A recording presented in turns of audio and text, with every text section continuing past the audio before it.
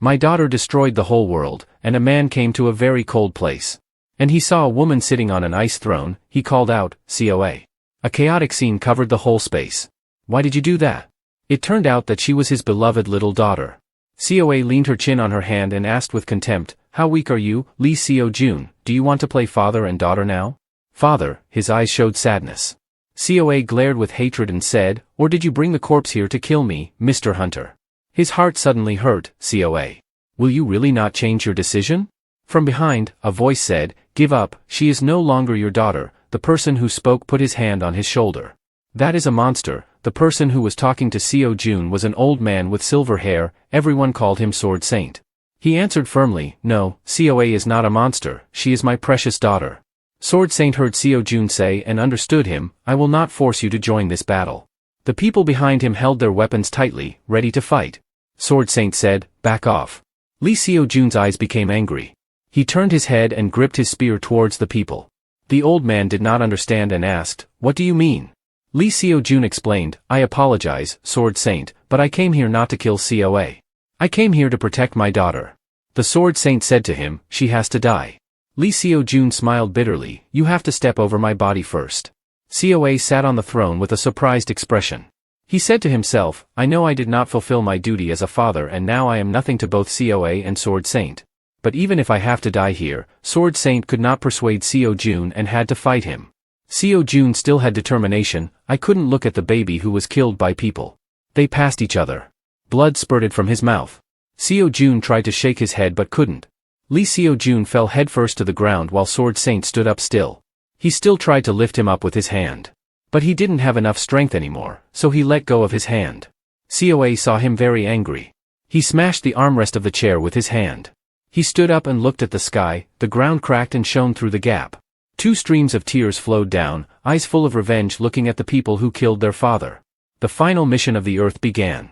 In the middle, kill the witch Lee COA. Lee Seo-jun cried blood tears and spoke weakly. Father apologized. COA just then made the ground crack and flew up with him. In his heart he was very powerless and thought, dare I do it? Starting everything over again, his eyes gradually closed. The special mission of Lee Seo-jun, change the future, rewind, and memories like going back to when he started dating. The first time they held hands together, when their wife gave birth to a baby girl burned. When they argued, their mother took their daughter away. When their mother died, he held hands with COA in front of their wife's grave. All memories had to leave him alone, locked in a closet. From then on, the baby was cursed and completely rewound. The clock announced 12:15 noon. Lee Seo-jun woke up from a single bed. His appearance was like when he was young. He woke up feeling a little headache. Why am I here? Lee Seo-jun thought to himself. He remembered that he had died on Mount Zun. He saw a phone on the bed. He picked it up and checked the time. Wow, 2025. Lee Seo-jun thought to himself, time travel? He slowly turned his head to the mirror. His young appearance was in the mirror. Lee Seo-jun exclaimed, no way. He couldn't believe it. How could he go back to the past, and what was that mission notification just now? Suddenly there was a knock on the door that interrupted his thoughts. From outside the door there was a woman's voice, Seo-jun, are you home? It's me, Yoon Hai, he thought to himself, could it be? Lee Seo-jun hurriedly grabbed his coat and ran to the door. Wait a minute, I'm coming. He grabbed the door handle and opened it. In front of him was a girl with a familiar look. Hello, Mr. Seo-jun. COA said hello to her father. He slowly moved his eyes down. It was his daughter when she was a baby. COA obediently said, hello Dad. Lee Seo-jun switted. The girl called Dad. He felt a little scared in his heart. A special mission to change the future, prevent the 5 risks of Lee COA 0/5. I know this is quite surprising and hard to believe, Eun-hai said sensitively.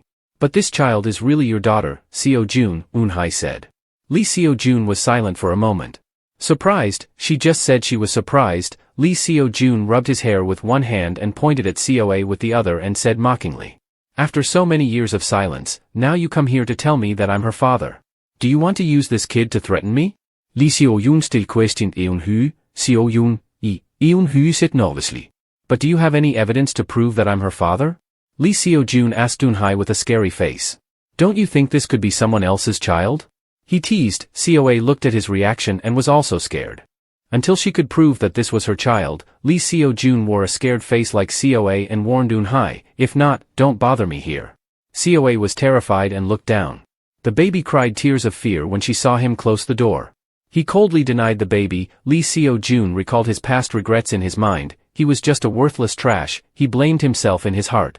But before the mission there, he thought about COA, 5 misfortunes of COA, he thought in his mind. COA looked at Lee Seo-jun full of hope. How could a cute baby like that destroy the world? If he didn't know the future beforehand, then Lee Seo-jun had a little doubt. That meant there were many unhappy things that happened to the baby. But he didn't know what kind of misfortunes would fall on Seo. But now thinking carefully he realized, he didn't have any good memories with the baby since they first met. Lee Seo-jun recalled his angry reaction before that and thought in his mind, he didn't just refuse to admit his fatherhood, but also made Eun-hye, who had raised COA alone, die. He also remembered the image of COA crying in pain in Eun-hye's heart, while she was disappointed looking at him. Then all images of him and COA standing in front of Eun-hye's grave. After that he adopted COA. But he still felt very guilty. He regretted what he did before. After Eun-hye died, he worked hard day and night to be able to pay off all his debts. COA was abandoned by no one to take care of him. The reason why COA became a witch was because of him, he thought in his mind. The baby wasn't allowed to call him dad. Lee Seo-jun bowed his head regretfully. Eun-hye was worried when she saw Lee Jun squeeze his hand so hard that it turned blue. She knew it was too surprising and hard to believe. Eun-hye calmed down slightly. She confirmed it, but this child really is. Before she finished her sentence she heard him say, no, I believe you. Eun-hye was amazed when she heard him say that. Yeah, I have a little doubt, asked Lee Jun again, looking at it, then saw him sitting down stroking COA's head. The daughter of dad said gently. Yes. COA stopped her magic spell and answered him back. Lee Jun, Eun-hye stopped talking, but then he stood up happily and said to her, let's go home before we got tired. I'm sure both parents are exhausted after all this long journey. Suddenly he waved his hand in front of COA's face. I will escort you inside, little princess, Seo-jun said softly, making the girl stunned. Then the girl happily smiled and gave her hand to Seo-jun and said yes. After entering the house, Eun-hye kept tapping her fingers on the table. He has changed, she thought to herself, leaning her chin. A person who is always messy. Remembering the scene just now when he was busy cleaning up, she said to herself, he also cleaned the house. He also played with COA even though he was a bit embarrassed because he met her for the first time. Eun-hye was amazed to see him playing with COA and thought to herself that she couldn't believe it. She leaned her chin and looked suspiciously when he put a glass of water on the table in front of her. It felt like yesterday he was still a childish kid. Eun-hye sighed and said, you have really changed a lot. Seo-jun smiled as he made tea and said to her, everyone has to change. Anyway, why did you keep it a secret until now? He asked, preparing to take a sip of tea. Then Eun-hye hesitated when she heard his question. She closed her eyes and said a little unnaturally, we didn't break up very well. I knew I was pregnant with COA when you went to service, she said softly. At first, I intended to raise her alone, she said, but I came here because of some things that happened. What happened? He asked curiously. She put the glass of water on the table and was silent.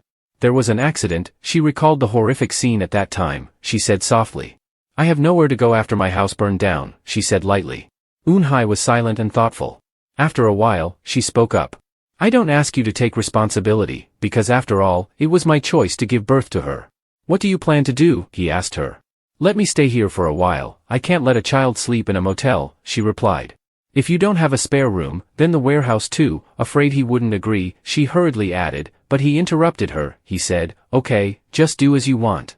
Why? Eun-hye was a little surprised to see him agree so easily. She asked suspiciously. Seo-jun turned to look at her and smiled slightly. His house is not very big, but if he gets rid of some useless things, he might have some space, he said and stood up with his arms. Where are your things? He asked her. Huh? Things? Out there? She answered him reflexively because she couldn't believe he agreed so comfortably. It was too strange, Eun-hye thought. Lee Seo-jun was not an easy person to accept like that. He smiled happily and asked COA, hey COA, is that story interesting? Eun-hye had a little doubt but thought it was strange. He used to be a troublemaker who didn't care about anything. She remembered the time when they were still together, she thought. Honestly speaking, I have prepared my mind to listen to the songs translated by Seo-jun. He was looking at her and smiling merrily, making Eun-hye confused. Eun-hye, Seo-jun called her. She turned around and answered him. Yes. Maybe he heard those words from him because he was a bit surprised with her, but anyway, Seo-jun stopped shyly. I know, but what about us? Should we get married? She smiled shyly and asked Eun-hye. She was surprised when she drank the tea and said, he had gone through what during the time they didn't see each other? Eun-hye was confused. Oh, Eun-hye thought. As predicted, he completely stayed silent. She touched his face with a pale expression thinking. He believed that the baby was his from the first meeting and didn't hesitate to invite both of them into his house, she thought. But if I don't say it now, I will regret it later, Seo-jun thought. I have to take responsibility for what I did, and even though I have decided to fix everything from now on. The empty time after Eun-hye died made him realize how important she was to him. Seo-jun, Eun-hye called him. He stood up stiffly and answered her. On day. She came to find him because she was having trouble, Eun-hye said while talking and waving her hand, but not because of any romantic feelings left. She said, right, we broke up not many times, so it would be strange if I still had feelings for you. Seo-jun was confused answering her. But he suddenly brought up the topic of marriage, making her very confused, she said. Seo-jun, I'm grateful that you let us stay here, but that thing better wait then, Eun-hye said seriously. Okay, Seo-jun answered. Just do it then, he smiled. In his heart he also guessed that she would say that, but it wasn't too late for Eun-hye to gradually trust him, he firmly thought. It was dark outside, so Eun-hye called him this time. Why? She asked him. Taking care of COA requires spending money. It will be very difficult if you want to buy a house yourself. Do you have any plans yet? He hesitated and smiled and asked her. He wanted to say, you can rely on me, Eun-hye. I have thought of a few things, Eun-hye smiled and replied. I intend to join the guild, she said. Seo-jun paused when he heard her say. That's it, one of the causes of COA's misfortune, Seo-jun thought anxiously. I intend to become a hunter, that's why I came to ask you to take care of COA, Eun-hye said. She didn't see Seo-jun's current pale and frightened face. Then he suddenly turned to look at her. But, Seo-jun looked at the mother and daughter who were happily playing and thought to himself. This is a plot that has never appeared before, isn't it? He doubted in his heart. 25 years ago, 10 years before the present time, in a big city bustling with people. On the road there was a little girl happily holding her mother's hand. Suddenly there was a loud noise that made the girl wonder and look back. Suddenly there was a large crack appearing in midair. All the countries in the world collapsed simultaneously by a natural disaster that had never happened before. Inside the crack, a horrible hand appeared, ready to rush out. All kinds of monsters fell from the cracks of space, bringing a catastrophe of extinction to mankind. A city that was noisy and crowded just now, has now become desolate and devastated. There was a monster whose whole body was lava, walking towards them, intending to grab the mother and daughter. They were pale and trembling with fear, unable to think anymore. Suddenly there were a few bright yellow flashes in front of them. Right after that, the lava monster was cut into small pieces, then collapsed into the crack. However, humans were not destroyed. There was a man walking up to stand on the broken pieces of the monster. Because they had used energy from the holes of space to automate themselves, their special power was unique. The people who could kill those difficult monsters were called hunters.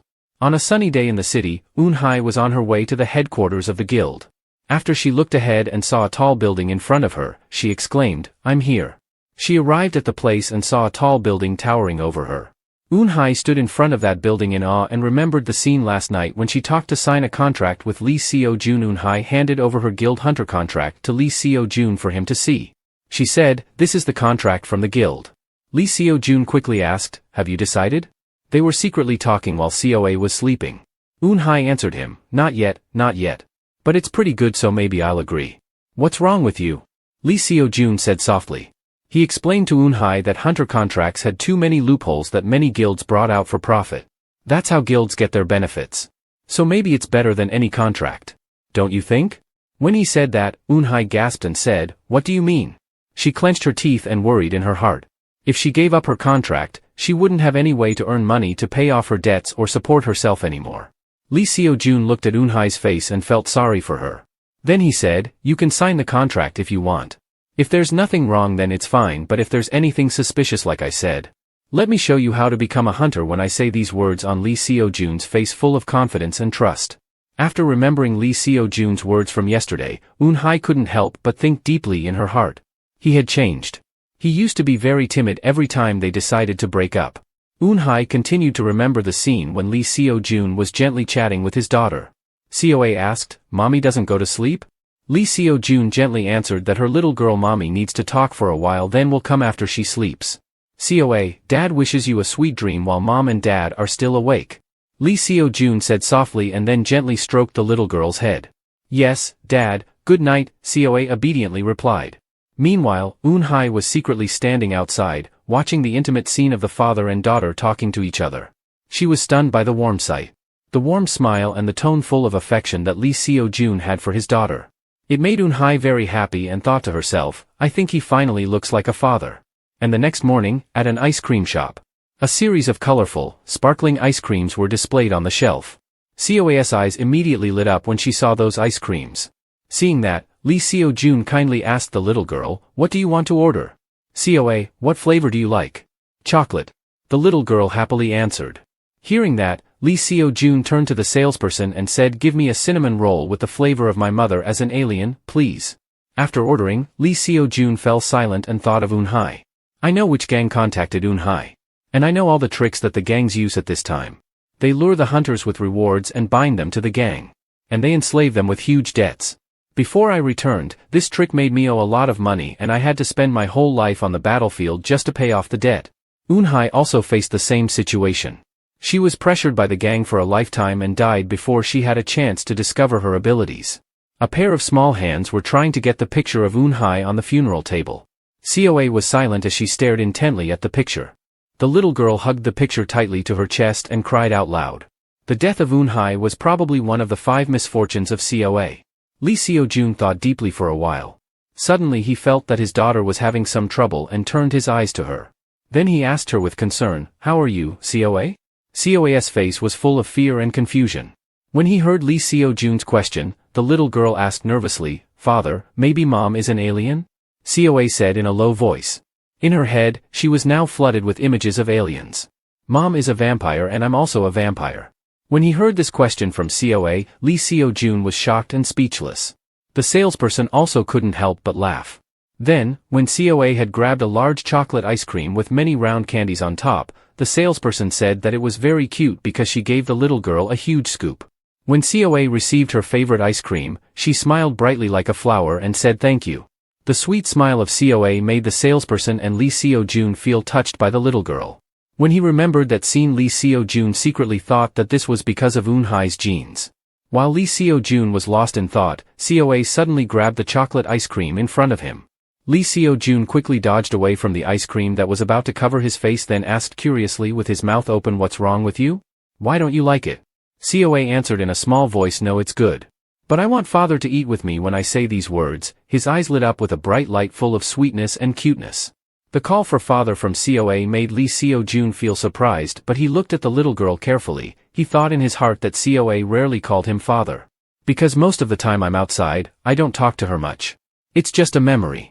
I abandoned her when she needed me most. The first and last time she called me Father was when Lee Seo-jun was being attacked by a group of people wearing black clothes on the ground. Then they grabbed Coa away from him. She was scared and held out her hand towards Lee Seo-jun, begging him to save me. No, let me go. A group of people in black clothes were forcibly taking the little girl away. It was not a pleasant memory at all. Seeing that, Lee Seo-jun hurriedly struggled and shouted the name of the little girl Coa. Her voice of despair echoed, Mommy. Daddy. This call of Coa made Lee Seo-jun painfully heartbroken. Ending the old memory, Lee Seo-jun looked at the ice cream in Coa's hand and thought to himself, I just found out that Coa likes ice cream. I'm such a bad father. This made me realize how little time I spent with Coa. Besides the goal of preventing the misfortunes from coming to Coa, Lee Seo-jun thought and then gently replied to Coa, all right, thank you Coa. I want to create a lot of memories with the little girl. Suddenly, an alarm sound rang faintly, interrupting the happy smile of the father and daughter. Hearing the sound, Lee Seo-jun immediately worried and thought to himself, this sound, a sudden crack. Thinking of this, Lee Seo-jun darkened his face, unconsciously tightened his hold on Coa. Usually, they would calculate the location of the cracks before they appeared. And the hunters would get there before the crack appeared, but this sound meant that a sudden crack was being formed. The possibility of a sudden crack appearing was very low, and this had never happened before I returned. When Coa heard the sound, she also vaguely felt the danger approaching. The little girl scaredly called out, Daddy.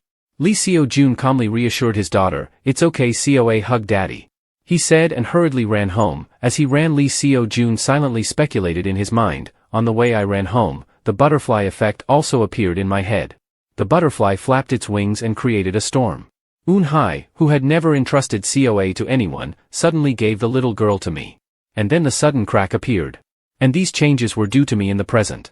Because I changed the future, something else was dragged along.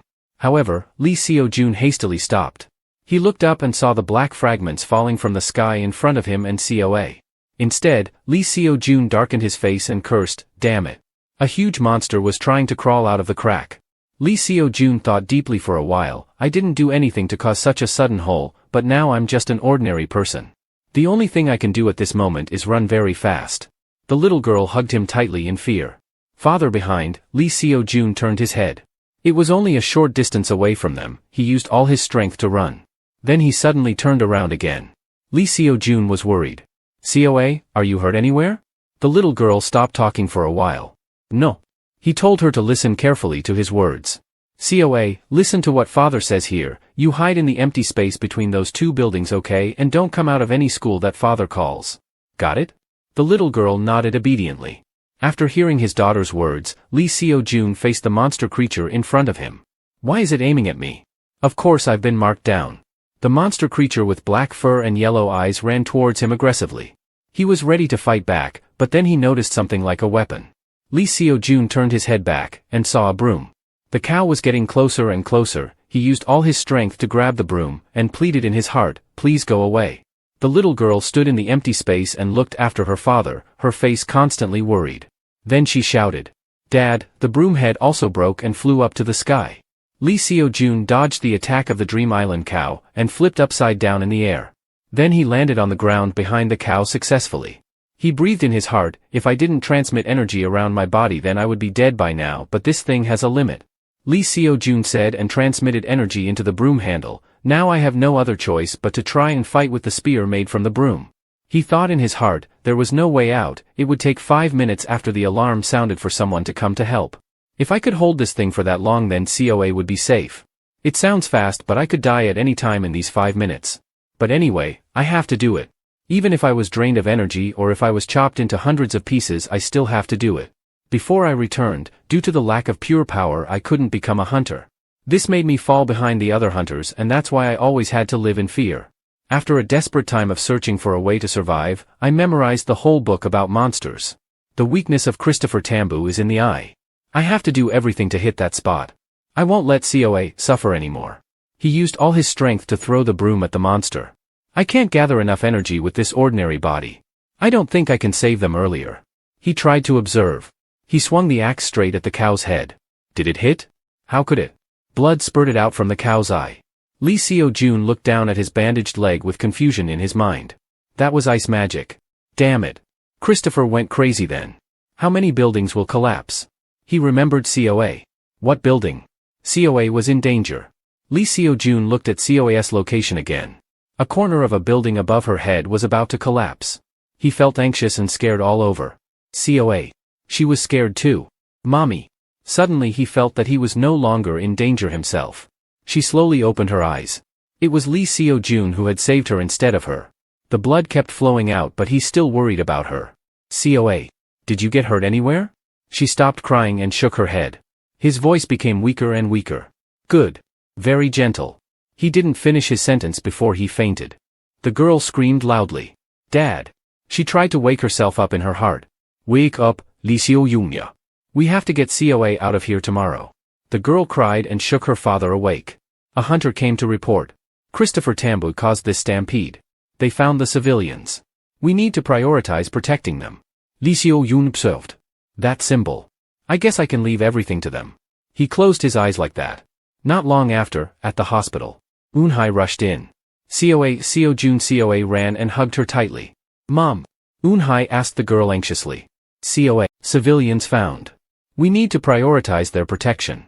Lee Seo-jun observes. That symbol. I guess we can leave things to them. He closes his eyes again. Not long after, at the hospital, Eun-hye rushes in. Coa. Seo-jun. Coa runs over and hugs her tightly. Mom. Eun-hye asks her anxiously. Coa. Hey. Are you okay? The girl obediently answered. I'm fine, but... Seo-jun interrupted here. She came. Why? She looked up at the bed. Her father was bandaged all over. Seo-jun continued to talk.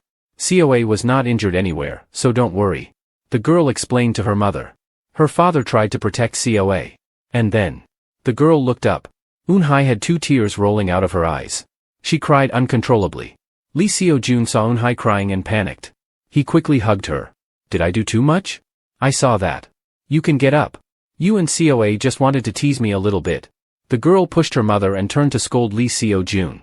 Your father made your mother cry now. He asked again. Eun-hye. Why are you crying? She put her hands out and glared at him. Her eyes were full of anger. Yes, I'm crying because you're mean. Then give me a bandage for my head. At the hospital entrance. Eun-hye said softly. Thank you for protecting COA. Lee Seo-jun heard that and replied. You don't need to thank me. The boy is also my son. How is COA? Eun-hye held a cup of coffee in her hand. The boy fell asleep. The old lady on the bed next to him will take care of him, so I think he will be fine. Lee Seo-jun nodded softly and said. COA must be scared a lot. I'm glad he can stay calm. I want to ask you some things about COA. When I faced Christopher Tambu, there was something strange that happened. I kept thinking about it and I felt like someone had used magic on the ice bandage.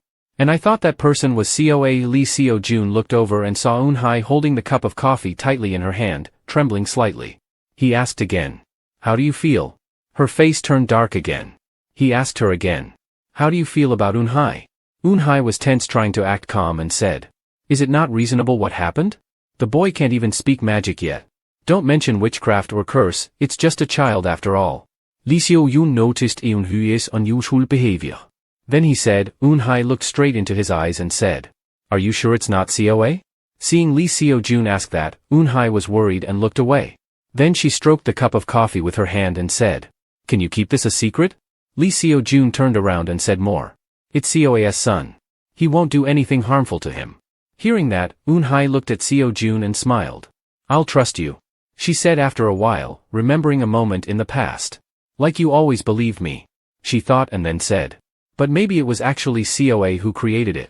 Eun-hye remembered when COA told her before. Do you remember why I came to look for you? I told you it was because my house collapsed. I remember at that time I saw COA crying and scared. Actually it was because of him. It was because he couldn't control his emotions. At that time, COA was crying and magic also ran around him. Eun-hye continued to say. Normally it's not a problem. But if it gets out of hand, I'm afraid he will be dragged to some weird laboratories, she said in her heart with him. After hearing everything, Lee Seo-jun put his hand on her hand and comforted her.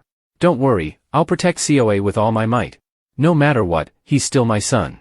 Eun-hye saw Lee Seo-jun like that and hesitated to say. Have you ever thought that the girl might not be your daughter? After hearing that, Lee Seo-jun paused for a few seconds. Then he smiled and said. COA is my daughter. And even if she is not, I will never say that in front of COA. Eun-hye saw Lee Seo-jun like that and didn't know what to say. She looked at him. At that moment, in Lee Seo-jun's mind, he thought. The words I say now are completely opposite to the person I used to be. The one who rejected COA countless times. After understanding the problem, Eun-hye laughed and said. You are right. Eun-hye's face was happy and relieved in her eyes. Lee Seo-jun saw Eun-hye in front of him and blushed. He thought. Lee Seo-jun, are you crazy? He imagined the image of himself in his heart. Before regressing, you were over 40 years old. While Eun-hye is only 26 now. How can you be moved by someone younger than you by a whole zodiac cycle? Then Lee Seo-jun covered his mouth and thought to calm down. Focus, Seo-jun-ya. You are not allowed to be moved. After calming down, Lee Seo-jun asked. By the way, how is the guild situation? Eun-hye also told him about the time she smashed the paper gun of some leader and said. As you said, there are many errors in the contract. She read every line and threatened to find another guild and leave. At that time, Eun-hye was full of determination. But now she calmed down and said. Yes, I said that. But no guild contacted me. So I don't know what to do anymore. Lee Seo-jun didn't see the problem as too serious and patted his chest and said. I can train the girl to trust me. I will teach her my secret skills. Eun-hye heard that and was excited and laughed and said. There are secrets too? The next morning, Eun-hye and COA looked at the building and said. Is this the secret? Lee Seo-jun answered. Yes, there is a workshop here. Eun-hye still had doubts in her heart and asked. Seo-jun, aren't workshops usually located in shopping centers or guild headquarters?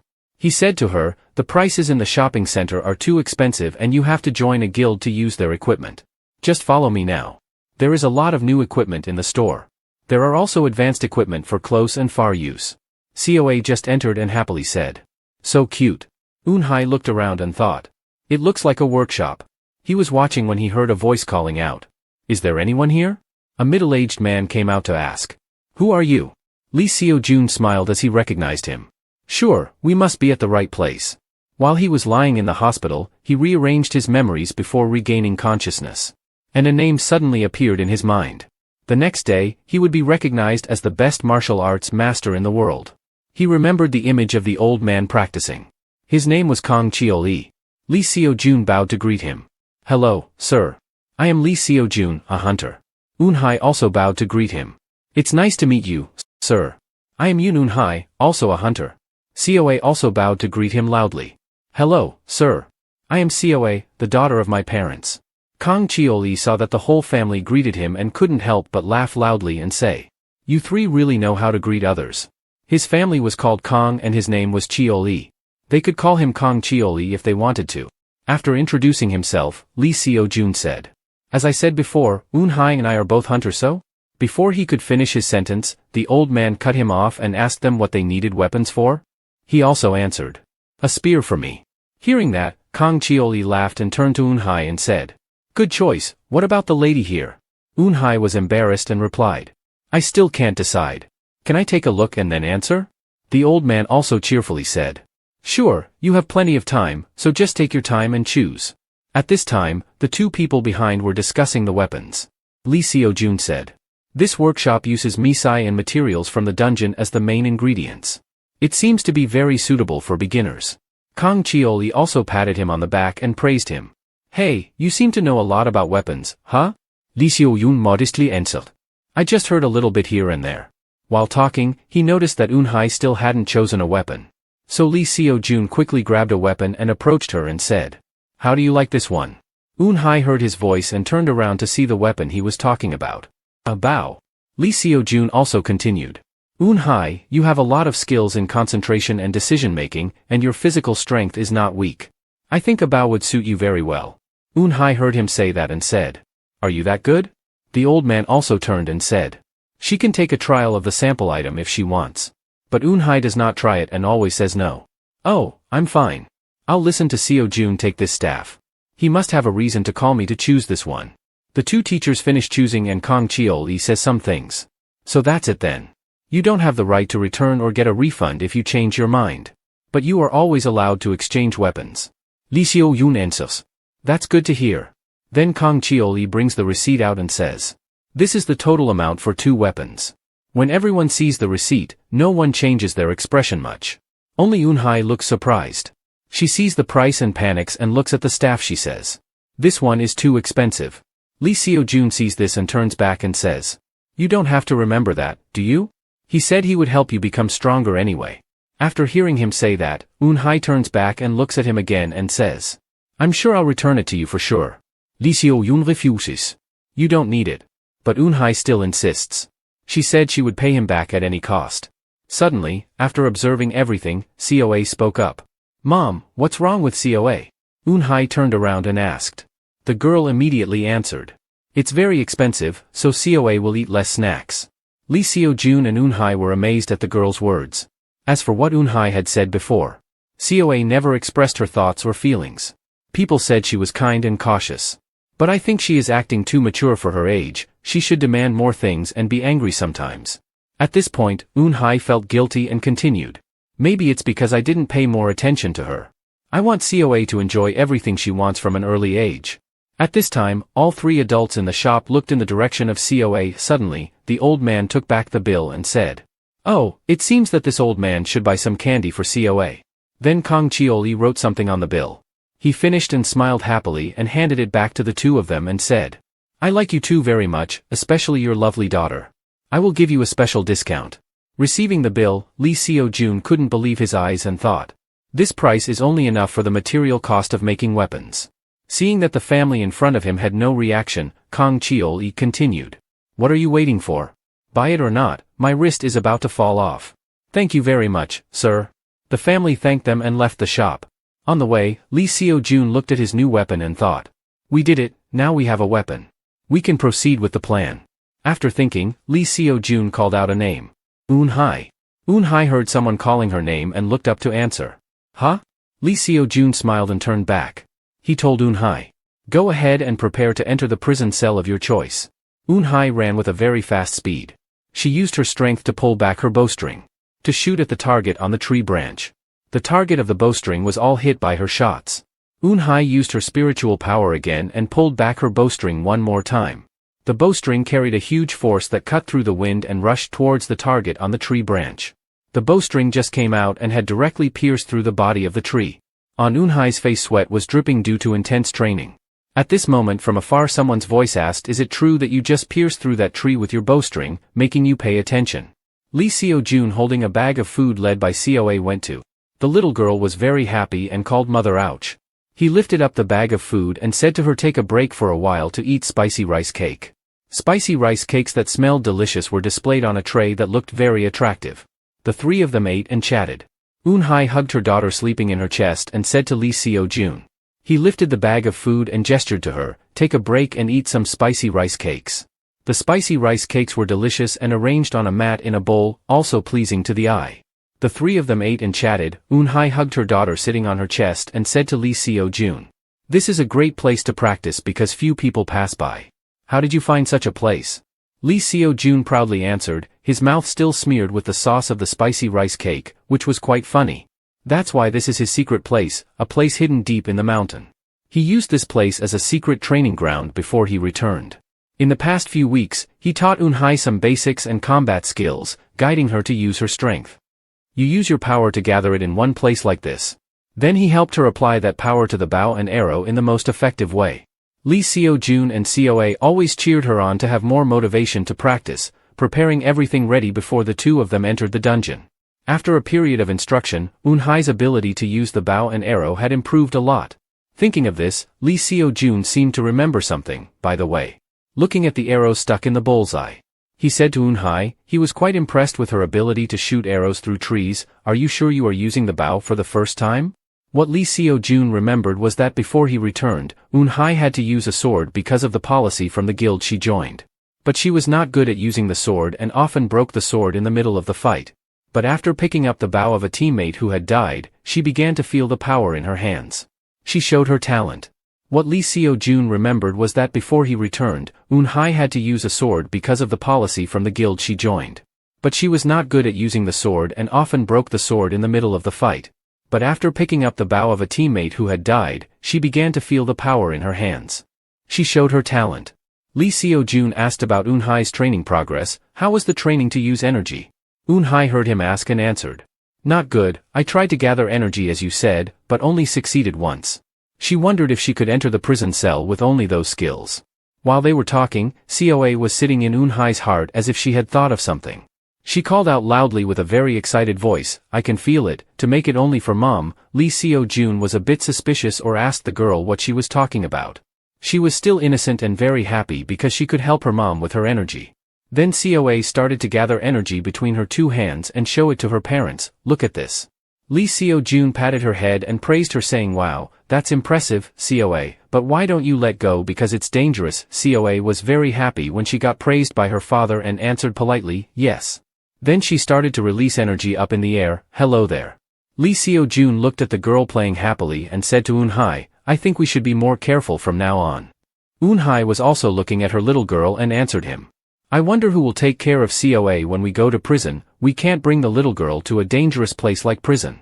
Lee Seo-jun had thought of a way to solve it before he smiled happily and said to her, "I have an idea, so don't worry about anything at all." Even though I tried to change everything based on my memory before regaining consciousness, there were also things that didn't go as planned. I thought he would agree right away when he saw Coa. He started asking the middle-aged man in front of him, "Hello, Dad." Looking at his father's stern face, he thought he had refused by phone, but he didn't expect him to be so stern when he saw Coa. He was also stern like that. Father Lee Seo-jun started asking him, "Son Jun," he answered, "It's my daughter." He asked again, "Who is she?" "Mother is Eun-hye." Lee Seo-jun immediately asked him, "Dad, do you remember?" He thought for a while, then remembered the old girlfriend of his son's girlfriend, Eun-hye. He remembered. He asked again, "How are they going?" He answered his father, "And I proposed to her." He immediately asked about the important issue right away, "When are you going to get married?" Lee Seo-jun hesitated, nervously answering his father, "I didn't say that." She agreed. He also didn't have any words left and just looked at his son like an idiot. Then he started to flare up and yell, "What is this? He quickly calmed down his father, who was fuming with anger, and said, I will explain to you later. Today he came to ask his father for a favor, and the little girl Seoan hid behind his father's back and peeked at her grandfather, who was furious. Lee Seo-jun said to the little girl, Seoa, this is your grandfather. The little girl obediently ran to her father's side. He reached out his hand to take the little girl and said, I am Grandpa Zuan. Before that, her mother had praised Seoa's cheeks for being chubby, and he also pinched her cheeks and said she was very soft. So the little girl was very confident when his hand touched her cheeks. The little girl touched the soft cheeks and his heart seemed to shatter. Seoa called him doubtfully, Grandpa? Lee Seo-jun saw that the opportunity was right and also opened his mouth to say his purpose for coming today. I want to ask you if you can take care of Seoa for me. He couldn't help but continue to pinch the little girl's cheeks and asked Lee Seo-jun, you want me to take care of a child on the weekend, why? He just said, if you don't want to, I'll find someone else. He hadn't finished his sentence when he was interrupted by him. No, I didn't say I wouldn't take care of her. Now at the jewelry store, Eun-hye was looking at the items in the glass cabinet and said to herself, maybe I should go with him after all. Lee Seo-jun heard that and comforted her. It's okay, who knows what he will say to you, but I see that he really likes Seoa. She heard that and felt a bit relieved. How nice, dear customer, the waiter said to them with a small box in his hand that sparkled with light, this is the bracelet you requested. Lee Seo-jun took it and thanked the waiter and then put it on his wrist. Eun-hye saw that and asked him, is that the stone Seoa found? On the black bracelet was a blue gem that shone with a beautiful light. He answered her, yes, it is the power of light. He thought of how Seoa had received such a wonderful thing. Grandpa took the little girl to the place where he cherished the most and said to her, do you want anything? Seoa, I will give you a gift, you can take whatever you like. The little girl was very happy and asked, really? Thank you. She pointed to the pile of black stones in front of her and said, then I want this shiny thing. The shiny thing? Grandpa heard that and said with some doubt. But that was a pile of trash that he had gathered to throw away. Then he realized that there was a precious item inside the pile of trash. He happily praised the girl. She has a pair of sharp eyes. Look how she found a treasure. Lee Seo-jun's eyes also shone brightly in front of him. Inside the box containing the pile of dirty soil was a blue gem with a layer of light shining full of energy light. A stone would glow when it detected energy nearby. They were often used to search for artifacts in dungeons, so their price was quite high. Seoa turned her head to Lee Seo-jun, Dad, take it. He was amazed and asked, why? But it's yours, Seoa. She answered, I just saw it because it glowed, didn't I? And I saw you really wanted it. He heard that and was amazed because his daughter understood so well. Then her eyes shone brightly at the gem.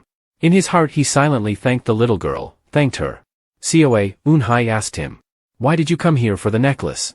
He happily said to her, I can only get this necklace here.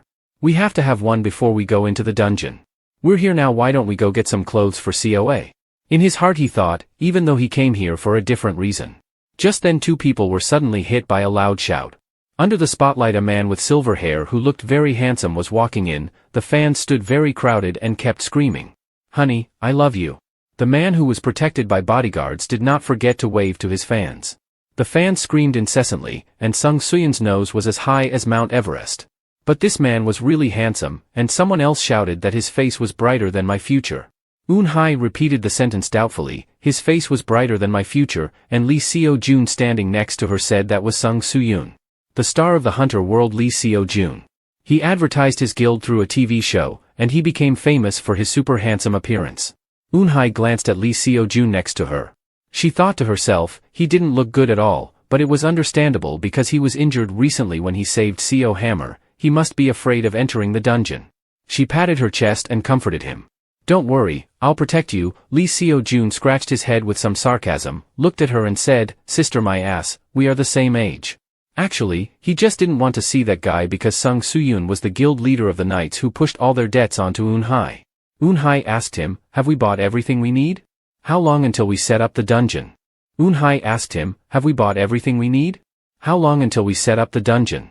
Lee Seo-jun checked his phone and answered, we still have some time. It was 13:59, almost time. At 1400 hours, the ground started to shake violently. Eun-hye panicked and looked around. What is this? An earthquake? Lee Seo-jun thought to himself, it's here. Then something caught Sung Soo-hyun's attention. Not far away, there was a red-haired girl standing and drinking water. Eun-hye panicked and looked down at the lobby. She saw a sinkhole in the middle of the mall. Lee Seo-jun said to Eun-hye, we can't be careless. This is just the beginning.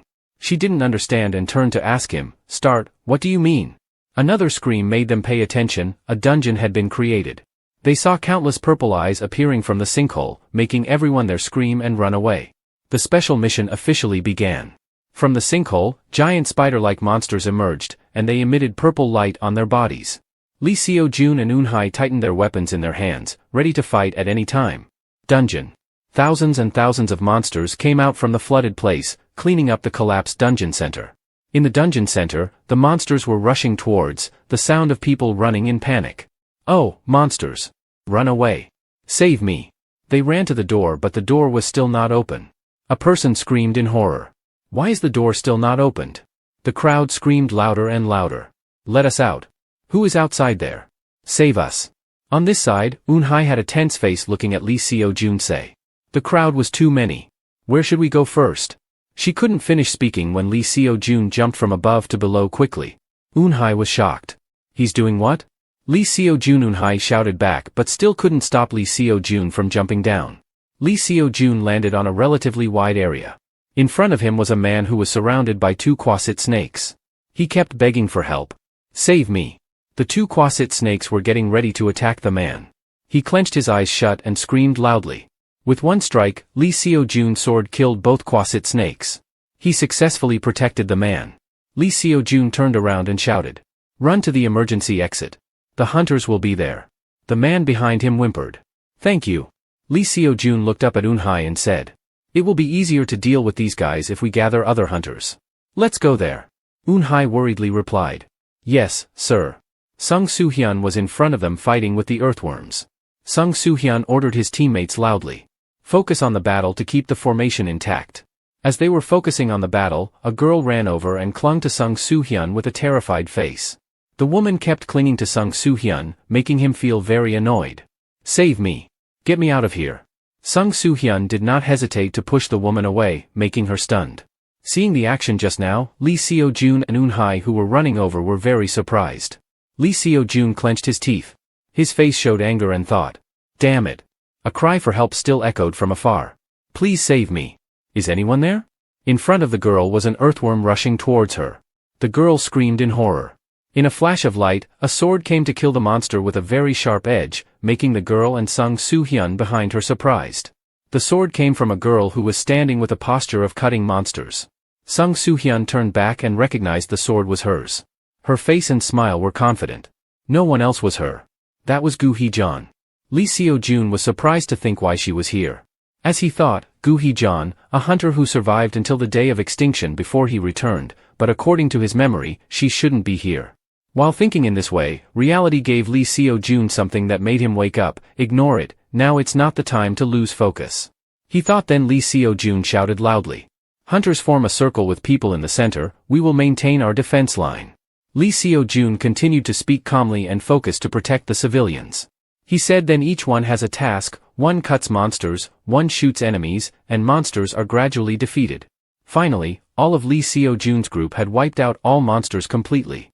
Lee Seo-jun pulled out his weapon from the last monster. Lee Seo-jun stood still with his weapon as a point of reflection. It seemed like they were all dead now. Now around is a battlefield full of rubble and desolate. Lee Seo-jun turned back to look at Eun-hye and asked her, are you okay? My first battle, but you did well. Eun-hye replied, yes. Stop your hand because I'm exhausted always. Sung Soo-hyun looked at them both and their hearts suddenly remembered. Is everything okay? A good day, my lord. There is a man dressed in fine clothes coming towards Sung Soo-hyun on his back. Sung Soo-hyun held up Eun-hye's personal information paper and said, I thought I had recruited a hunter with potential. Sung Soo-hyun looked carefully at the information paper and said, next, I don't know where she got information from, but she signed an agreement then just left like that. Back to reality. Sung Soo-hyun raised his hand towards Eun-hye. Sung Soo-hyun showed his friendly face and Eun-hye started talking. Thank you for your hard work. You really contributed greatly to this battle. Eun-hye was a bit confused and replied, yes. Stop letting Sung Soo-hyun get close successfully. Lee Seo-jun quickly ran towards, caught Sung Soo-hyun's hand. Lee Seo-jun said in an ambiguous tone, hello, my name is Lee Seo-jun. Sung Soo-hyun also replied back, nice to meet you. Sung Soo-hyun. Lee Seo-jun thought stomach, looking at him angrily and didn't say anything when facing himself. Two people held hands tightly, not letting go, like they were about to fight each other. Suddenly from afar there was a woman holding a child running towards, screamed begging for help. Anyone can help me, please save my child. They immediately laid the boy down first. The situation was extremely critical, Lee Seo-jun said. Because of the poison of the landlord, the boy could hold on by first aid, but it was very dangerous if not treated in time. Lee Seo-jun looked at the boy's mother and continued, the exit will open if we clean up this dungeon, so if the hunter goes to kill the final boss. Lee Seo-jun had not finished speaking when behind him, Sung Soo-hyun and his juniors from the west came forward and said, I will fight it. Lee Seo-jun said, usually the exit will open within 24 hours, you tell us to go kill it with this many people. Lee Seo-jun stood up and turned to Sung Soo-hyun and continued, they are tired and this child will not live long even if he has first aid. Sung Soo-hyun heard that and just sneered and said coldly, based on your attitude, I guess you are a newbie. Sung Soo-hyun's cold face gradually appeared, his confident and dangerous attitude was really extraordinary. Sung Soo-hyun said, I'm not stupid enough to rush into the dungeon without knowing well, so I have no reason to listen to you. Sung Soo-hyun continued, I will stay here, the guards too. Eun-hye heard that and just sighed, really. Next to them were two guards who were quite embarrassed because they had just been mentioned. Sung Soo-hyun said, look, even if you are few, you have to save as many people as possible. Lee Seo-jun thought, even before the regression, Sung Soo-hyun cleaned up the dungeon after the exit was formed. Eun-hye said to the boy who was poisoned, I have treated the wound, so please bear with it a little bit, kid. And Eun-hye continued. Eun-hye looked at Sung Soo-hyun and Lee Seo-jun and said, I will go with you too. Gu Hee-jeon came forward happily and said, we should introduce ourselves before we leave, I am Gu Hee-jeon. Eun-hye looked at Gu Hee-jeon happily. Lee Seo-jun stood next to him and thought, I know I'm not wrong. Lee Seo-jun thought further, before the regression, after the dungeon opened, as I remember, Gu Hee-jeon had wiped out this dungeon with Sung Soo-hyun. Gu Hee-jeon moved towards them and gradually got acquainted with Eun-hye. Sung Soo-hyun came forward and started a conversation. Gu Hee-jeon, I thought you would at least despite these amateurs, do you really want to die that much? Gu Hee-jeon's face gradually changed color and looked at Sung Soo-hyun with contempt and said, Sung Soo-hyun, you talk less nonsense, with that level, you should really quit being a hunter. Hearing those harsh words, Sung Soo-hyun turned purple with anger and didn't know what to say. So, I think everyone is ready. Lee Seo-jun finally gathered his teammates, they were ready for the upcoming challenges, let's start cleaning up the dungeon. The shopping mall collapsed. At basement B2, Eun-hye asked, Seo-jun, what is that light? It's beautiful. Lee Seo-jun replied, that is glowing moss, they are plants that grow in the dark areas of the dungeon. Gu Hee-jeon turned to look at Eun-hye happily and said, Sister Eun-hye, I guess you are a trainee, I always thought you were a veteran hunter after seeing your fighting style. Eun-hye heard this and turned back with a shy expression, Lao, I'm sorry. Gu Hee-jeon thought in her mind, Chi can talk comfortably with me. In front, Lee Seo-jun was still focused on searching. Gu Hee-jeon secretly thought, these two people show amazing skills that are different from ordinary exercises, especially Lee Seo-jun. He is a special warrior, but at the same time he also has accurate judgment and leadership skills. After thinking, Gu Hee-jeon raised her hand to Lee Seo-jun and Eun-hye and said, oh, we should agree on the position of command before entering the battle. Even if we can get clues from the enemy's movements and strategies, I don't trust my own leadership ability. Eun-hye quickly replied, M doesn't feel confident either when doing important things. Gu Hee-jeon quickly caught it up with her eyes sweeping over Lee Seo-jun. Gu Hee-jeon replied, so then what about you, Seo-jun? In her heart Gu Hee-jeon was nervous to think about it. This person is a special commander and a leader. Lee Seo-jun was a bit surprised and he thought, he should still look straight into her eyes, shouldn't he? Lee Seo-jun thought about it. The cunning girl is trying me out to evaluate my ability. I only show my skills at a certain level, but it will be troublesome if she is too quick-witted. After thinking about it, Lee Seo-jun raised his hand to touch his forehead with a helpless expression and said, I'm not very confident either, but since we don't agree I have no choice. Lee Seo-jun thought further how to deal with the cunning girl Gu Hee-jeon this way. By pretending to be trapped with the role of leadership I can make it harder for her to guess. Just as he finished, Gu Hee-jeon was surprised. Eun-hye smiled happily and replied, then let's give him some slack. Lee Seo-jun's face was tired and replied, alright, let's go then, quickly put on your feet. Now Lee Seo-jun gave an order, stop, I think we have reached the hiding place of the boss Eun-hye. She immediately froze her back. That's right, they were standing in front of a large pool in the underground tunnel. Below the pool there was a huge purple slime that glowed brightly. More accurately, that slime Gu Heejun heard this name and looked at the monster, then turned back to ask Lee Seo-jun with a face full of doubt if the boss of this hell is really a bunch of weaklings. A monster used for training new soldiers. Lee Seo-jun held the rope and answered, don't be biased, it's still a boss. Gu Heejun said, well, it's bigger than one, but it's still slime, kill it together. Lee Seo-jun said, I'm commander, listen my command. Gu Heejun nodded quickly, answered, yes, obey command. Lee Seo-jun continued, because slime reacts to vibrations, be careful when going down there. Gu Heejun approached close mouth hole, then answered, okay, let me go first. Answered. Then after answering, Gu Heejun slowly went down pool head. Boss slime very fast, she went down mouth hole pool. Eun-hye followed, pulled rope, surprised, said, wow, any hunter like that too, right? Lee Seo-jun answered, we can't do that yet, but it is possible if we train fully. Eun-hye was about to reach the mouth of the hole when the rope hooked on the mouth of the hole slipped out. Eun-hye fell straight down to the ground. Lee Seo-jun quickly asked, Eun-hye, are you okay? Eun-hye replied, yes, but the tremor. Before she finished her sentence, there was a strange phenomenon on the side of the slime boss monster. Gu Heejun confidently answered, don't worry, sister. That pile of slime is big, but it's slow and clumsy. But in a moment, Gu Heejun's confident expression changed. She was stunned by what had just happened. Lee Seo-jun shouted, Eun-hye, get out of the way. The slime monster suddenly rushed towards Eun-hye, who couldn't react in time. A loud explosion shook the hole. Eun-hye was attacked by the slime monster. But luckily, Lee Seo-jun managed to save her. Now, right in front of them was the slime of the slime monster. Gu Heejun looked at the scene and couldn't help but be surprised. She said, I can't believe it. Lee Seo-jun looked worriedly ahead. The slime monster had a skull and a rib cage that slowly emerged. The rib cage gradually grew longer and sprouted spikes on its body. It was surrounded by purple slime. Lee Seo-jun exclaimed, is that a slime? The monster looked very scary. It kept smashing the rocks and dirt. Eun-hye, Lee Seo-jun, and Gu Heejun were hiding on one side and assessing the situation. Lee Seo-jun sighed as he predicted. He said, it's more sensitive in action than in vision. He frowned and thought about the present. He said, everything is going according to plan. Going back a bit, the three of them were discussing their strategy. Lee Seo-jun said, let's come up with a plan before we go down there. The slime was weakened by fire. He said, in a moment, I'll break the membrane and expose the core.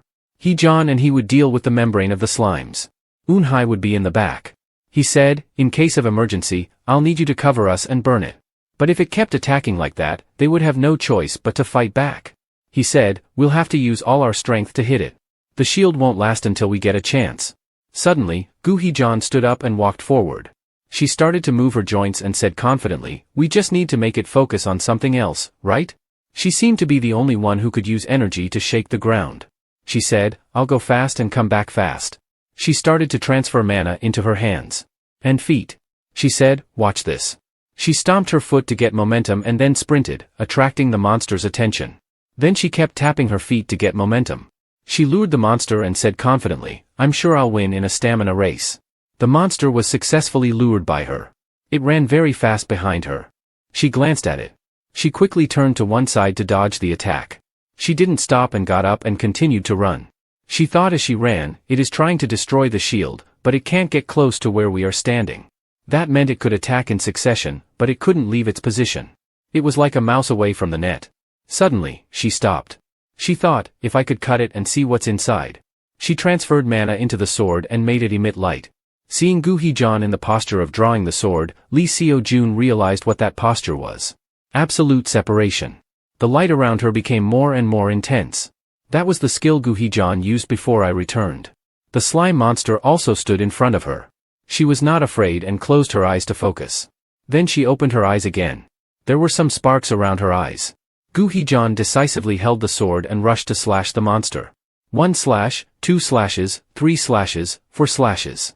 She stomped her foot again to get momentum. The ground there also cracked. She jumped up high in front of the monster. Lee Seo-jun commented, if we talk about Gu Heejun before I returned, she could cut everything in half without effort. But the current Gu Heejun, she swung the sword directly. She cut the slime monster in half. Lee Seo-jun commented further, she is a hunter who, even before I returned, had many shortcomings in swordsmanship. As he said, she seemed to cut the monster smoothly, but her sword stopped. She sweated on her face and clenched her teeth and used force with difficulty. Lee Seo-jun on one side admired her endurance. She looked at the sword and felt a bit powerless. She thought, the sword was even decomposed. The recovery speed was too fast and I don't think this is the last time I see the sword in this state. She looked scared and screamed in a low voice. I'm late, I'm late. Her hand was about to hit her face when suddenly a bottle of oil flew over. It was Lee Seo-jun who ran up and chopped the monster into pieces with his sword, while throwing oil at it. The oil made it fly up and hit the monster's face. She looked at the oil splattered everywhere and wondered what it was. Oil? Lee Seo-jun turned back and said loudly to Gu Hee-jan, with this slime, it's harder to approach its core and navel. The acid is also higher than other normal slimes. We need to remove the outer layer to enter inside. Gu Hee-jan said that it was easier to say than do. It seemed like we couldn't fight anymore. But thanks to him, I can survive. Don't worry, I'll hit you. Lee Seo-jun said as he hit her lightly on the head and told her to leave after this time. He finished his words and they both lowered their heads and ran away from the monster's parts that flew around them. Gu Hee-jan thought that the slime didn't look like a boss at all compared to other normal ones. Lee Seo-jun gave some extra for Gu Hee-jan and said that he was angry because she teased him. He heard him say that made her helpless and asked what she should do even if she threw oil at it. We can't get close enough either to shoot fireballs. Lee Seo-jun shouted loudly that if they wanted to shoot fireballs then like he said before. Right? He hadn't finished saying when he saw the monster's punch was about to hit Gu Hee-jan, so he shouted at her behind him. Lee Seo-jun was also helpless at this moment with clenched teeth but couldn't do anything except blame himself. I'm really careless. The current state of Gu Hee-jan's sword was very hard to block all of its attacks. From afar there was someone who lit a fire on its head. Ah! The head flew across Gu Hee-jan's face. It pierced straight into the monster, making it scream in pain because it was burned alive. It turned out that the shooter was Eun-hye. Her face showed worry. Going back a while ago, Lee Seo-jun told Eun-hye that in case of emergency, he would need her to cover them and burn them. An arrow full of energy would burn more easily. Eun-hye was given a big and very worrying task. She wondered if she could do it. She asked him, how? She said, I've never covered anyone before and I haven't finished practicing using energy. So I'm not sure I can.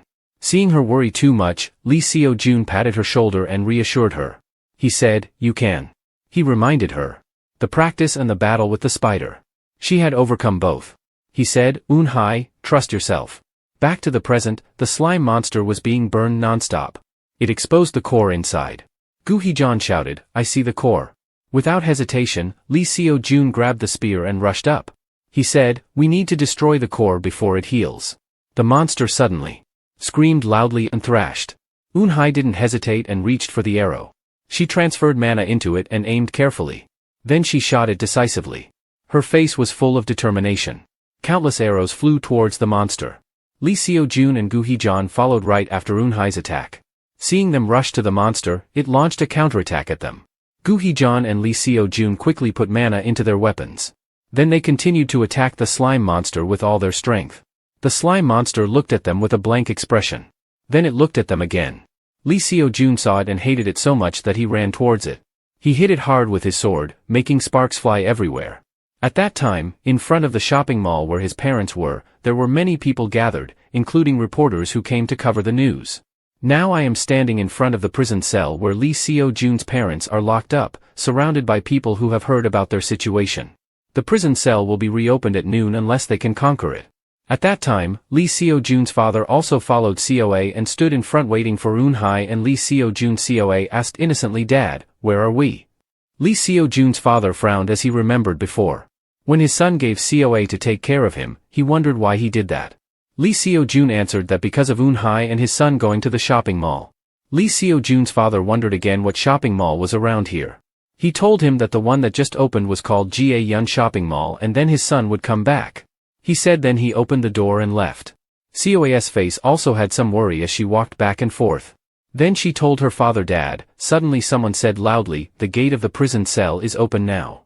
We saw some injured civilians and even Sung Soo-hyun, a hunter who saw them all ran away but wanted to ask questions. COA's grandfather and grandmother were also worried and feverish as they walked back and forth looking for Eun-hye and Lee Seo-jun. Suddenly COA's eyes opened wide happily. She pointed to one direction saying, that's my dad and mom. Lee Seo-jun's father heard this, then looked at her mother who was following her closely. Three people, Eun-hye, Lee Seo-jun and Gu Hee-jan, were tired but went out anyway. Suddenly two people heard COA's voice which made them happy despite being tired, like they disappeared like that. Why did a laugh Tote then ran towards them with her hands up, welcoming her small family in true happiness. Three people happily hugged each other. Lee Seo-jun asked COA how she got here. COA answered that she came here by herself. Lus asked who the little girl was. Lee Seo-jun replied, his daughter's name was COA. Lus asked if he and his wife were married. Lee Seo-jun said, well, not exactly. The child looked at Lus with sparkling eyes. She said hello to the beautiful sister. Lus was attracted by her cuteness. Lus asked if she had anything to offer COA. Lee Seo-jun said, another person fell for COA's charm. COA called, Dad, Dad. COA pointed and said, there's Grandpa. Grandpa's face didn't look happy. Lee Seo-jun saw him, his face was a bit bewildered. He said that his face showed that he was about to face something. The TV screen showed the child who was rescued, Lus 6 years old, he said. At first he was very scared because it hurt a lot, but he didn't feel any pain after they saved him. Suan watched TV and thought hunters had a bright future, but they made a lot of money for a reason. 3 people knelt on the ground. Suan thought they enjoyed special benefits because their lives were always hanging by a thread. Suan thought he had doubted before, but to think that both of them were hunters. They were not official hunters yet, but when he witnessed how they cleared the dungeon, maybe it was only a matter of time before they became experts, he didn't know whether to be happy or sad. Suan asked Lee Seo-jun what he would do with COA. He hoped they wouldn't leave her alone at home every time they went out. Lee Seo-jun hesitated and answered that, he thought, he had actually considered it. But it was true that he hadn't hired a nanny for COA yet. Suan continued, he thought he couldn't help it, he would watch over her. Lee Seo-jun happily asked, really Dad, are you sure? He answered, yes, she was a good girl, and there wasn't much to do. And Eun-hye, can he talk to her privately? The two went into the room to talk privately. Suan shouted, Eun-hye, answer me. He continued to say, we don't want to force you to marry him. Eun-hye answered, no, it's not that kind of thing. She thought it was also possible. She remembered the scene of the 3 of them being happy. The scene of Lee Seo-jun taking care of COA. The warm face of him. Eun-hye nodded happily. Suan was like a child who was excited and said, okay then, so the rest is how he lures you again. Eun-hye asked him, lures me? Suan said, we heard about your situation. Eun-hye had to move a lot by herself. He remembered Eun-hye's situation, how people talked about her, why she was alone when she got married, hoping that someone would come to take care of her. I heard that her parents died early, and it seemed like they didn't know where their son and daughter were. Eun-hye remembered that because of her stubbornness. Lee Jun and I broke up at the wrong time, and I chose to have a child alone. I thought I could take care of my child by myself. But the pressure of work. I had to go to work a lot of things, even heavy labor work. I thought about Lee Jun all the time, but I told myself with my heart that I could do it. Even when my child got fever, I also took my child alone to the hospital. I took care of my child by myself. The time passed quickly and I decided to contact him. She sat on the bed looking at her child, thinking but also thinking that maybe it was too late now. On a beautiful sunny day, 2 mothers were holding hands on the road. COA was very obedient, holding a lollipop in her hand. Eun-hye happily looked at the child. Suddenly something happened. COA fell to the ground, surrounded by sharp ice spikes. Eun-hye panicked and ran to hug the child. At this moment, there were many eyes staring at her. Eun-hye thought, I think I can protect the child myself. Eun-hye said to COA, promise Mom that you will never let anyone see your power, except Mom. COA innocently asked Mom, is this a secret promise? Eun-hye smiled affectionately and answered, yes, that's right. Eun-hye hooked her finger with COA and said, a secret between Mom and COA. When she remembered what had happened, Eun-hye couldn't hold back her tears. Tears kept falling silently. Suan patted her shoulder and comforted her. He knew the child was her daughter. As she was also Seo-jun's child and his granddaughter, he hoped she could rely on them and not try to do everything by herself. He continued, she could tell him, or Seo-jun if she had any problems. He was sure that Seo-jun also wanted her to do that. At this time, Eun-hye opened the door and walked out. COA ran to call Mom. COA asked, Mom, are you crying? Eun-hye answered, no, Mom didn't cry. Lee Seo-jun's face was a bit bewildered at this time. Seeing Suan coming out of the room, he called Dad. He said, you bastard, look at your face, I didn't do anything. Eun-hye also said, yes, Seo-jun, there's nothing. He asked further, what are you two going to do next? Lee Seo-jun looked at Eun-hye and said, now, we will prepare for the exam to get the license. The deserted city, with the damaged buildings covered by snow, snowflakes flying in the sky. There were someone's feet wearing sneakers stepping on the snow. It was Lee Seo-jun. He was wearing casual clothes in the windy snow. He hugged himself to keep warm. He thought, there was no one here. Suddenly he was startled when he saw something. In front of him was COA wearing a dress and barefoot, with long white hair. She was sitting on her knees looking helpless in this freezing weather. Lee Seo-jun thought to himself, could it be? Coa seemed to sense someone approaching. She turned her face and looked and activated her power. She asked, why did you do that? Lee Seo-jun was stunned by the question. Coa continued to say, why didn't he save me? Lee Seo-jun heard that and was shocked. He felt like he was about to collapse. Lee Seo-jun thought to himself, I can't answer anything, it's because my mouth can't speak or my mind can't think of a defense. The snow around them suddenly increased in intensity. They just stood face to face. I don't know what expression they had on their faces. Lee Seo-jun thought further, I can only look at Coa closely. Coa activated his ability, his power flowed out from his hands. He was angry and said, I'm miserable. Balls of snow appeared around Coa. He aimed at Lee Seo-jun and said loudly, I despise you. The balls of snow under his control flew towards Lee Seo-jun quickly. He was terrified and wanted to dodge. Lee Seo-jun could only raise his hand to cover his face, and the power of Coa created a beam of light that blinded him. Someone called out loudly from outside the room, Father. He woke up from his sleep abruptly. He was still sweating coldly from the dream before. Eun-hai's voice came from outside the room, Father, are you awake yet? She was standing in front of the door now. He had really slept for a long time, so why? Eun-hai answered him. She went to take a shower then come out for breakfast. Rest for a while today, you don't need to train. Coa was still very happy because he had succeeded in calling Lee Seo-jun awake. Eun-hai asked Lee Seo-jun, did you sleep well last night? Do you have nightmares? Lee Seo-jun still looked shocked. He sat up on the bed and asked with a trembling voice, what did you dream about? The phone started to display it as the bank hunter service low-income customer. How much money have you saved so far? The number displayed was 320,000 won. Below there was an image of a rabbit covered in snow shaking its empty wallet, crying again. It said, be careful with your money. Lee Seo-jun lay on the bed looking at the phone, worried, thinking we are running out of money soon. Lee Seo-jun thought about the situation again. After getting the hunter license we will have income, but I should still pay attention a little because from now until then we still need to use money. At that time Eun-hai entered the room with a thick book, then saw her. She raised her voice asking, what are you two doing? In front of her was Lee Seo-jun lying on the bed watching his phone with Coa also lying flat on his stomach next to him. Lee Seo-jun quickly raised his hand to poke Coa lightly. He answered, Eun-hai, let's go with Coa, lie down comfortably on my bed with me. Do you need anything else? Eun-hai heard his answer, then stood there helpless looking at two sons. Coa still smiled happily lying under Lee Seo-jun stroking her hair.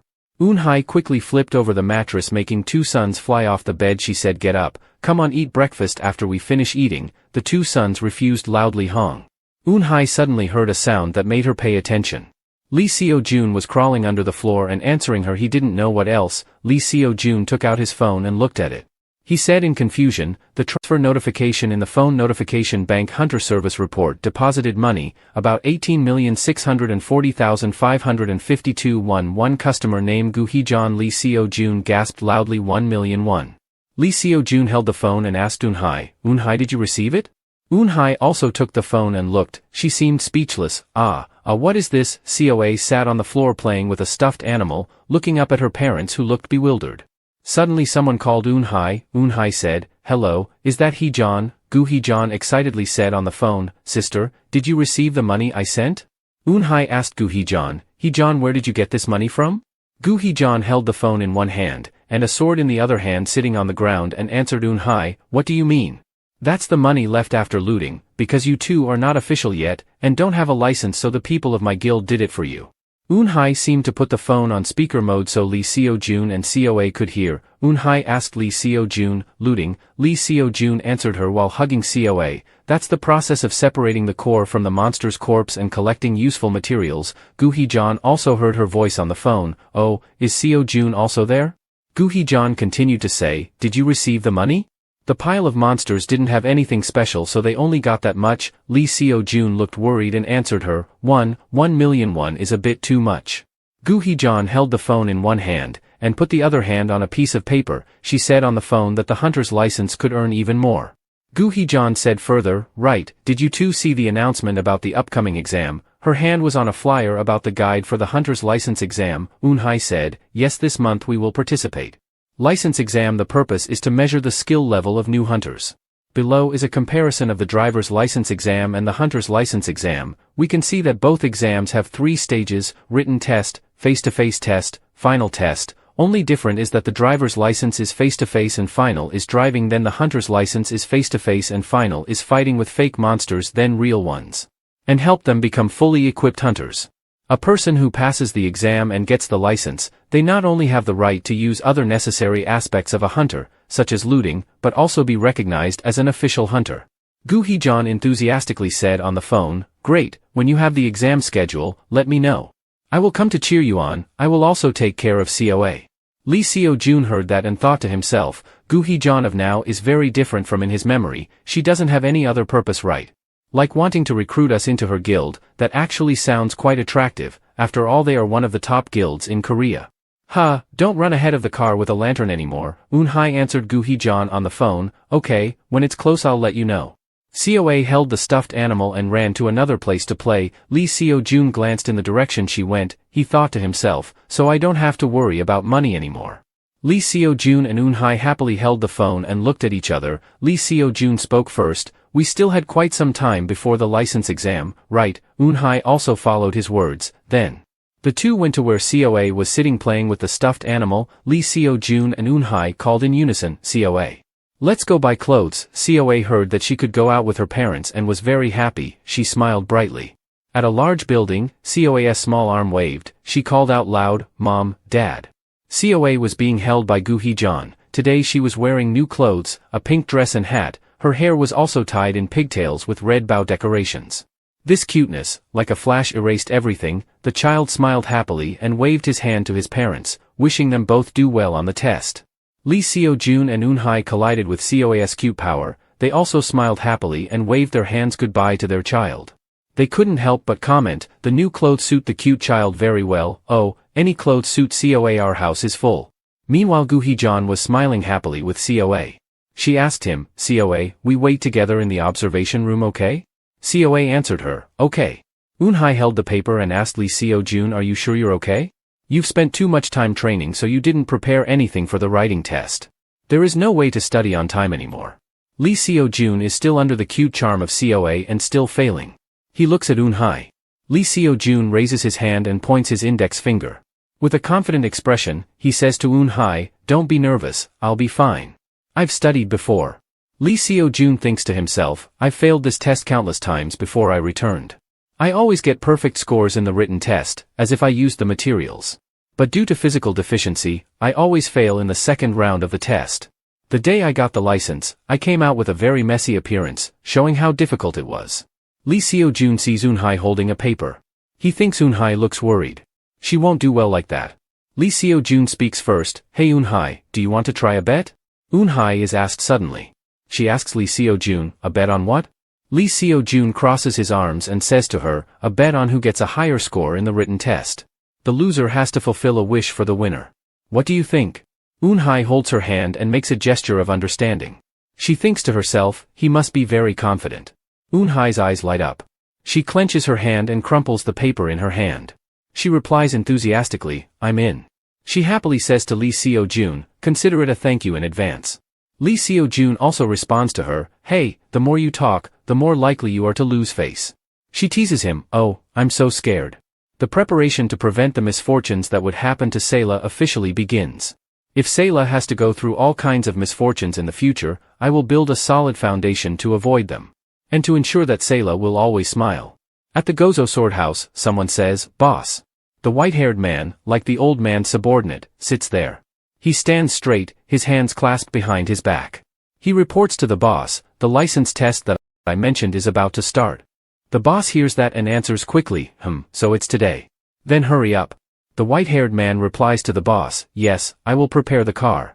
Bang Chu turned his back and looked out the window. He said, "You don't need to go far, just walk there yourself."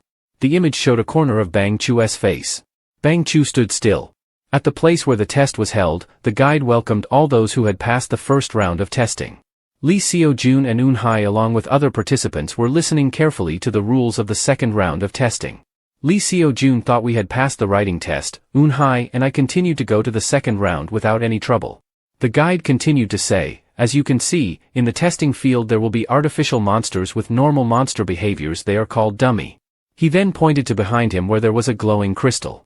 The guide continued about the rules. Then you will be able to pass the test when you can track down that monster within the time allowed without getting injured. And those in charge of scoring will watch all your techniques from the observation room. So there will be many opportunities for those observers to evaluate your fighting ability through this test. If you have any more questions now, let me tell you that crystal is also changing gradually. A robotic arm appeared. A large Hinnan appeared in front of a contestant. The guide also said that contestant number 1 from Team D will participate in this test. The guide's voice continued. Contestant number 5 fell down. The next one, contestant number 6 from Team D. Next, contestant number 12 from Team D. A scorer looked at the scene where contestants fell down like that and said there is no one who has entered the green eyes of those scorers yet. At the observation room, a scorer who was bored said, I see all contestants fall down in only a few seconds quickly. But I can't believe that there will be some contestants who will not dare to participate in this battle. Another scorer looked at his side and asked those men over there that the man over there is Sword from Gozo training camp, right? I think this is the first time I see him from the observation room. Sword, since those days when cracks appeared, he is indeed a hunter who saved humanity from complete destruction. He was the commander of the infamous Gozo Sword camp. With his legendary skills, the young hunters became stronger and stronger. He is the most important person to pay attention to. I don't know who among the supervisors said, I think I'm about to quit my supervisor job. Another one agreed and said, that's right. How can a genius have the qualification to supervise a sword saint? Why don't we choose a member of the sword camp as the new supervisor to solve this problem? Another one also complained that his presence almost ruined the atmosphere of the test field. And why did he suddenly join this test? One person heard that and said, I heard that his niece persuaded him to take this test. The girl was mentioned by the media recently. Suddenly, the voice of Grandpa interrupted his words. Gu Heejun waved his hand and shouted to the Sword Saint, Grandpa, I'm here. The Sword Saint saw Coa with her and asked curiously, who is this kid? Gu Heejun answered him, she is the daughter of a contestant today. I know her and I will take care of her while they take the test. The Sword Saint looked at Coa expressionlessly. Coa also looked back at him curiously, not afraid. The girl suddenly blurted out, Santa Claus. Hearing that, Gu Heejun standing next to her quickly covered her mouth and laughed silently. The Sword Saint also coughed and calmed down. He looked at Coa and said, I am the Sword Saint, not Santa Claus. The girl also knew that she misspoke and obediently replied, yes, I understand. Coa is Coa. The three of them stood from the observation room and looked down at the field. Gu Heejun asked his grandfather, what do you think of the contestants today? The Sword Saint answered without hesitation, the only one who passed the test is a bit interesting. Coa was sticking her face to the glass of the observation room and looking down at the field. Her eyes lit up and she whispered, Mom. The voice of the guide rang out, contestant number 28 of Team D completed the test in 16 seconds. Eun-hye defeated the monster dummy and still held the bow and arrow firmly in her hand. Eun-hye was still not recovered from the fight just now. She sat there in a daze. Two hands clapped together. Lee Seo-yoon praised Eun-hye. You are amazing, Eun-hye. Eun-hye was happy and cried. I had to train very hard for this. Eun-hye did not forget to wish Lee Seo-jun good luck. Meanwhile, when facing the monster beast, Lee Seo-jun still had strength in his body ready to fight. He thought secretly how to solve it quickly. The machine voice announced the 29th round of Team D. Please start your own round, the monster beast is approaching. In the observation room, the female supervisor asked curiously what was wrong with this contestant. Why are you just standing there staring? The male supervisor next to her said his thoughts. Maybe because he was scared and always stood still. At that time, on the fighting ground, the monster beast was swinging its hand at Lee Seo-jun. Lee Seo-jun quickly dodged and ran away from it. The iron club in its hand smashed where Lee Seo-jun had just stood. Lee Seo-jun thought he had found out the weakest point of these inks through countless tests before he recovered. He observed the monster beast while thinking that Golem was copied by these monsters who usually did not have gaps in their bodies. After observing carefully at last he also found Lee Seo-jun happily thinking he had found it. The holy sword on the observation platform thought silently according to common knowledge that the weak point of these monsters was their joints. So why did his opponent Seo-jun not hit those places? Looking at Lee Seo-jun fighting seriously he wondered what was going on. Both uncle and nephew Gu Heejun were surprised when they saw the scene below the fighting ground. Lee Seo-jun one sitting on the back of a tree sword in his hand aimed at its weak point on its back. He stabbed hard with his tree sword and flew it away with his hand. He put his hand there to look for it. From above that monster's back Lee Seo-jun took out a crystal ball. The supervisors were surprised when they saw that crystal ball. What is? Uncle and nephew Gu Heejun did not say anything. The crystal ball in Lee Seo-jun's hand was a monster's core. Lee Seo-jun took it away with him, leaving behind a broken monster. Lee Seo-jun landed gently on the ground.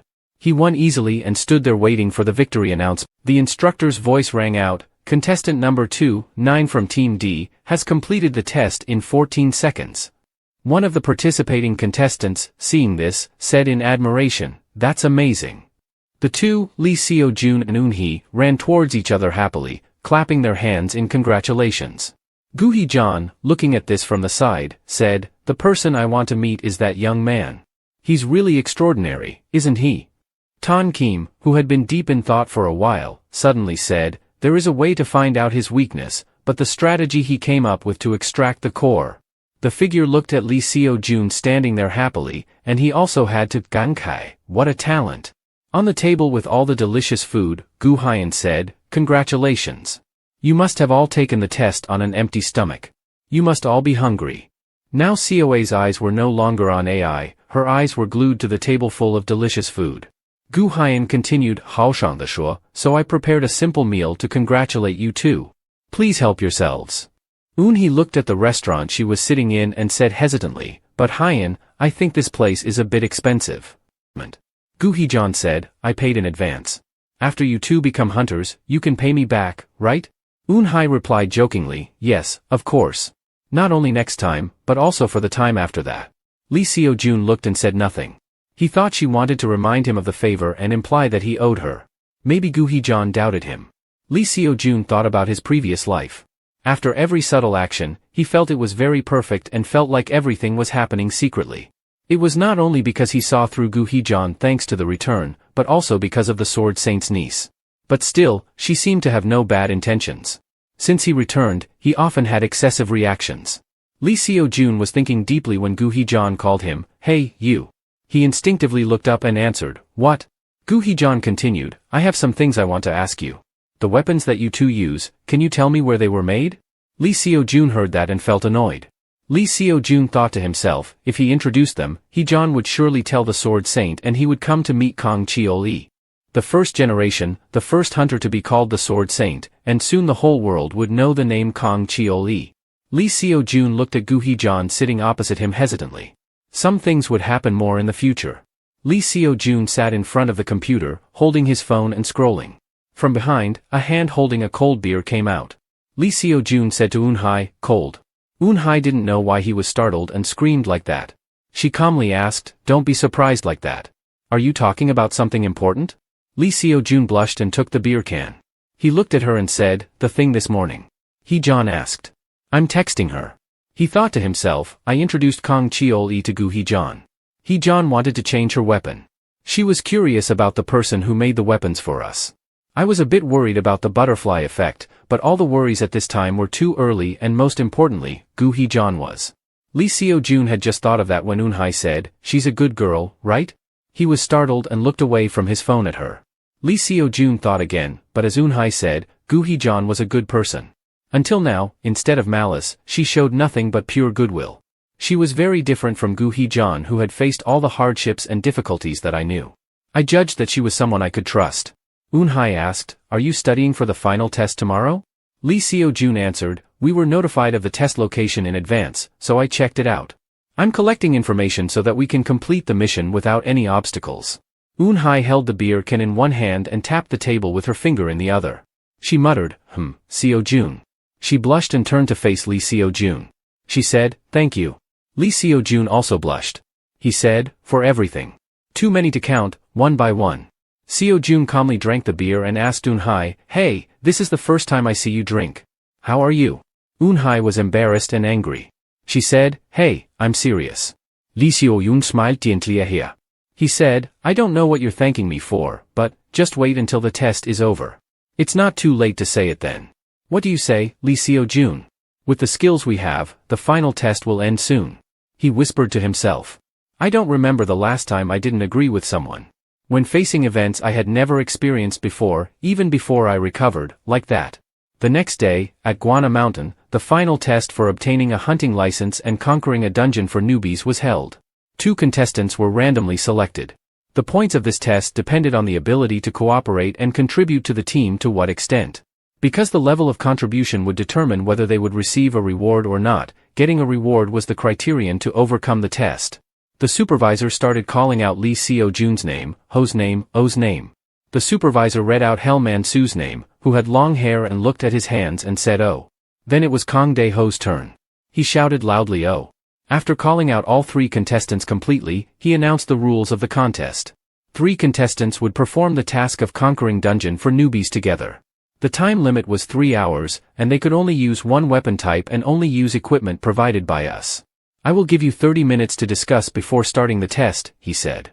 If you are all together then it's fine. Lee Seo-jun thought Hellman-su held a magic wand in his hand and thought Hellman-su was probably a magician. Magicians were usually recognized because they were very rare, but he didn't remember who he was. Kang Dae-ho grabbed Lee Seo-jun's hand and lifted it up and down happily saying I have seen him before. He also looked at him thoughtfully while thinking about him too while Kang Dae-ho had heard about him a lot before recovering. A hunter instead of using 2 swords only used punches instead of not knowing that he would meet a hunter who would become a king in the future. What was important was that he had good luck to be accompanied by a project group instead of not having good teammates either. After thinking about it Lee Seo-jun showed a smile happily saying I think we should agree on positions and strategies before starting the test.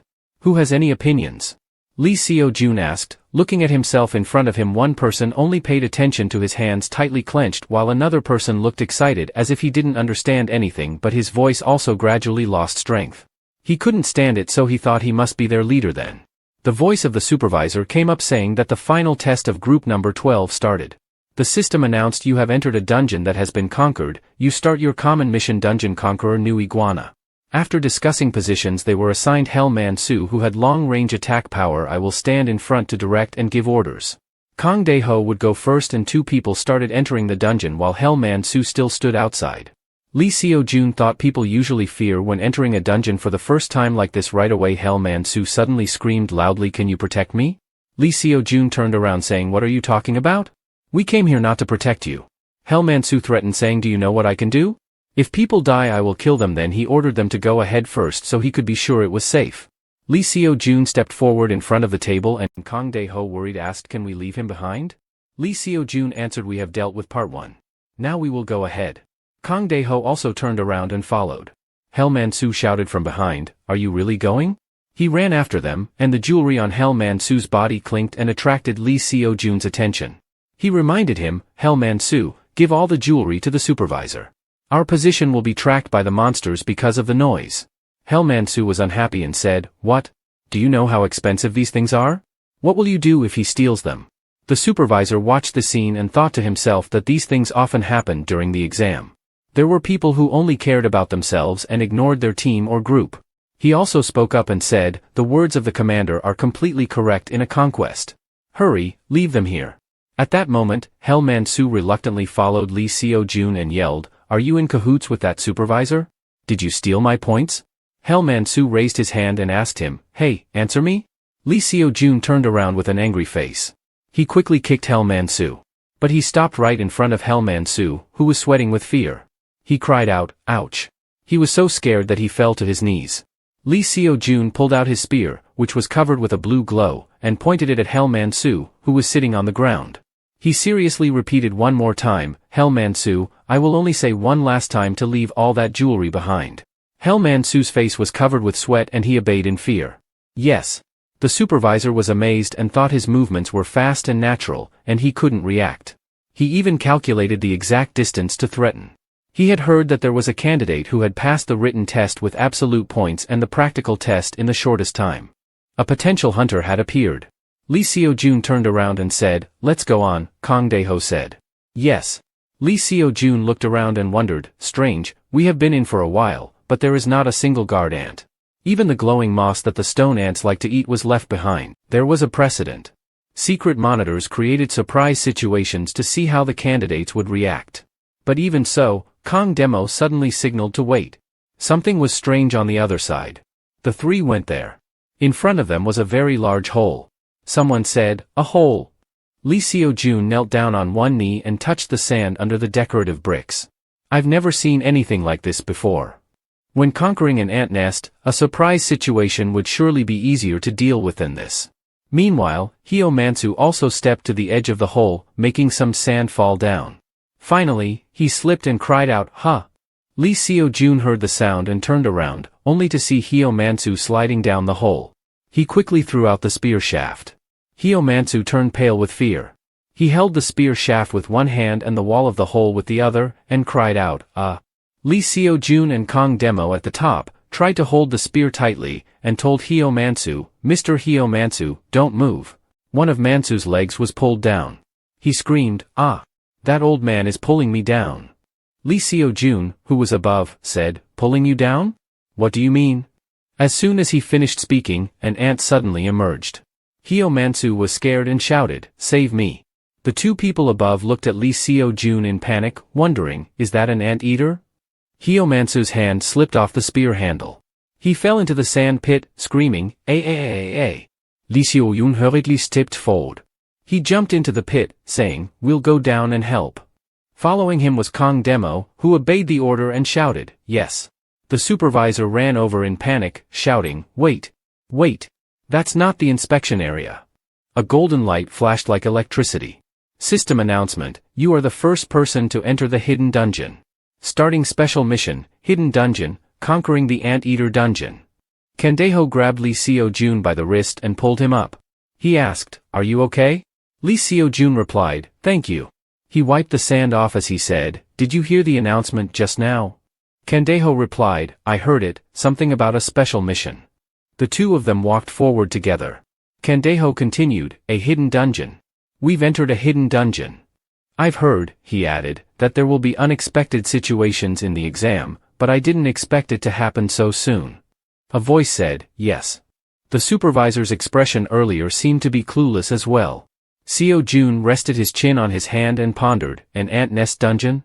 There was no hidden dungeon before I regressed," he thought to himself. "What if this is the result of the butterfly effect?" Ah! A loud cry suddenly rang out, startling Kong Daho and Lee Seo-jun. Hiomansu's voice, "What should we do?" Daho said worriedly, "He'll be fine for now." Ants have the habit of storing prey alive, Seo-jun analyzed. Daho said loudly with anxiety, "If we wait until the supervisor arrives, then." The gate and the hidden dungeon were locked after we entered.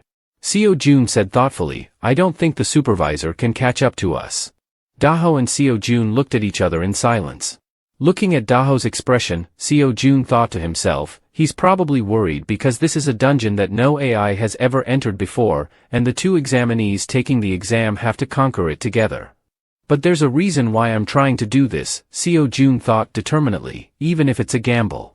My goal is to get the reward, the first person to conquer this hidden dungeon, the elixir. After a dungeon is conquered, it will reward hunters in many ways, including a percentage chance of obtaining an elixir. When you are the first to conquer a dungeon, it has the effect of increasing the hunter's abilities, so any hunter wants to get it. Even if I am like a moth flying into a flame, if one is a monarch and the other is a regressor, then the game must change. Seo-jun thought to himself, even if this place is dangerous, we should still try to save him if we can. Seo-jun looked at Daho and said, he was startled and looked at him in surprise when he heard his words. "Helping and protecting those in danger," Seo-jun said with a smile, "I think that's what a hunter should do." Seo-jun blinked firmly. Daho was moved to tears when he heard his words. "You're right, I'm ashamed to have hesitated," Daho said loudly with tears streaming down his face. "You only talk to me comfortably because I'm younger than you." Seo-jun smiled at Daho and thought to himself, he's exactly the same as he was before I regressed. "I will hand over the command to you as we discussed, and you can also call me comfortably," Seo-jun replied. "I will do that, Daho." Seo-jun replied. "Let's start the conquest." Seo-jun and Daho are ready with their weapons. Ant-eater dungeon. The giant white ant with red eyes, full of ferocity, sprayed white liquid and attacked. Daho smashed it to pieces with his powerful fist. "How can the ant's body still move?" Daho asked loudly in confusion. "The ant's body is eaten by the ant-eater, it will become a monster, the ant zombie," Seo-jun replied to Daho while defending against the white ants. Hearing Seo-jun say this, Daho cursed. He had wondered where the ants that should have been up there had gone. But contrary to his fears, the battle went well. "I've never fought so easily," Daho thought to himself as he fought the ants. "Did I get some kind of superpower just because I was worried? This is the first time entering the hidden dungeon. There are two behind you. Seo Jun shouted, warning Daho as the ant was about to pounce on him from behind. Daho quickly turned around, still with the power of his fist, and destroyed the two ant zombies. Or is it thanks to Seo Jun? Daho thought to himself as he turned to look at Seo Jun. Whenever there was a surprise attack, Seo Jun's spear and orders would appear and help them both out of trouble. Daho looked at Seo Jun fighting on the other side and thought to himself, he's like someone who has been through countless battles. 3 on the left. Seo Jun reminded Daho, who was deep in thought. Seo Jun's whole body was filled with energy, his face focused on the battle. All right. Daho smiled, his fighting spirit rising, and he said loudly, thinking to himself that he was reliable. Seo Jun and Daho cautiously stepped further into the ant demon dungeon. Maybe they used the glowing moss to lure the ants to eat them. Seo Jun reasoned. What? He only thought that there seemed to be more and more moss every day. Daho was amazed when he heard Seo Jun say. He pondered and said. If you say so? That's right. If I'm not mistaken, we'll get to boss's room soon. Seo Jun carefully observed the surroundings and shared his guess with Daho. I'm sure Hellman Su is there. Even though Hellman Su is a bit of a jerk, I hope he's okay. Daho walked forward and talked to Seo Jun. There he is, that jerk. Daho saw Hellman Su lying unconscious in front of him and ran over while shouting. Seo Jun was startled and looked at Daho's foot moving forward. Daho, get out of the way. Seo Jun yelled. Daho panicked and turned his head to look at Seo Jun. Around Daho, broken wires shot up. It was too late. Seo Jun thought to himself. Daho's leg was caught by the monster. And the monster that looked like an ant and a spider crawled up from the ground. Because his leg was trapped by it, Daho was scared and also pulled upside down. Daho, Seo Jun ran over and called anxiously. I'm fine. I've already used my energy to turn around. Daho shouted loudly to let Seo Jun know that he was still safe. But he didn't think he could last long. Daho shouted. Seo Jun jumped and used his spear to attack the monster to save Daho. He saw that the monster had no damage after his attack. Seo Jun thought silently. It's hard. This time it's different from the golem with armor. Its body is very hard. Seo Jun clenched his teeth and thought. Let me think, the weakness of the man-eating ants, Seo Jun pondered. I have fought with countless monsters and tried hard to remember them.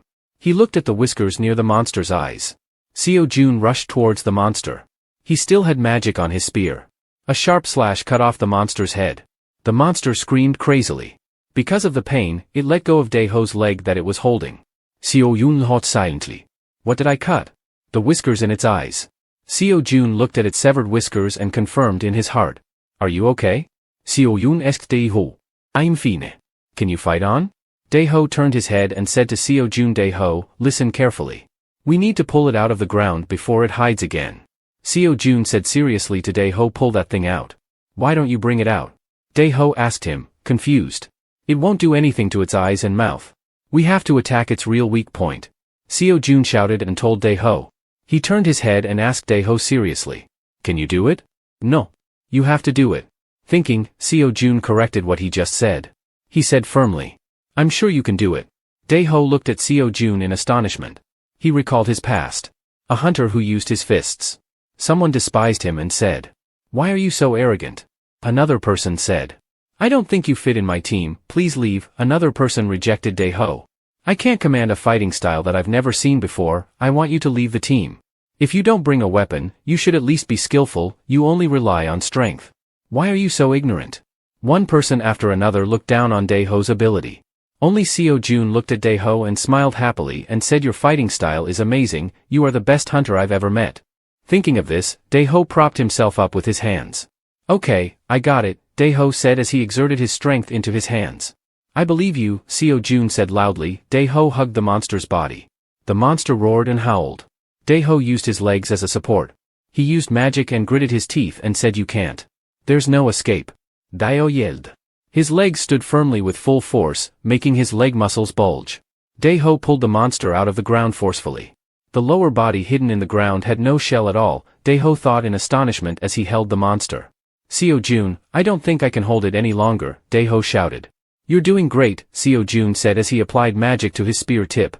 Seo Jun stomped one foot, his spear in his hand constantly emitted magic. That's enough, Seo Jun smiled and said. He thought silently in his heart, I'm with the person who will be the future king. I can't defeat it in the usual way. Seo Jun jumped high, He held his spear ready to slash down the monster that was roaring nonstop. Seo Jun smiled, his spear in his hand gently cut off the lower body of the monster. Right after that, the system announced Hidden Dungeon, you are the first to kill the man-eating ant. Daeho still hugged the monster tightly and turned his head to look at Seo Jun.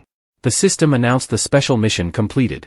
Thank you for your effort, Seo Jun smiled and said. His face and hair were still stained with the monster's blood. The system continued to announce the reward for the first to conquer the dungeon will be sent to you. At the hunter license office, a voice said, let's see, the two of you are Lee Seo Jun and Yoon Eun Hai, right? This license can prove that you two are official hunters. The staff handed out 2 cards and said cheerfully congratulations to both of you for passing the final exam. After so many difficulties and obstacles, I finally passed the exam and became an official hunter. Seo Yoon Ho happily. The 3 of Seo Jun's family were walking together on the road. Holding the card in his hand, Seo Jun turned to ask Eun Hai why is Seoa so sulky?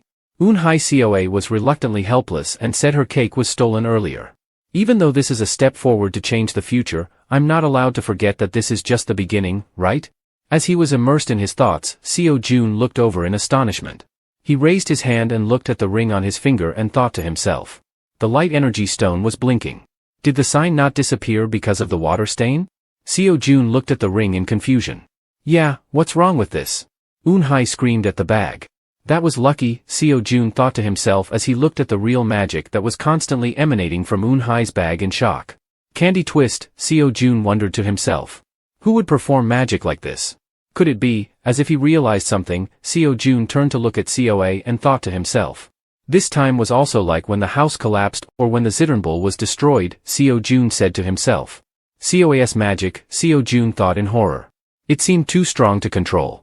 In the building where Lee Seo Jun's family was staying, Eun Hai was discussing with Lee Seo Jun in distress. She said that I don't think it was because of Seoa's magic. What really happened on the day the house collapsed? Lee Seo Jun asked. Eun Hai frowned and recalled the scene, then she answered, the kid asked me where his dad was. The kid cried when I said he couldn't see him and the house collapsed.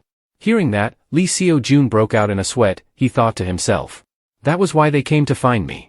During that time, everything only stopped at making things float, but based on what I saw, the kid's ability had to be equal to a wizard.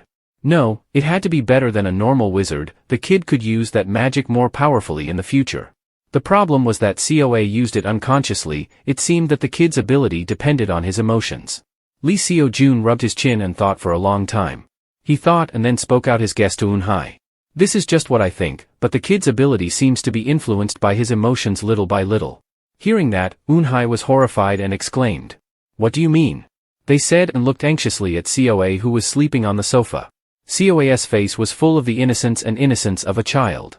Lee Seo Jun explained to Eun Hai, Seoa's mana was becoming stronger and stronger to a point where it could be out of control. Hearing these words from Lee Seo Jun, Eun Hai shivered and asked anxiously. What will happen to Seoa now? At this rate, I'm sure someone will get hurt and Seoa will be in danger. It's not that there's no way to help the kid, Lee Seo Jun reassured her. He clenched his fist and muttered to himself. He knew this day would come. Even though Seoa's power erupted before he regressed, Lee Seo Jun recalled the scene when he saw Seoa's power exploding. He stopped his evil laughter and stared at the scene. A series of sharp ice spikes appeared around Seoa. And when she turned to look at Lee Seo Jun, her eyes had changed to a cold blue color. Back to reality, Lee Seo Jun had a headache and thought to himself. He didn't think it would happen so soon. Then he spoke to Eun Hai, one of the reasons why Seoa's mana was so sensitive was because the mana around her was very thin. So we just need to take her to a place with mana and fence it. A place with abundant mana. After hearing Lee Seo Jun say that, Eun Hai frowned and thought for a long time. But when she thought of a name, she immediately changed her face. She didn't utter a word. No way, but Lee Seo Jun interrupted her. That's right, he confirmed. The two places with enough mana are the dungeon or the battlefield. Hearing that, Eun Hai was so angry that she turned pale. She yelled at Lee Seo Jun. Are you crazy? That's too dangerous. What if Seoa gets hurt? Her scream was so loud that Seoa almost woke up. Lee Seo Jun gritted his teeth and said. He also didn't want to take her to such a dangerous place. Even though she would lose control of her power and become the final boss in the future. But he is only 5 years old now. To prevent the future that will happen to him, I have to make him face the danger directly. Lee Seo Jun painfully rubbed his face and thought of taking Seoa to the dangerous place. Maybe something will change in the present and the past. right? As he thought, Lee Seo-jun clenched his fist tightly and trembled. I'm sorry, Lee Seo-jun said sadly. Eun-hye gently placed her hand on his clenched fist. She softly spoke and comforted him. I think you have thought about this before and decided. Lee Seo-jun told Eun-hye his decision. He didn't say that his child would have to fight the monsters. We will defeat them all. We just need to take him there. The Red Prison and the battlefield are owned by the factions, so he wasn't sure if they would let him in, or if they would allow the owner to lose his mind. If we knew who owned those places, Eun-hye would suddenly say a sentence. This made Lee Seo-jun remember something. He looked at his phone and said, or try calling now and see. At the bus station of Mount Sword Goso, the entrance to Sword Shell Goso. Lee Seo-jun's family and Eun-hye with COA arrived. Eun-hye spoke and wondered, isn't this the entrance to Sword Shell Goso? Suddenly Gu Hee-jan approached them. She smiled and said, Welcome, everyone. Beautiful sister, COA, saw her and was happy. Gu Hee-jan was praised and also replied happily. COA, you are even more adorable than before. Seeing her, Eun-hye thought to herself. Why is Gu Hee-jan here? Lee Seo-jun approached, embarrassed, stroked his hair and said to Gu Hee-jan. Gu Hee-jan, I came here because I have something to ask you for help. Gu Hee-jan smiled at COA and replied to him. Let's go inside and talk. It's not far, just a few steps away. A few steps later, Lee Seo-jun saw the towering stairs in front of him and asked in astonishment. Both Eun-hye and Lee Seo-jun turned pale when they saw those stairs. Lee Seo-jun shivered and thought to himself. It's been a long time. The stairs in front of the house. About 3 trees long and on the hillside too. After climbing up to Gu Hee-jan's house, Lee Seo-jun and Eun-hye both collapsed on the table. The two whispered shakily and couldn't breathe. Lee Seo-jun envied the part that said. This place had a good sleep on Gu Hee-jan's back all the way. This place is really contradictory. The room looks modern. But the outside is in the style of traditional Hanok architecture. Eun-hye looked around the room and exclaimed, then turned to ask Lee Seo-jun. By the way, Seo-jun, I wonder who Gu Hee-jan is when you told us to meet her. I didn't think she was the granddaughter of the famous sword saint. Gu Hee-jan just brought water over, she spoke up to answer Eun-hye's question. And the hunters lately don't know much about me. I didn't become a hunter for fame and I don't want that either. She said and looked curiously at the two of them and asked, you came here to ask me for help, right? What is it? After explaining the reason for everything, the 2 glasses of water on the table had almost run out. Gu Hee-jan looked at COA who was sleeping peacefully with a stuffed bear and asked, do you mean the battlefield of Mount Sword Gozo? She then took out her phone and took a picture of COA, of course, after getting permission from Eun-hye and Lee Seo-jun. Lee Seo-jun replied, yes, that's because I know this is where the members and trainees of your family faction use. The water stains are divided into 3 main types, temporary water stains. They will mix with a herd of monsters and then disappear. On mole water stains, they will invade the buildings and create dungeons. Eternal water stains are opposite to temporary water stains, they do not disappear and mix with monsters evenly. The battlefield is the area where the monsters from the eternal water stains appear. Can we use the battlefield alone? Lee Seo-jun asked. Gu Hee-jan sympathized and said, it will be a bit inconvenient for you if you use it with the new soldiers, right? Of course, it's okay. I'll see which shift the new soldiers don't practice. Hearing Gu Hee-jan's quick response, Lee Seo-jun was amazed and exclaimed, really? He thought to himself, why is it so easy? Gu Hee-jan happily turned back to him and said, you introduced me to Mr. Kong Choi. I have to repay you. Hearing that, both Eun-hye and Lee Seo-jun sighed softly.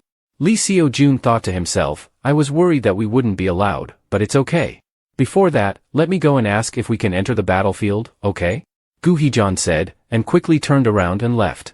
But after a long time, she didn't come back.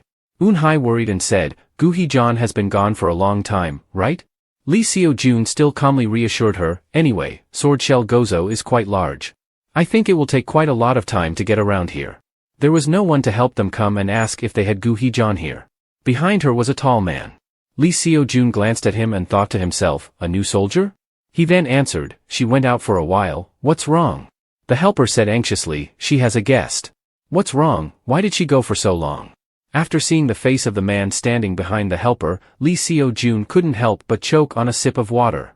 He was astonished and thought to himself, Sung Soo-hyun, why is he here? Sung Soo-hyun saw the two of them and also teased, I was wondering who it was? She is Eun-hye. You, the contestant, Lee Seo-jun, looked at him with a dark face and hated him, thinking to himself, it was strange that the guy with the big nose remembered his name.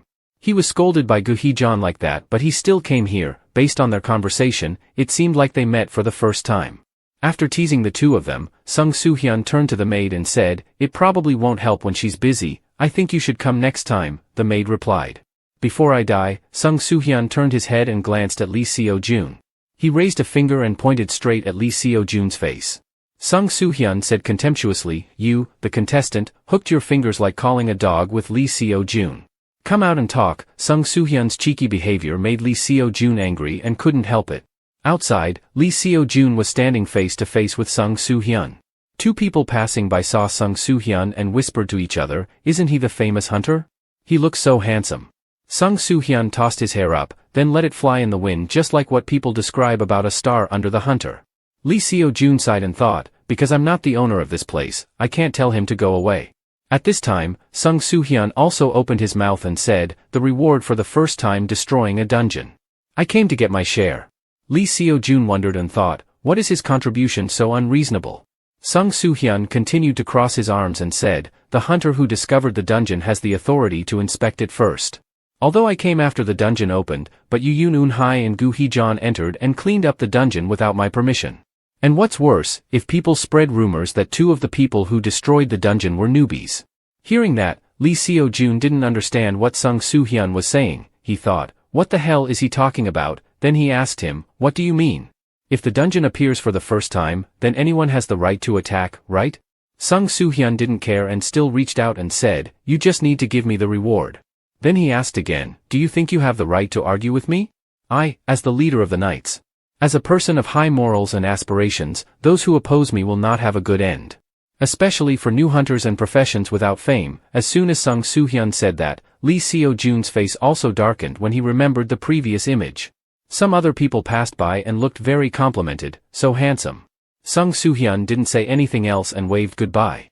Sung Soo-hyun was waving when Lee Seo-jun said, "You looked so scared then." Hearing that, Sung Soo-hyun paused and turned around and said, "Finally you show your true nature." Lee Seo-jun angrily asked, "What do you mean, who is the one who dragged everyone's morale down?" Then he added, "At that time we were in a very dangerous situation and you tried to retreat, you coward." That sentence started to make Sung Soo-hyun angry and said, "My endurance before your insults is limited." So Lee Seo-jun continued, "Now I understand why Gu Hee-jeon said that at that time. You are not qualified to be a hunter." That sentence made Sung Soo-hyun very angry with him. In the room, Gu Hee-jeon peeked in and said, "Mr. Seo-jun, Ms. Eun-hai, have you been waiting for a long time? I got permission." Then she found out that there were two people in the room asking, "Where is Mr. Seo-jun?"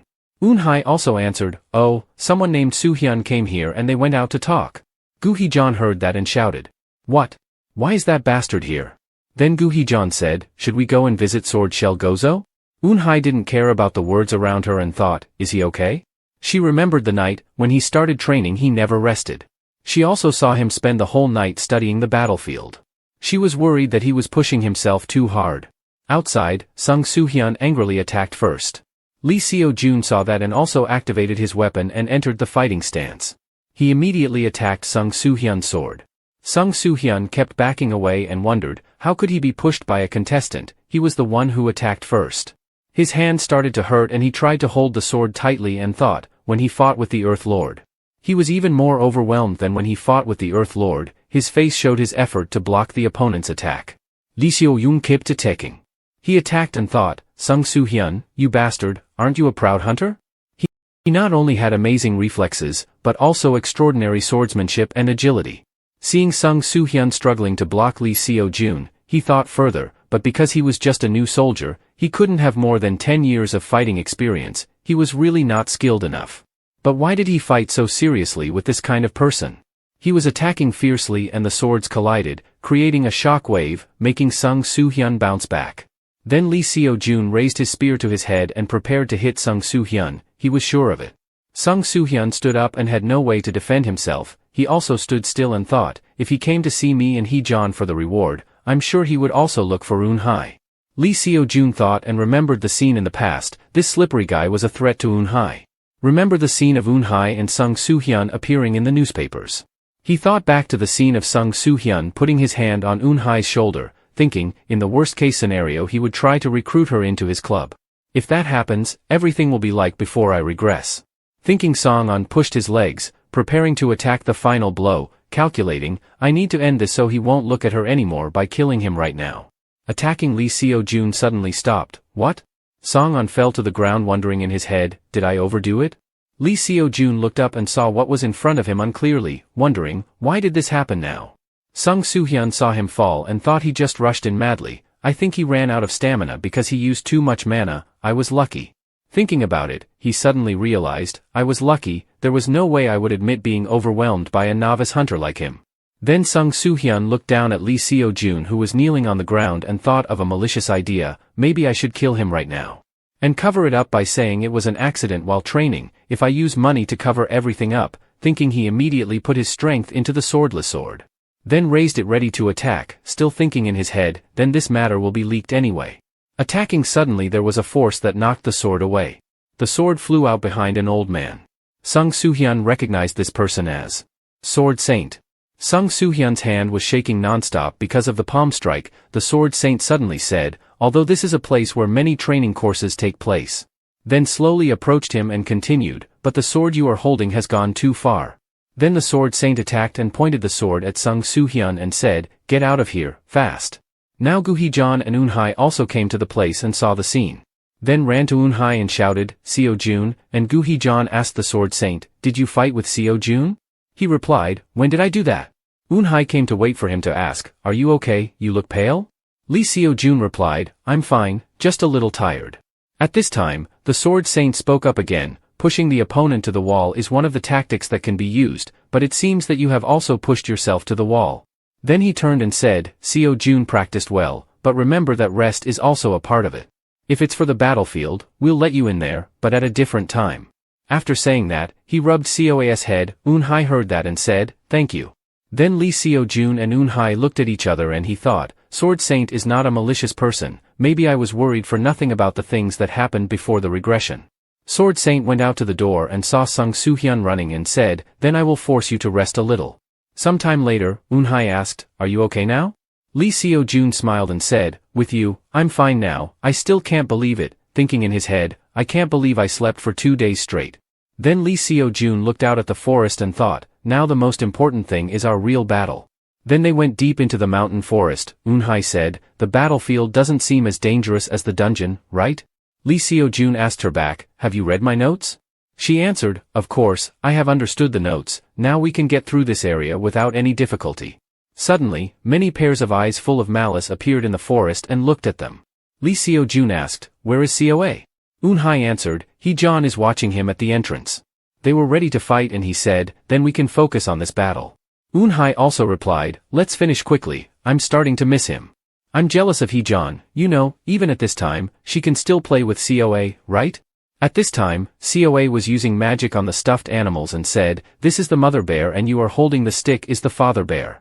This is Seoa's bear. The scene in front of him made Hee-jeon amazed. The dolls are moving by themselves, all the stuffed animals are jumping around Seoa and he said, that rabbit is sister Hee-jeon, a pretty girl. Lee Seo-jun bowed his head and looked at the stone attached to the bracelet on his wrist and thought, judging from the light energy level, it seems that no one is alive or hiding here. Eun-hye ran from behind to him and said, Seo-jun, I checked everything on my side. Lee Seo-jun glanced at her and said, let's hide the bodies, and then go get Seoa. Hee-jeon. Someone called her name and made her startled. Lee Seo-jun's 2 people came to meet Gu Hee-jeon. He asked about her situation, we're back, nothing happened, right? Gu Hee-jeon seemed a bit embarrassed, she didn't know how to say it to them properly, well, this is not a big deal, but I don't know if I can ask this. Lee Seo-jun's 2 people heard her say that and had a premonition in their hearts. Gu Hee-jeon looked at Seoa playing with the stuffed animals that could move a lot of energy and then asked them, is Seoa a magician? In the afternoon in the forest, the 3 of them decided to sit together and sort things out. After many discussions with Gu Hee-jeon, we admitted that Seoa could use magic. Not only could we not deny it completely, even if we said it, Gu Hee-jeon would not spread the truth with bad intentions. After explaining everything in the end, Gu Hee-jeon also understood her doubts. She raised her chin and whispered, so that's it. It's better to hide this, right? Lee Seo-jun's 2 people also thought the same. That's right, because he could be taken somewhere and the magic tower was also haunted by the research of energy. Speaking of the magic tower, an organization founded by magicians, a rare existence in the world, it is because they have a lot of potential to create countless different possibilities. Gu Heejun hadn't finished speaking when she was interrupted by a shock. Both she and Lee Seo-jun were shaken. When they regained their composure, the two were lying in the palm of the monster. She saw another hand of the monster raised high. Thinking with her knees was enough to know what it wanted to do. The golem intended to use its hand to crush them. The two were also injured and they reacted, but there was no way to avoid it. At that moment, something caught the big hand that was about to crush them. The two looked in astonishment at the monster's hand, still wondering what that was. Then they saw a teddy bear, made of ice, very large. Eun-hye was standing in a distant corner holding Coa, thinking, with this distance, it must be safe. We can escape from the golem thanks to the thing that caused the huge sound. But the two of them fell into danger because of that. As soon as she thought, Eun-hye put Coa down, making her surprised mom. Coa asked if that was the ugly monster Dad and Bunny's sister were fighting it. Eun-hye turned to the battle and answered, yes, that's why Mom has to go there to help. Coa replied, let me help more. The little girl clasped her hands and showed a sincere expression on her bright face. Eun-hye was surprised and said, what do you mean? Coa, Eun-hye worried, can I see your breath? Eun-hye saw the blue power radiating very strongly, and always breathed the blue power that emanated from Coa's body. The little girl Coa raised her hand and used the color to emit blue light to manipulate the golem monster. Next, Coa concentrated energy. She raised both hands, closed her eyes and transferred the blue power to fight. Suddenly, Coa's eyes opened. In her eyes appeared a very strong source of energy and blue lightning around. A minute ago, a loud explosion surprised Eun-hye. Eun-hye was shocked. What just happened? In front of her, Coa had fallen to the ground in the explosion. Eun-hye turned back and worriedly called Coa, but the little girl's face looked like she was sleeping soundly. Eun-hye was surprised and said, the kid, sleeping deeply. In front of Eun-hye was another monster made of blue ice blocks. It was a giant bear made of ice blocks. Back to the battlefield, Gu Heejun and Lee Seo-jun were in trouble when the golem was about to use its hand to crush them. Then suddenly another hand blocked the golem's hand. Lee Seo-jun was surprised. Where did the stuffed bear made of ice come from? The giant stuffed bear of ice slowly pulled Golem's hand out. Lee Seo-jun thought, is that magic? The Golem's arm was gradually frozen by the giant ice bear. But with that opportunity, Lee Seo-jun turned back to Gu Heejun and signaled. The Golem's movement was restricted. In the meantime, get out of here. Gu Heejun replied, okay. After the two of them covered the ground in a safe position, Lee Seo-jun looked up at the golem and thought, then looked back, I'm sure that's a magical creature. And the only person here who can create that magic is Coa. The giant ice bear looked at Lee Seo-jun and blinked. It raised one arm and signaled correctly. Suddenly, the ice bear was punched very hard and unexpectedly by the golem. The extremely powerful punch threw the ice bear away and hit a rock wall. The two Gu Heejun and Lee Seo-jun were surprised. No way. Looking at the giant ice bear that was dizzy, Lee Seo-jun thought it was only big. It had no strength or knew anything about fighting. At this rate, it will die soon. The golem monster was preparing to deliver the final blow to Coa's giant ice bear. Suddenly, an ice blade blocked the cold punch. The block was extremely accurate, making Gu Heejun and Lee Seo-jun very surprised. It created a weapon and stopped the attack. The ice bear created an ice spear to block the attack of the golem. The ice bear immediately pushed the golem monster back. Very agile, the ice bear prepared to attack the golem. The golem monster couldn't react. Lee Seo-jun stood in awe watching the battle, thinking that the situation had changed only by a weapon. Gu Heejun said, Mr. Seo-jun. Lee Seo-jun asked, yeah, what? Gu Heejun continued, the teddy bear is made of ice. It looks like you. Indeed, all the movements and gestures of the ice bear look very much like Lee Seo-jun when fighting. Finally, the giant ice bear identified the core of the golem monster. The ice bear prepared to deliver the final blow. It used the spear to stab directly into the chest of the golem monster of the unit with extremely strong force, piercing the chest of the monster. Finally, the monster shattered to reveal the cracked and exploded energy core. Below, Gu Heejun and Lee Seo-jun opened their mouths in surprise when the ice bear self-destructed the golem monster pieces of the energy core. The system announced that you had successfully destroyed it. Mountain Golem, the battlefield bot of the Rocky Mountain. Eun-hye was holding Coa, also surprised when hearing this announcement. The system still announced, you have completed the unexpected mission. The sunset shone on the face of the sleeping Coa. That night at home, Gu Heejun called Lee Seo-jun's couple. She said, I will make sure nothing related to Coa appears in the incident on the Rocky Mountain. Lee Seo-jun replied, are you sure you can do it? Gu Heejun replied, maybe I don't look like it, but I'm still the granddaughter of the Sword Saint. Yes, don't worry anymore. Lee Seo-jun's couple listened and felt very relieved. Okay then, thank you. After hanging up, Eun-hai turned to Lee Seo-jun and asked, "Are you hurt anywhere?" Lee Seo-jun happily replied, "Oh, but it's just a little swollen, so don't worry too much, thank you for caring about me." He said. Lee Seo-jun turned to the back of the tiger, "Where is COA?" Eun-hai replied, "The baby is asleep, she must be tired."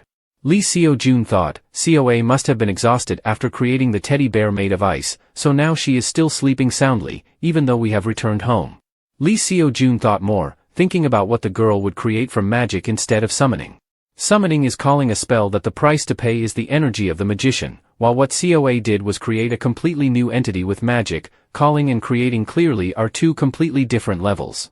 My daughter probably became the strongest person in the world. The scene changed to Gu Heejan's place. She was on the phone on the way down the stairs. Suddenly Gu Heejan stopped the phone and looked surprised at the front. A luxury car was parked in front of the gate. In front were two foreign bodyguards. Gu Heejan thought, foreign. Gu Heejan hadn't finished speaking when she was interrupted by a shock. Both she and Lee Seo-jun were shaken. When they regained their composure, the two were lying in the palm of the monster. She saw another hand of the monster raised high. Thinking with her knees was enough to know what it wanted to do. The golem intended to use its hand to crush them. The two were also injured and they reacted, but there was no way to avoid it. At that moment, something caught the big hand that was about to crush them.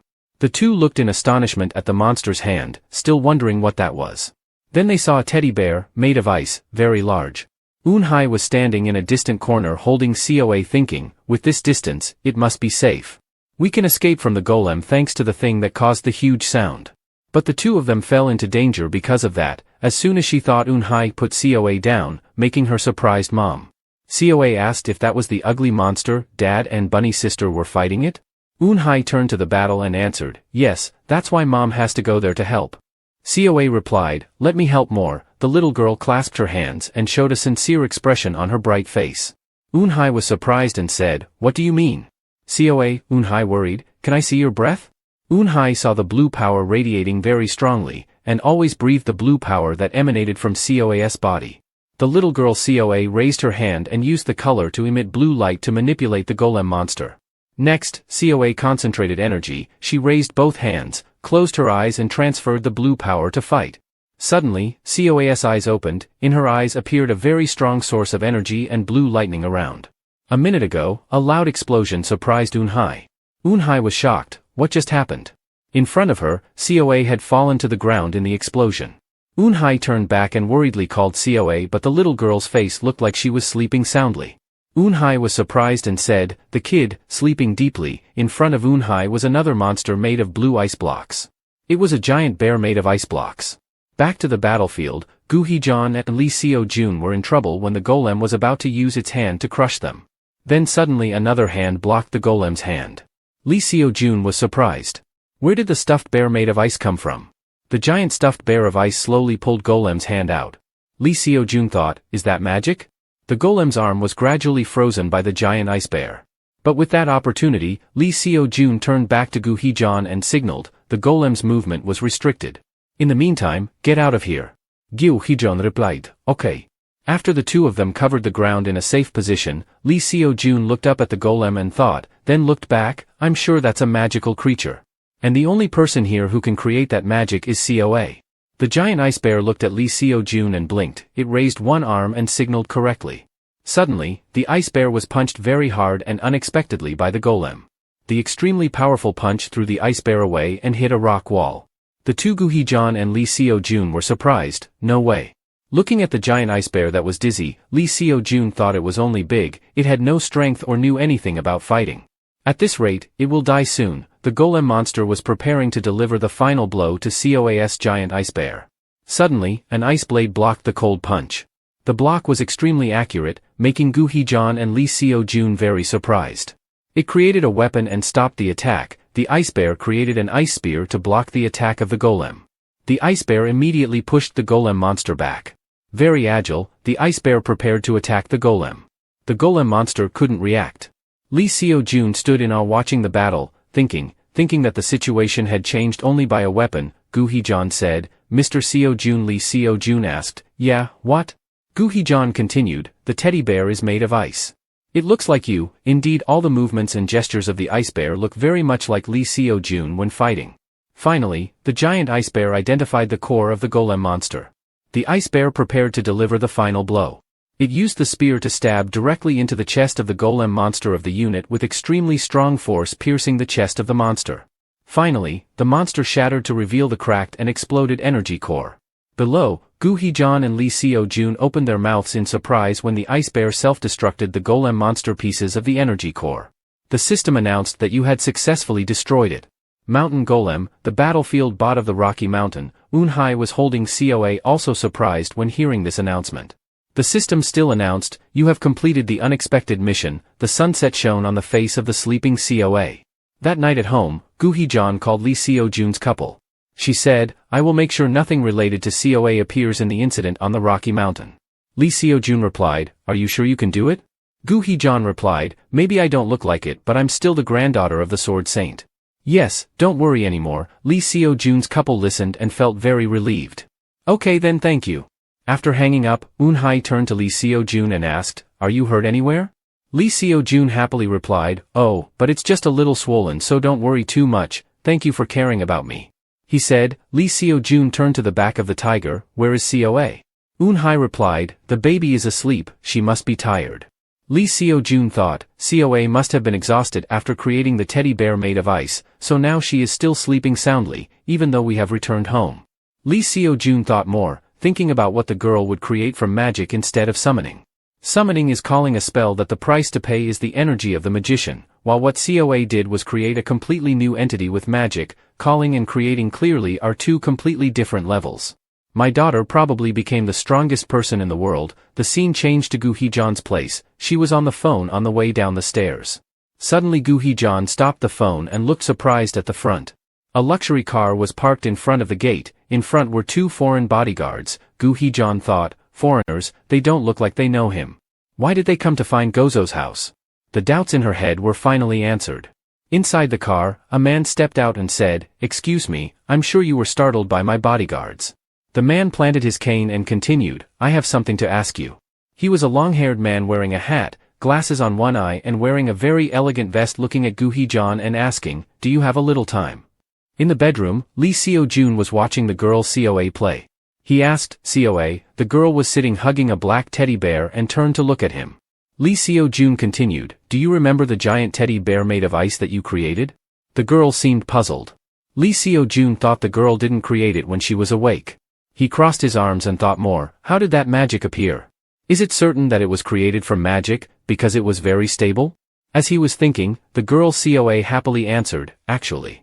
The girl COA turned to look at Lee Seo-jun and said, I just wanted to scold that ugly monster. The sentence just made Lee Seo-jun surprised. Did he realize something? COA probably. Before he could shape his thoughts, the doorbell rang. Lee Seo-jun echoed, someone is visiting. Eun-hai, let me open the door. As he was about to get up, the phone rang from Gu Heejun. Heejun what? Lee Seo-jun was surprised. On the other end of the line, Gu Heejun said with a very panicked expression, Seo-jun, where are you? Lee Seo-jun stepped out of the bedroom and picked up the phone. I'm at home, sorry, I think I have a guest. I'll call you back later. As soon as he heard there was a guest, Gu Heejun replied, wait. Seo-jun. Gu Heejun continued, a magician from the tower came to find you. The sentence just made Seo-jun pale. He was stunned and surprised. The arm behind the door kept ringing the bell. Gu Heejun continued, it seems that when we were hunting the mountain golem, a large amount of energy damaged the radar. Because of that, they are searching for the diary of the people who passed by the battlefield and investigating each one, and behind that door, the man in the vest leaning on the cane is still trying to press the doorbell. Inside the house, standing in front of the door, Lee Seo-jun sweated profusely, extremely worried. On the phone Gu Heejun's voice came out, hello, Seo-jun, can you hear me? Lee Seo-jun's face paled. Lee Seo-jun thought of the scene. He was suppressed and not allowed to approach his daughter COA. And the girl COA was captured and taken away for research. Suddenly the system screen showed a notification, the unique mission has been updated. The first misfortune of Lee Seo-jun began. Lee Seo-jun looked at the system board and was extremely panicked. Once again, the lines on the system slowly appeared. It said a unique mission, change the future and prevent 5 misfortunes of COA 0/5 completed, the first misfortune to protect the identity of Lee COA before William Taylor not completed. Lee Seo-jun read and was shocked to realize William Taylor, so the person standing outside the door was. Then someone called his name Seo Jun. The mother and son Eun-hai were standing on one side looking at him very worried and asked what was wrong. He looked at Eun-hai's trembling hand. Then he told her to let him see what he could do after this and said. Then he called someone. A little later he came to COA and used a gentle tone to say that the people from the magic tower were looking for us because of what happened on the battlefield. He thought the people outside the door were them. Hearing him say that made the girl not understand anything and looked blank with a question mark. He thought to himself that if he was more annoying, they would be more suspicious. The only thing he could do right now was to trust his intuition and try to handle it as best as possible. Thinking so, he called COA. He told the girl that there was something he needed her to do. A little later, the person outside the door was also invited in. He thanked the two of them for cooperating with the investigation, Mr. Seo Jun and Ms. Eun-hai. Then he introduced himself. I am a magician from the William Taylor Tower. This seemed sudden and tense, but this was an investigation requested by the Hunters Association. We hope you will cooperate fully. Mr. Seo Jun's family was very nervous. He sweated and answered yes. He thought that being William Taylor was enough. Then he remembered that before I returned, William Taylor was the manager of the UK branch of the tower. Although he didn't know what position he held now, he was sure he was very talented. Suddenly, his bodyguard ran in and reported to Taylor. There is no broken device here, sir. Seo Jun looked at him and thought that he must have checked the energy traces in the house. Then he felt lucky. He was glad that he didn't recognize COA's energy. This was a good sign. COA clung to him and felt uneasy, remembering what had happened. COA heard him call her and politely answered yes. Yes, father. Then he explained to her. COA, the bad guys followed your power here. Hearing about the bad guys made her scared. Oh, bad guys? Seo Jun continued. COA, do you know the energy you have? I want you to hide those energies inside. Can you try? COA nodded frantically. Eun-hai behind him was anxious and ran up to ask Seo Jun what was going on. Seo Jun replied, if my intuition is right, then the reason why COA's magic circle was chaotic was not because she couldn't control it. It was just that no one taught her how to control them, so she never tried. Then COA started to hide the mana inside her body and it seemed to work. Not only did Mr. Lee and Ms. Ju pass the license exam with excellent results, but Mr. Lee also encountered an unexpected crack. Seo Jun spoke up to confirm yes. That's right. Taylor asked further, did Mr. Lee and Ms. Yun recently visit the battlefield at Gozo's house? Seo Yun answered yes. We went there. Eun-hai heard the question and couldn't help but shiver. Seo Jun immediately grabbed her hand to reassure her and help her calm down. Next were Taylor's dangerous questions. Did the two of them defeat the boss of the battlefield? Seo Jun's face didn't change color and calmly answered no. We defeated it with Hee-yun. At this point, Taylor didn't beat around the bush anymore and gave them a picture to look at and he said. So let's get straight to the point. We found evidence of using a significant amount of energy and some suspicious things on the battlefield. Do you know anything about this? Seo Jun looked and recognized it was the remnants of the ice teddy bear. After the ice teddy bear harmed the mountain golem, it broke into pieces and slowly melted. Thinking that they noticed this, although his heart was extremely panicked, he still tried to act like he didn't know anything and said even though I really want to help. But I don't recognize anything from this picture. Taylor heard him say that and pretended to smile friendly. Then he gently opened his eyes. Using his power to see the mana source inside Seo Jun's family, he thought both of them had a strong energy source but not enough to use magic. We probably got the wrong person, he thought and didn't say much more. Okay. Thank you both for cooperating with the investigation. COA called Gu Hee-jan and was happy and excited. Hello sister bunny. Eun-hai Yun didn't know what was going on and her face was wrinkled like a monkey. Calling COA's name. Taylor left. Seo Jun and Eun-hai breathed a sigh of relief. Gu Hee-jan said I was scared to death. Eun-hai was tired and replied to me too. I thought you guys were caught and was very scared. COA also laughed and cried. COA was also scared just now. Luckily the girl is fine now. Eun-hai exclaimed. Wow, if nothing happened, there was no reason to be wary of the tower anymore. Seo Jun replied that he would rest tomorrow after a good sleep. They were laughing happily when his face suddenly changed. He stared at the system board and wondered why the taskbar was still listed as incomplete. That meant that COA's first misfortune had not been resolved. We escaped a threat right now, but what if William Taylor noticed COA's energy? Could I stop him? I was only a little stronger than ordinary people. I could hardly keep up with him and would only lose miserably. The truth was that COA's enemy was not only the magic tower, but possibly the whole world. Just because I was better than those around me, I ignored that fact. I needed to become stronger. By using every tool at my disposal. I had been too cautious in using the knowledge I had about the future. But now was not the time to be cautious anymore. He looked at a pile of papers and decided to do that, first. He had to find someone, and he chose a beautiful short-haired woman. A week later, on this occasion, I would prove the quality of the matter. The girl asked if the interview had been broadcast yet. The driver asked if she was sure she would be okay going alone. The girl said she would be fine. It was not like she had never been to the Red Prison before. And today she was just going to advertise. A little later, the car stopped. Then she got out. She walked with a very confident and elegant attitude. Everyone who saw her was amazed. They looked at her with admiration. That was Ha Izam, the daughter of that big company. Was that really her? Look at her equipment. That was crazy. Then she pulled out a gun and attached a box to it. She showed a scornful smile. Let's go down, shall we? The battlefield at the underground station. She walked around looking for the monsters, wondering why there was not a single one. Did someone take care of them already? She had equipped herself with weapons and armor, and her condition was perfect. Why did she feel so nervous then? It was clear that there was no one here, clear that there was no one here. As she walked, she heard something that made her stop and examine the situation. What had scared her was just another hunter who had entered earlier than him. She decided to ask him if there were any monsters left around here, and spoke up to apologize. As she was talking politely without doing anything, she was suddenly attacked by someone. Ha Izam's hand trembled as she held the gun. Ha Izam said, "You're crazy. Since you have nothing else to do, you turn to stab people? I don't care who is behind this, I will kill them all when I get out of here. But I can't blame myself. Getting out of this situation." She didn't know what to do when Lee Seo-jun appeared and knocked out all the others. Ha Izam's face was full of gratitude. Lee Seo-jun said, they passed out already? Where did you come from? Are you his bodyguard or something? Don't interfere and get lost. He threatened. Lee Seo-jun blocked a knife that he brought. He knocked him down to the ground. Ha Izam was so surprised that she was stunned. She asked, "Who are you?" Lee Seo-jun answered, "Me? I'm just a passing hunter. At the most famous weapon manufacturing company in Korea right now. A place that specializes in producing all kinds of goods that hunters need, such as weapons, armor, and other items. The person I saved is the daughter of the chairman of High-Tech, Ha Izam." Ha Izam asked him. He said he had a lovely daughter, so I was a bit suspicious. He was not only charming, but also a married man with a child.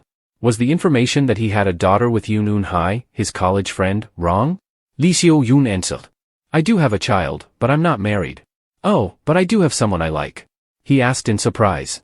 "Wait, did you investigate my background?" Ha Izam said. He answered clearly and also set the limit. The information about him would come to me even if I did nothing.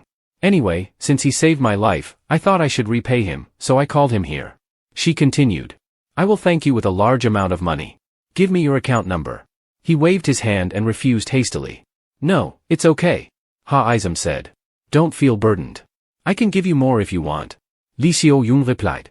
"I said that because I really don't mind." He thought to himself, to be honest. That was a tempting offer.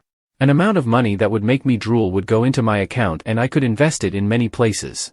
Lee Seo-jun continued. "I didn't help because I wanted money, but in his head he still thought, as if I accepted the money. The relationship with Ha Izam will end here." Ha Izam looked at him and smiled. She said, "You're more interesting than I thought. You know what?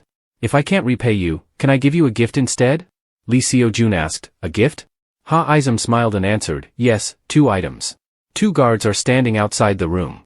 Lee Seo-jun took the tablet that Ha Izam gave him and said, "Your gift is a delegated mission?" Ha Izam replied, "You can decide whether to accept it or not after hearing the description." She pointed and said, "The Dungeon of Horrors, this is a dungeon that has not been conquered yet. A new species of monster has been discovered here, so we plan to select someone to do it. But a problem occurred.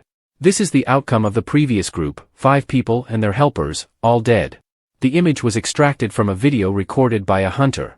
In the video, there was a man holding a flashlight and shouting, "Where are you all, answer me." There was a voice from the room, "We're in here, help us." He said, "2 of you wait there. I'm coming." The man approached.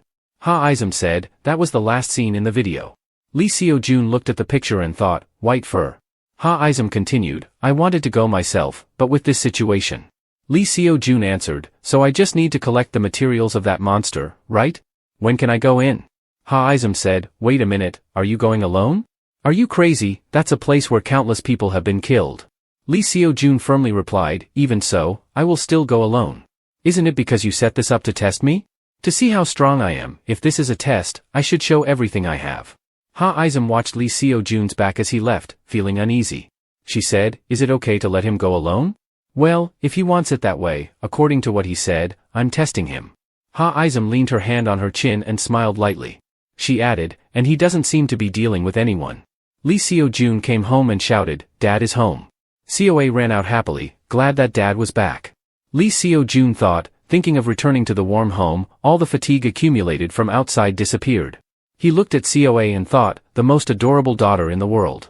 He glanced at Eun-hye and thought, the beautiful wife, no, the beautiful ex-girlfriend. Actually, I still feel a bit strange no matter what I call Eun-hye, so I temporarily ignore it. Seoa smelled the scent on Dad's body and said, Dad smells so good. He was surprised, huh? Lee Seo-jun asked Eun-hye, do I smell anything? Eun-hye came closer to check, let me see.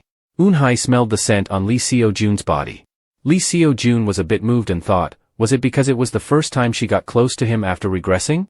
He always looked at her, but she was so beautiful. Eun-hye said, women's perfume. Lee Seo-jun's face stiffened. Eun-hye asked, Seo-jun, don't you use perfume? Lee Seo-jun remembered the time he saved Ha-izum. Ha-izum asked, if you're not with them, then save me. He answered, yeah, why not? Then Lee Seo-jun carried Ha-izum on his back. His face turned pale and thought, could it be, at that time? Seoa innocently asked Dad, are you cheating? Lee Seo-jun was frozen as if thinking, where did you learn that phrase? Eun-hye spoke up, Lee Seo-jun, look over here. Lee Seo-jun didn't know how to explain. He blurted out, I'm innocent. Eun-hye asked, really? Lee Seo-jun firmly answered, look into my eyes, do they look like someone who is lying? He thought I put all my effort into it. I'm not cheating, I'm being framed. Eun-hye looked at Lee Seo-jun intently. Eun-hye cheerfully answered, it seems like you're telling the truth. What can I say? Eun-hye stood up and left. Lee Seo-jun thought, she looked like she had a lot to say. Seoa said, Dad, you're alive. He thought TV was the source of evil. A few days later, the gate to the dungeon of the giant cave. Lee Seo-jun stood in front of it and thought, was it because Ha-izum had the power to conquer that there was no one around? The person who came with him said, Mr. Lee Seo-jun, this is the item you requested. I'm sorry, but you didn't ask for a flashlight. Lee Seo-jun smiled and answered, oh, it's okay, I don't need that. Then I will start conquering. The dungeon of the giant cave, he slowly stepped inside. The roar of the machine of the system rang out, you entered the dungeon that has not been conquered, and started the special mission. Conquer the dungeon, the giant cave. Lee Seo-jun entered the dark dungeon with his spear. The distinctive feature of this dungeon was the darkness. In this darkness, even the brightest light was useless, but even so there was a reason that made me believe that I could conquer the dungeon. Lee Seo-jun looked at the item in his hand. He thought, I never thought I would use it here. Night snow flower, shaped like a snowflake and emitting light, purple light, this was a fairy medicine that gave the ability to see through the night. I got this from the dungeon of the hidden flesh-eating ants, which I conquered with Kong Dae-ho. When it was time to use it, Lee Seo-jun ate the night snow flower. The information board popped up to announce the application of the fairy medicine effect, night snow flower, and the purple force leaked out of the corner of Lee Seo-jun's closed eyes. Then Lee Seo-jun opened his eyes wide. With the effect of the night snow flower, the scenery around the dungeon was clearly revealed. Lee Seo-jun looked at the pile of monsters that wanted to rush to him. He took a stance and said, because my daughter is still waiting at home, I should deal with it quickly, right? The monsters with a terrifying appearance, blue skin, long tongue, mouth full of saliva followed the group and rushed to Lee Seo-jun. Lee Seo-jun also started to move. He bent down and flew to the monsters. Lee Seo-jun held the spear firmly with both hands. Considering that these monsters had killed countless hunters, they only had the advantage of being numerous, because it was not difficult to defeat them all by myself. Lee Seo-jun swung the spear in an arc, slashing through the bodies of the monsters one by one. They were not like what I saw in the picture. Lee Seo-jun slid to an empty spot to observe the situation. He thought, even if they were easy to handle. They were too many. Lee Seo-jun looked helplessly at the number of monsters in front of him with the number that did not seem to decrease and kept rushing towards him. Suddenly the monsters had some problem. Lee Seo-jun also realized the strangeness of the monsters. Why did they stop, he wondered. Suddenly, there was a sound that startled Lee Seo-jun. He turned to look in the direction of the sound, and the sound continued. Yes, oh. Ha-izum had said they were supposed to be dead, meaning their deaths had not been confirmed. Lee Seo-jun ran towards the sound. The sound seemed to be coming from behind the door designated for staff only. It was a desperate cry. Was there anyone out there? Most likely, they were survivors. Lee Seo-jun put his backpack down to lighten the load. He thought, let's approach slowly. Lee Seo-jun stood close to the door cautiously. Judging by the movements of the monsters inside, there seemed to be something. Not only that, hunters in the video were running for their lives, screaming. Lee Seo-jun reached for the door handle to open it. Therefore, inside must be monsters, able to detect sound or vibrations. Lee Seo-jun went inside. Suddenly, a large monster with white fur, sharp teeth, and a long tongue hanging out appeared next to Lee Seo-jun, saying, "Someone's here." Lee Seo-jun panicked at the surprise. The monster opened its mouth, even larger than Lee Seo-jun's, with extremely deep and sharp teeth. Lee Seo-jun quickly dodged, channeling magic into his staff to prepare for defense.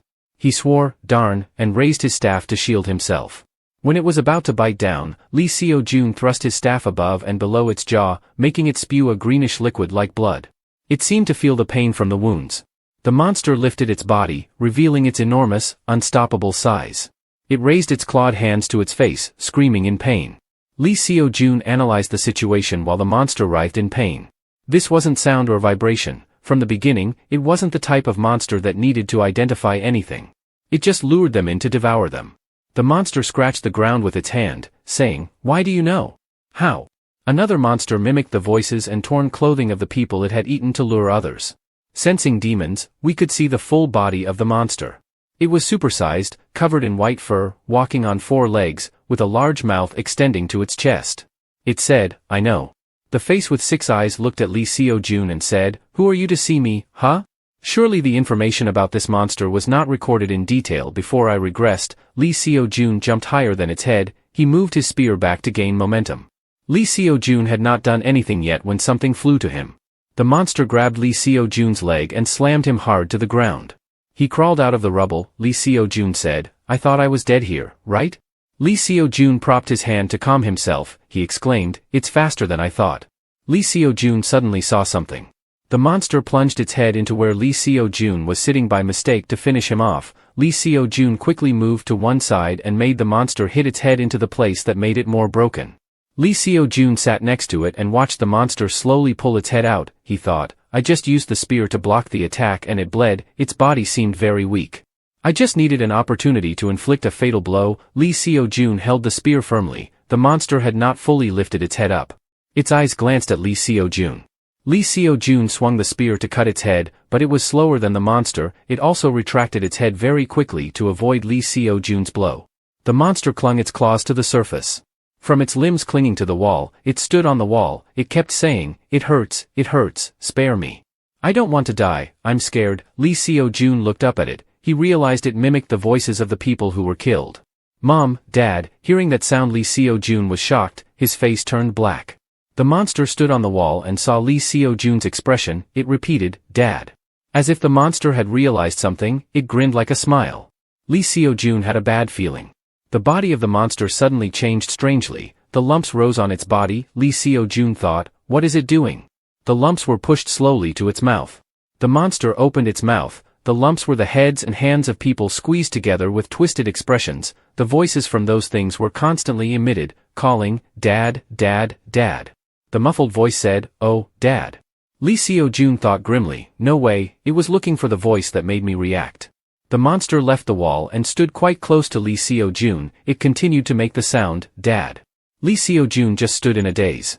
The monster had changed its head to look like Coa, the girl with a tearful face. She reached out and said with a frightened voice, "I'm scared, please don't leave me."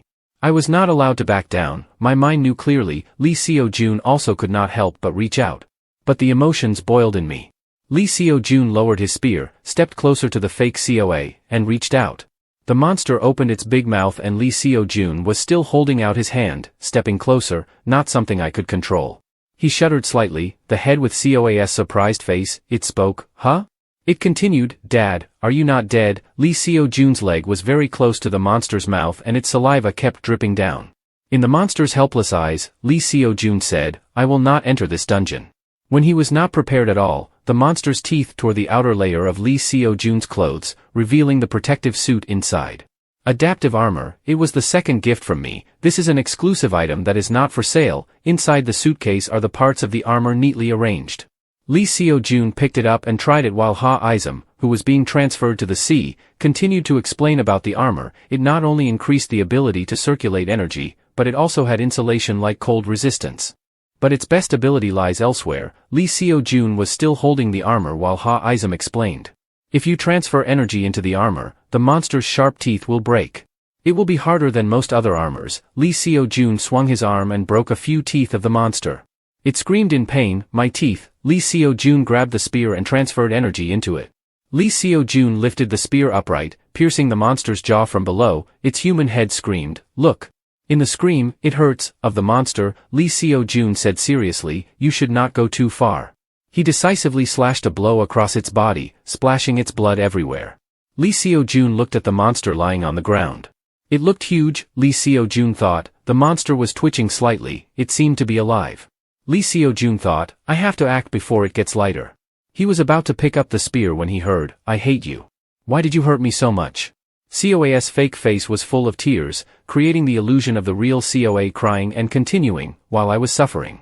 COA's sad memories appeared. When she and her mother were rejected, COA's fake said, "You don't know how sad I was. How much did it hurt?" The image of when the father and son were standing at the mother's grave. The image of COA having to stay at home alone, as if being ignored by her father. COA's fake said, "You don't know how miserable I was." COA's fake covered her face full of tears with her hands and continued, "I despise you." It looked up and wanted to say more, "I hate it." Before finishing the sentence, Lee Seo-jun's spear swung over. Lee Seo-jun's hand holding the spear trembled. He said, "You are not COA." Even if I had to hear those angry words, I still wanted to hear them directly from COA's mouth. "Not something like you," Lee Seo-jun said with a painful expression and tears spreading. He bowed down, knelt before the corpse of the monster with the spear still stuck on its head. Lee Seo-jun said, "I don't want to hurt COA anymore." Suddenly, a voice came up, "Yes, that's right." He was not allowed to forget that feeling. A long arm touched his hand and transmitted energy. Lee Seo-jun also lifted his face and looked at the person in front of him. Lee Seo-jun, the woman in front of him, called his name. She had long black hair and wore a round and black dress. Her energy was blue. The mysterious woman put her hand surrounded by blue smoke like clouds that reminded Lee Seo-jun of trying to stand firmly below. "Yes, Lee Seo-jun, you are not allowed to forget that feeling." Lee Seo-jun was a little scared when he heard his name. He held the staff wrapped by blue light in his hand and pointed it towards the woman in front of him, asking nervously, "Why do you know my name? Who are you?" The woman answered calmly, "We can't answer this question. We apologize."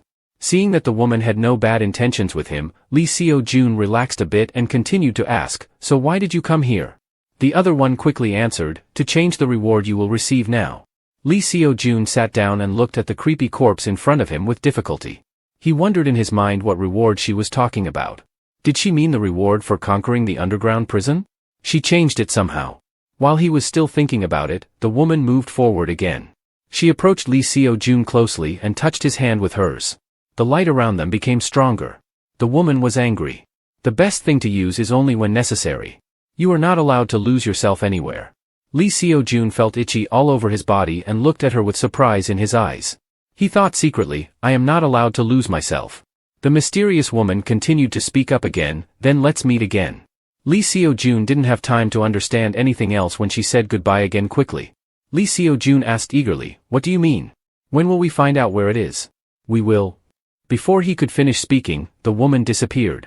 Lee Seo-jun looked at the blue lights that were gradually fading before his eyes and hurriedly said out loud from somewhere, "You are the first one to conquer the underground prison.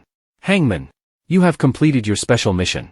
On Lee Seo-jun's finger there was no ring since he didn't know when it appeared. There was a voice again saying distributing rewards for those who conquer first. The night sky was full of stars, but there were many stars around. Lee Seo-jun walked home and reached in front of home and said loudly, "Dad's home." Just opening the door saw COA with a bright smile holding a stuffed bear looking very cute and welcoming him. She happily shouted, "Father."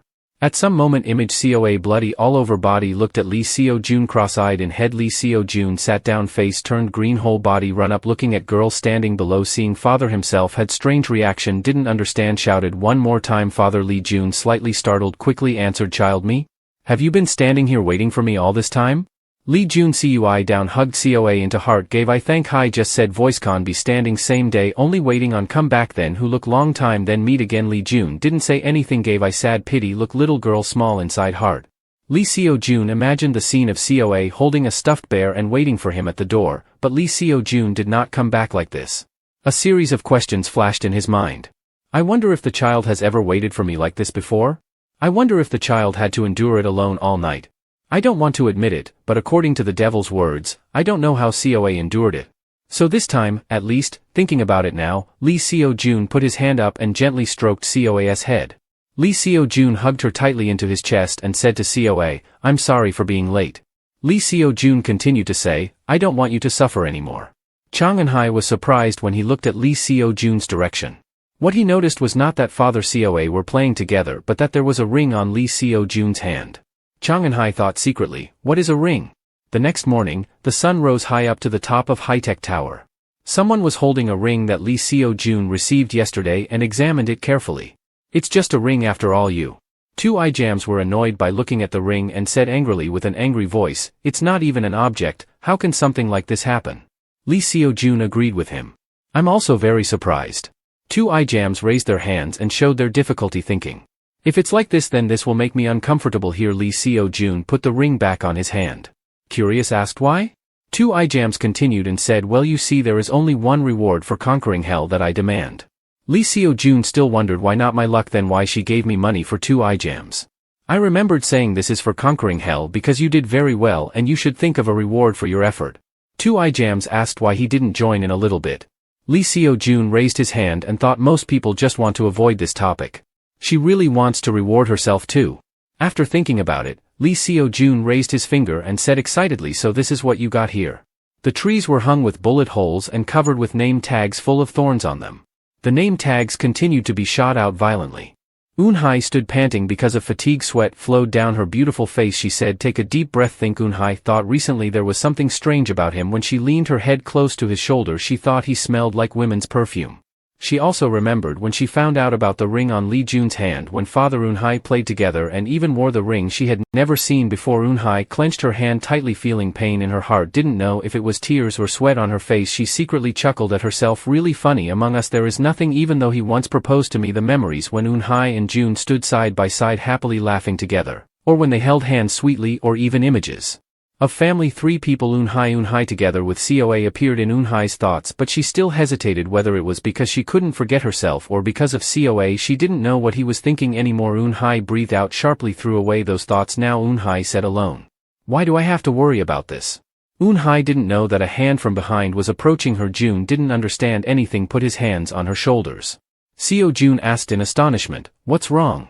He had suddenly appeared and startled Eun-hai, who was scared out of her wits. Wow! You scared me to death. Eun-hai put her hand on her chest and turned to look at Seo Jun reproachfully. If you're just taking a walk, don't hide yourself like that.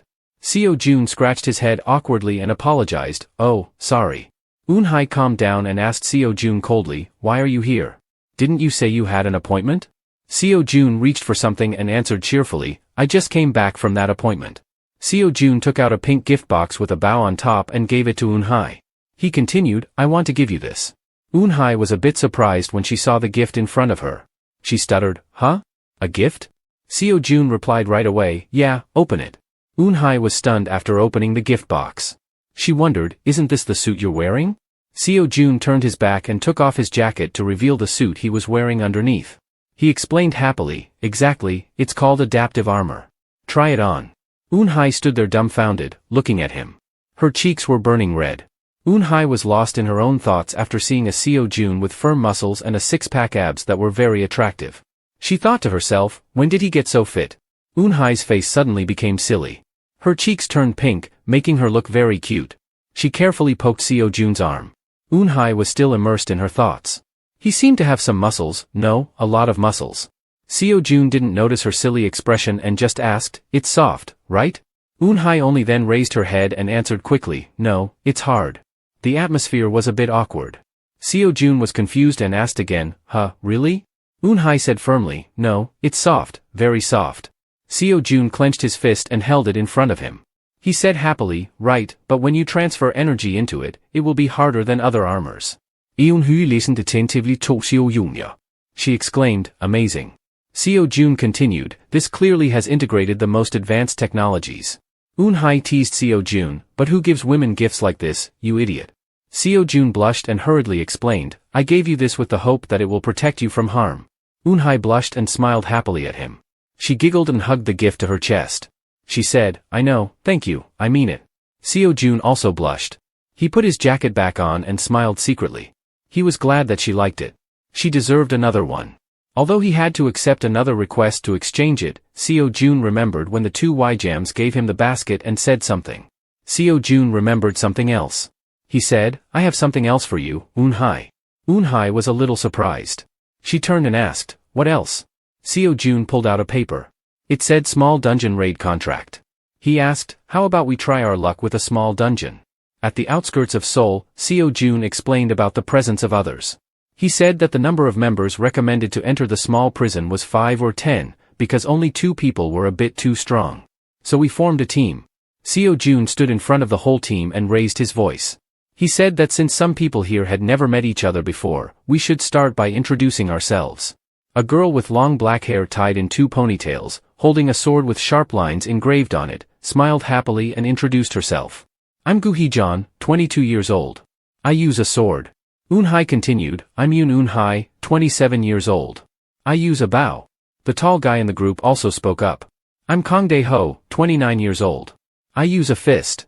Ha Izum shrugged and introduced himself casually. I'm Ha Izum, 29 years old. I use various skills. Seo Jun looked at everyone who was laughing and chatting with each other and thought to himself secretly. Even though I formed this team myself, it was a very unreasonable lineup. Although everyone here lacked experience, they would all become very famous in the future. The image of each person with their power not yet shown appeared in Seo Jun's mind, making him very confident in these 4 people in front of him. Seo Jun put his hands together in front of him and had some doubts in his heart. Was he okay here? Suddenly someone raised their hand and said, let's go. That person was Ha Izum. She asked curiously who would be the leader and immediately attracted all eyes to her. All 4 pairs of eyes moved to look at Seo Jun without knowing each other beforehand. The 4 people smiled slightly and took turns speaking instead of what everyone wanted to say. We have found our perfect person for that position. Seo Jun was speechless and had his hands on his head slightly tilted away from his face.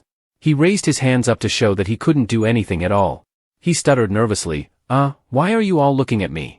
They walked towards a stone gate ahead of them. Inside was a red light beam that blocked everything inside so no one knew what was inside. All 5 warriors stood in front of the stone gate ready to enter together. With thoughts that they would be extremely tense entering together but unexpectedly they could chat with each other as if they were 8 friends. Gu Hai-geon started first. I don't know if Seo Jun saved her. Gu Izum smiled faintly and replied, a hunter happened to save me on the way. Eun Hai frowned, annoyed, and asked, what did he do? Why did he walk around you like that? Seo Jun quickly defended, it wasn't saving people. It was just good. Kang Dae-ho also joined in, he's always teasing you. Your wife controls you too much. Hey, Eun Hai blushed embarrassedly. Seo Jun couldn't explain. It wasn't like that. Hey. All 4 walked into the red smoke inside the cave. Inside there was a fairly large well. The well shook violently back and forth. A mechanical voice announced, we have entered the prison cell but we have not yet cleared out the special mission. After hearing that voice, an ugly monster holding an axe rushed towards them. Kang Dae-ho used his fist skill to strike at the monster. The punch carried Kang Dae-ho's power and hit the monster directly. The monster was no match and was blown away. A cloud of smoke rose up. Behind that monster, there were hundreds of thousands of other monsters, too many to count. Lee Seo Jun's group saw the situation was bad and also prepared to join the fight.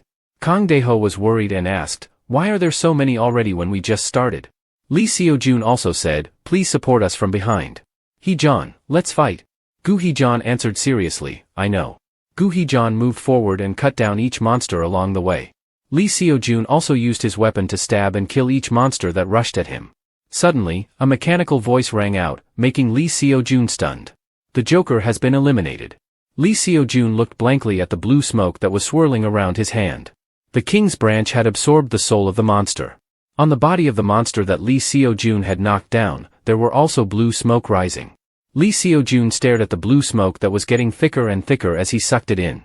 The system reminded him that the number of souls accumulated was 1. Lee Seo-jun, there's one more behind you.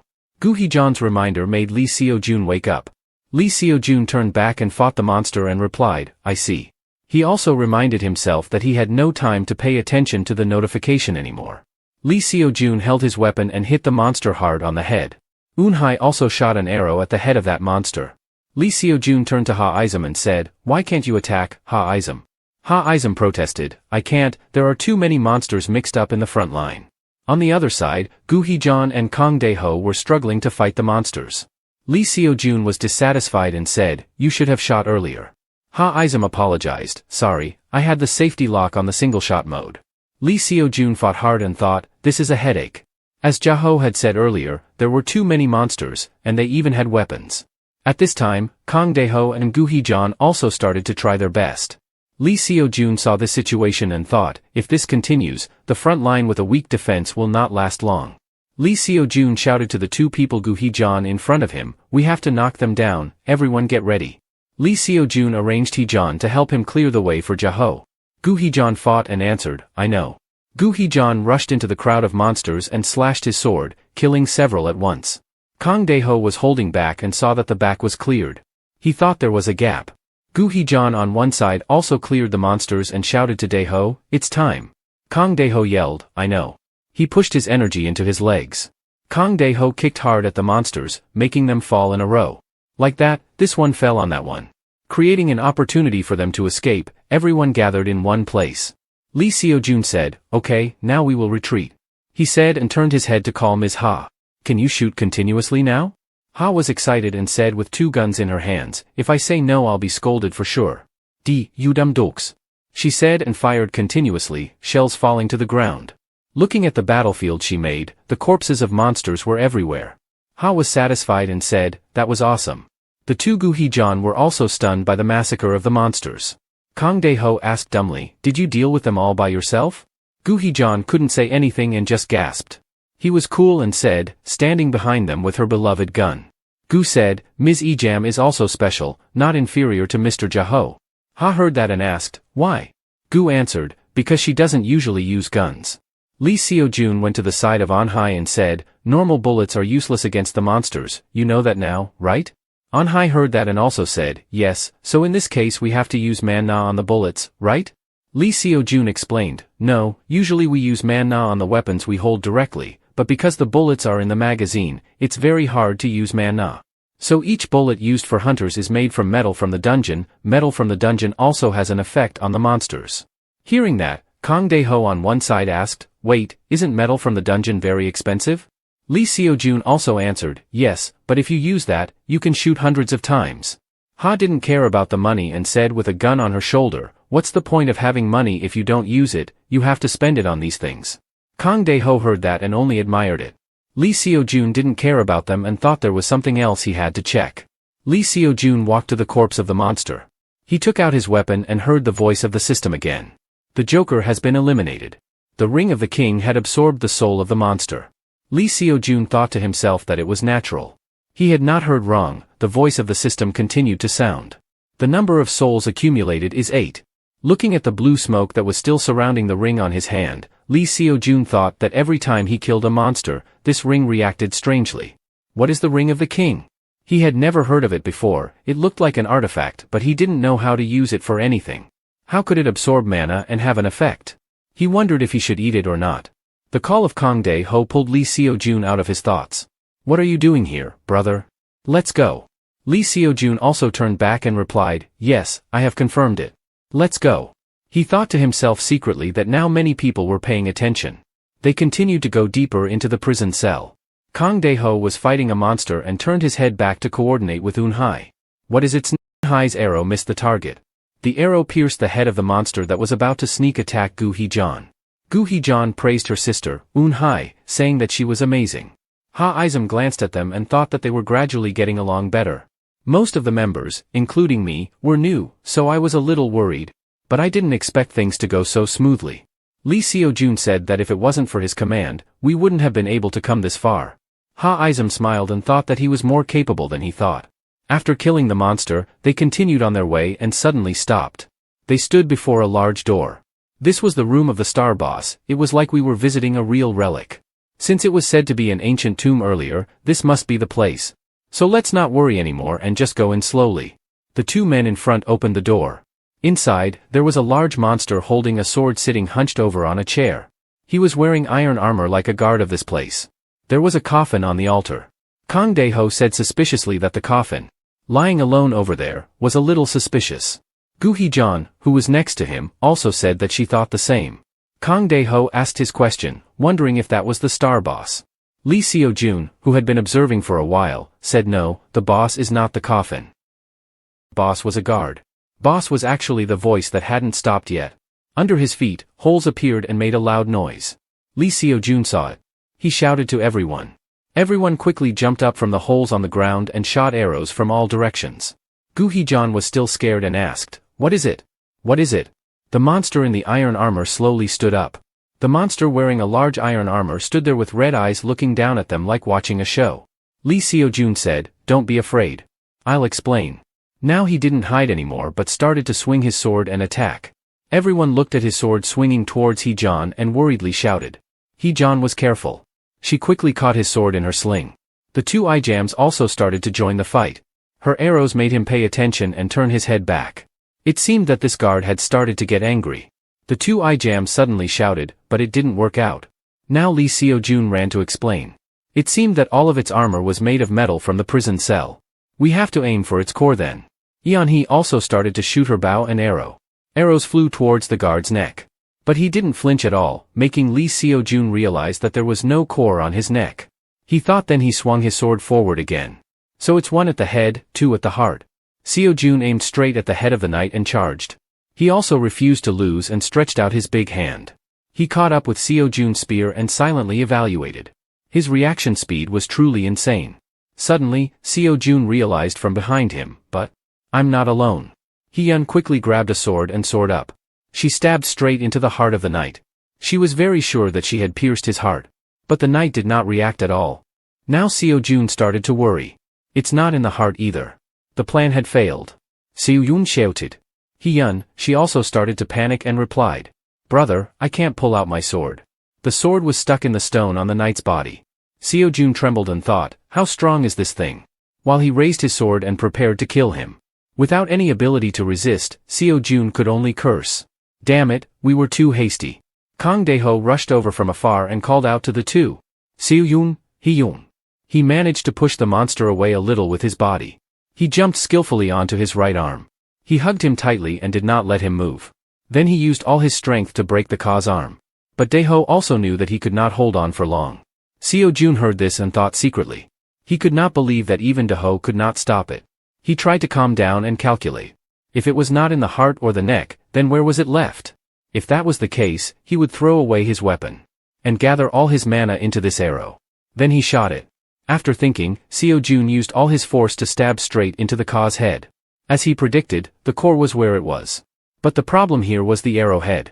No, it could not penetrate deeply enough. At that moment, the also caught Seo-jun in time. He pulled him out of his head. His eyes turned red and made everyone afraid. Suddenly, the stopped and made Seo-jun surprised too. He was curious and did not know what he was looking at. It turned out that the blue ring on Seo-jun's little finger had attracted his attention. Now Seo-jun also realized that he was looking at his ring too. Suddenly from a distance an arrow came towards them. She stabbed straight into the head of the knight. It was obvious that the arrow came from him. The knight fell down. He finally let go of Seo-jun. Everyone quickly ran away from the heavy body of the knight that was falling down. They all cheered happily. Did we do it? He thought so. You have defeated the guardian of the Forgotten One. Now a message appeared. The king's ring had absorbed the soul. Seo-jun was surprised and wondered. What was that? The number of souls absorbed was 87. He did not understand what was happening with the ring and wondered 87? He had just entered the room of the Adbot and it was only 37. Does that mean it increased by 50? The stronger the opponent, the more souls we can collect? Suddenly, Hee-jeon exclaimed from afar. How strange. Seo-jun asked. What is it? Hee-jeon explained that if this was from an Adbot, then it meant that they had cleared the dungeon. But why didn't they see any completion message? That's when Seo-jun realized the mistake. Thinking back, the mission was not completed yet. How strange. I'm sure that Guardian is a bot. Suddenly he noticed something. He quickly turned his head to look at the coffin in front. The lid of the coffin was shaking. Seo Jun was scared and didn't know how to react. He whispered, "Wait, why is that coffin opening?" Then he remembered. Before I regressed, that coffin never opened. The bot really came out of the coffin and asked, "Why? Why do you have that thing?" Seo Jun also realized. The language was being automatically translated. But the people around him spoke up. "What the hell is it saying? Is it really talking? Am I the only one who understands?" The bot continued to speak. "This place is too bright." As soon as he said that, the light around him disappeared. Everyone panicked and screamed. "What the hell is that? Create some light. Where is everyone?" Seo Jun couldn't keep calm either. They were all rookies and couldn't do anything in this unexpected situation. The bot rushed towards Seo Jun, luckily he managed to block it. Seo Jun also felt the terrifying power. Too strong. His hand started to tremble. Now the bot spoke again. "Give me that ring." It was not something that a person like you could own. Lee Seo Jun used all his strength to block the sword of the monstrous statue. He looked ahead at the ring in his mind. It was just a ring. The bot also aimed at it, right? In the end, it was something evil, right? Ha-Izum shot with his gun. Suddenly a red light flashed through. Everyone looked at the robot's armor. Ha-Izum was surprised and said, "What? There is another one too?" Lee Seo Jun spoke up. "Please defeat it." Ha-Izum turned back and asked, "What about you?" He answered immediately. "I will stop this one." The monster said with a contemptuous tone. "You seem confident." The remaining hand of his put on the tip of the sword and pressed down hard. Boss was a guard. Boss was actually the voice that hadn't stopped yet. Under his feet, holes appeared and made a loud noise. Lee Seo Jun saw it. He shouted to everyone. Everyone quickly jumped up from the holes on the ground and shot arrows from all directions. Gu Heejun was still scared and asked, "What is it? What is it?" The monster in the iron armor slowly stood up. The monster wearing a large iron armor stood there with red eyes looking down at them like watching a show. Lee Seo Jun said, "Don't be afraid. I'll explain." Now he didn't hide anymore but started to swing his sword and attack. Everyone looked at his sword swinging towards Heejun and worriedly shouted. Heejun was careful. She quickly caught his sword in her sling. The two ijams also started to join the fight. Her arrows made him pay attention and turn his head back. It seemed that this guard had started to get angry. The two ijams suddenly shouted, but it didn't work out. Now Lee Seo Jun ran to explain. It seemed that all of its armor was made of metal from the prison cell. "We have to aim for its core then." Yeonhee also started to shoot her bow and arrow. Arrows flew towards the guard's neck. But he didn't flinch at all, making Lee Seo Jun realize that there was no core on his neck. He thought, then he swung his sword forward again. "So it's 1 at the head, 2 at the heart." Seo Jun aimed straight at the head of the knight and charged. He also refused to lose and stretched out his big hand. He caught up with Seo Jun's spear and silently evaluated. His reaction speed was truly insane. Suddenly, Seo Jun realized from behind him, "But I'm not alone." Heeyun quickly grabbed a sword and soared up. She stabbed straight into the heart of the knight. She was very sure that she had pierced his heart. But the knight did not react at all. Now Seo Jun started to worry. It's not in the heart either. The plan had failed. Seo Jun shouted. Heeyun, she also started to panic and replied, "Brother, I can't pull out my sword." The sword was stuck in the stone on the knight's body. Seo Jun trembled and thought, how strong is this thing? While he raised his sword and prepared to kill him. Without any ability to resist, Seo Jun could only curse. "Damn it, we were too hasty." Kang Dae-ho rushed over from afar and called out to the two. "Seo Jun, Heeyun." He managed to push the monster away a little with his body. He jumped skillfully onto his right arm. He hugged him tightly and did not let him move. Then he used all his strength to break the Ka's arm. But Dae-ho also knew that he could not hold on for long. Seo Jun heard this and thought secretly. He could not believe that even Dae-ho could not stop it. He tried to calm down and calculate. If it was not in the heart or the neck, then where was it left? If that was the case, he would throw away his weapon. And gather all his mana into this arrow. Then he shot it. After thinking, Seo Jun used all his force to stab straight into the Ka's head. As he predicted, the core was where it was. But the problem here was the arrowhead.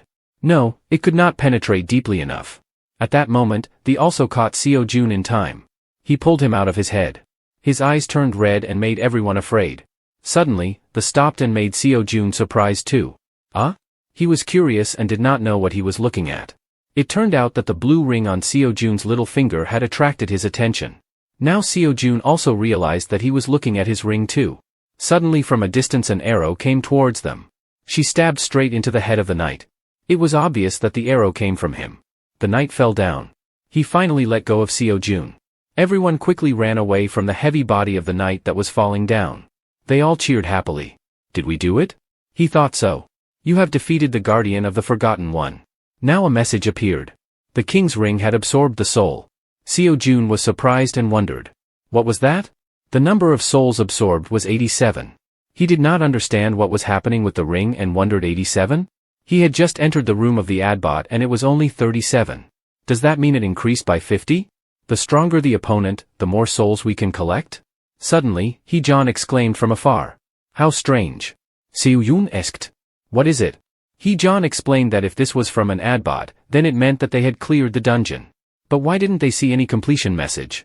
That's when Seo Jun realized the mistake. Thinking back, the mission was not completed yet. How strange. I'm sure that Guardian is a bot. Suddenly he noticed something. He quickly turned his head to look at the coffin in front. The lid of the coffin was shaking. Seo Jun was scared and didn't know how to react. He whispered. Wait, why is that coffin opening? Then he remembered. Before I regressed, that coffin never opened. The bot really came out of the coffin and asked. Why? Why do you have that thing? Seo Jun also realized. The language was being automatically translated. But the people around him spoke up. What the hell is it saying? Is it really talking? Am I the only one who understands? The bot continued to speak. This place is too bright. As soon as he said that, the light around him disappeared. Everyone panicked and screamed. What the hell is that? Create some light. Where is everyone? Seo Jun couldn't keep calm either. They were all rookies and couldn't do anything in this unexpected situation. The bot rushed towards Seo Jun. Luckily he managed to block it. Seo Jun also felt the terrifying power. Too strong. His hand started to tremble. Now the bot spoke again. Give me that ring. It was not something that a person like you could own. Seo Jun used all his strength to block the sword of the monstrous statue. He looked ahead at the ring in his mind. It was just a ring. The bot also aimed at it, right? In the end, it was something evil, right? Ha-Izum shot with his gun. Suddenly a red light flashed through. Everyone looked at the robot's armor. Ha-Izum was surprised and said, What? There is another one too? Seo Jun spoke up. Please defeat it. Ha-Izum turned back and asked. What about you? He answered immediately. I will stop this one. The monster said with a contemptuous tone. You seem confident. The remaining hand of his put on the tip of the sword and pressed down hard. There was a huge mana outbreak on the field. Isn't that a common occurrence when the boss appears later? Sung Soo-hyun said confusedly. Taylor heard that and shook his head. I've never seen such a large amount of mana before.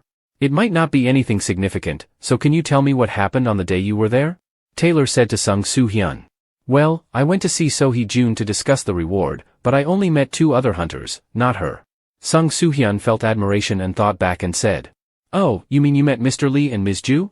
Taylor heard Soo-hyun say that and thought and asked again. Yes, I discussed the reward with the hunter Lee Seo Jun, but I had to go back because of a difference of opinion.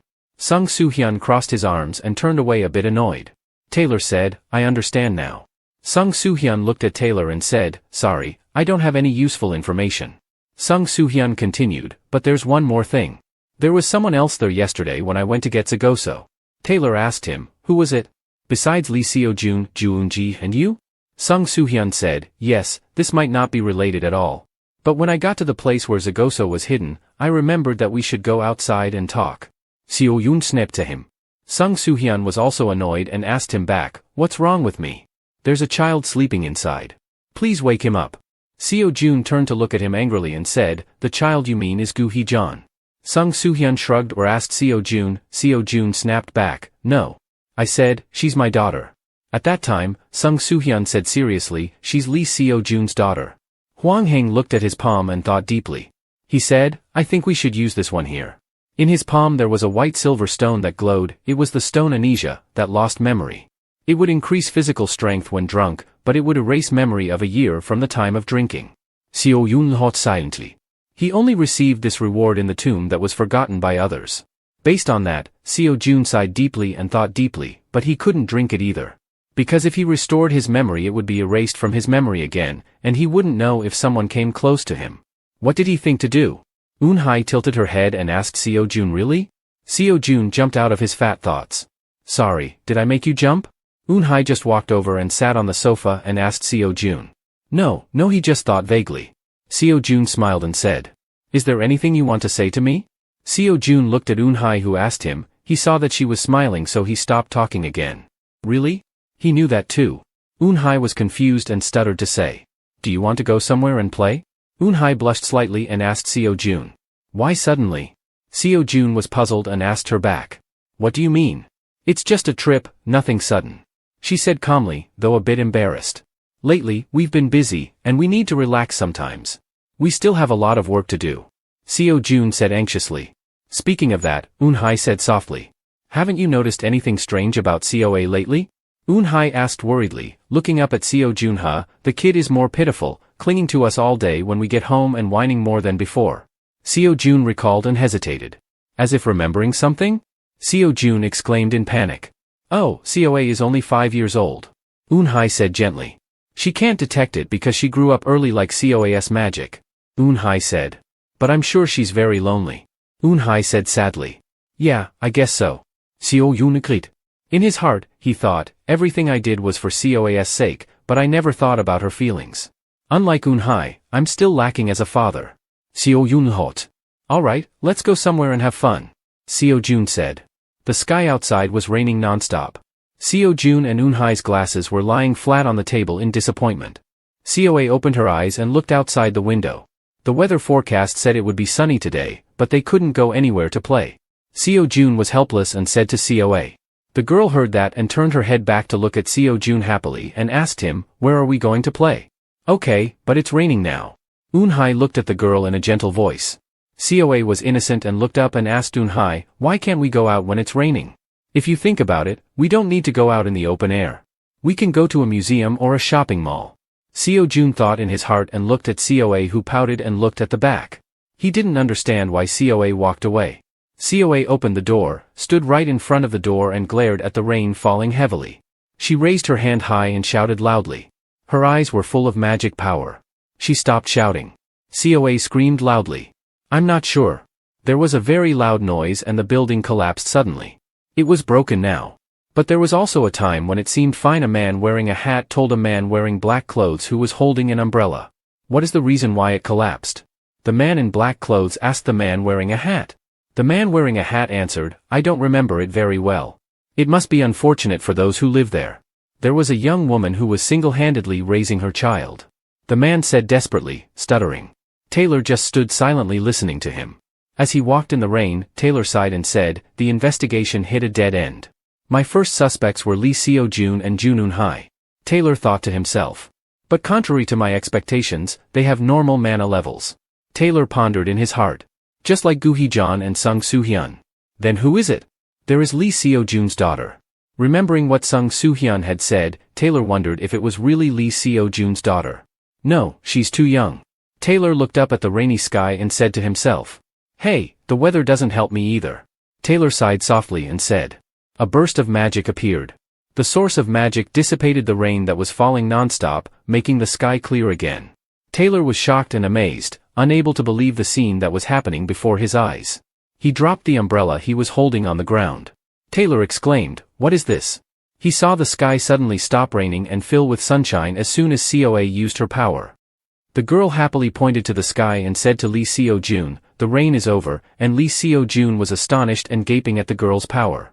Seoa still looked innocent and turned to look at Lee Seo Jun and whined, can we go play now? Lee Seo Jun turned pale, muttering to himself. The girl looked healthy, unlike the frozen bear incident. Could it be that this level of massage was nothing to her? The power of my daughter is hard to predict. But then, Lee Seo Jun remembered something. A large amount of mana must have been spread out. If William Taylor was still in Korea, it would be best to leave here and create an alibi. Lee Seo Jun thought and raised his hand to agree with Seoa. Okay, let's go. A while later, the whole family dressed up, beautiful to go out. Seoa was held by Lee Seo Jun and looked up at the sign, very excited. Wow! The zoo, their destination today, was the zoo. Lee Seo Jun went to the ticket counter to buy tickets. He said to the female staff, 2 adults, 1 child. Hearing that, Seoa immediately raised her eyebrows and protested loudly to Lee Seo Jun. No, Seoa was not a child. Lee Seo Jun calmly pointed to the price list printed in front of the counter. He said to Seoa, look here, Seoa, what does the board say? Seoa answered, oh, children from 36 months to 5 years old.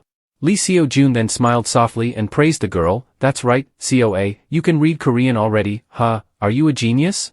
Being praised, COA puffed up her nose proudly and said, yeah, right, Grandma? Then how old are you? Lee Seo-jun asked again, 5 years old. COA held up 5 fingers happily and said, then what is 5 years old, huh?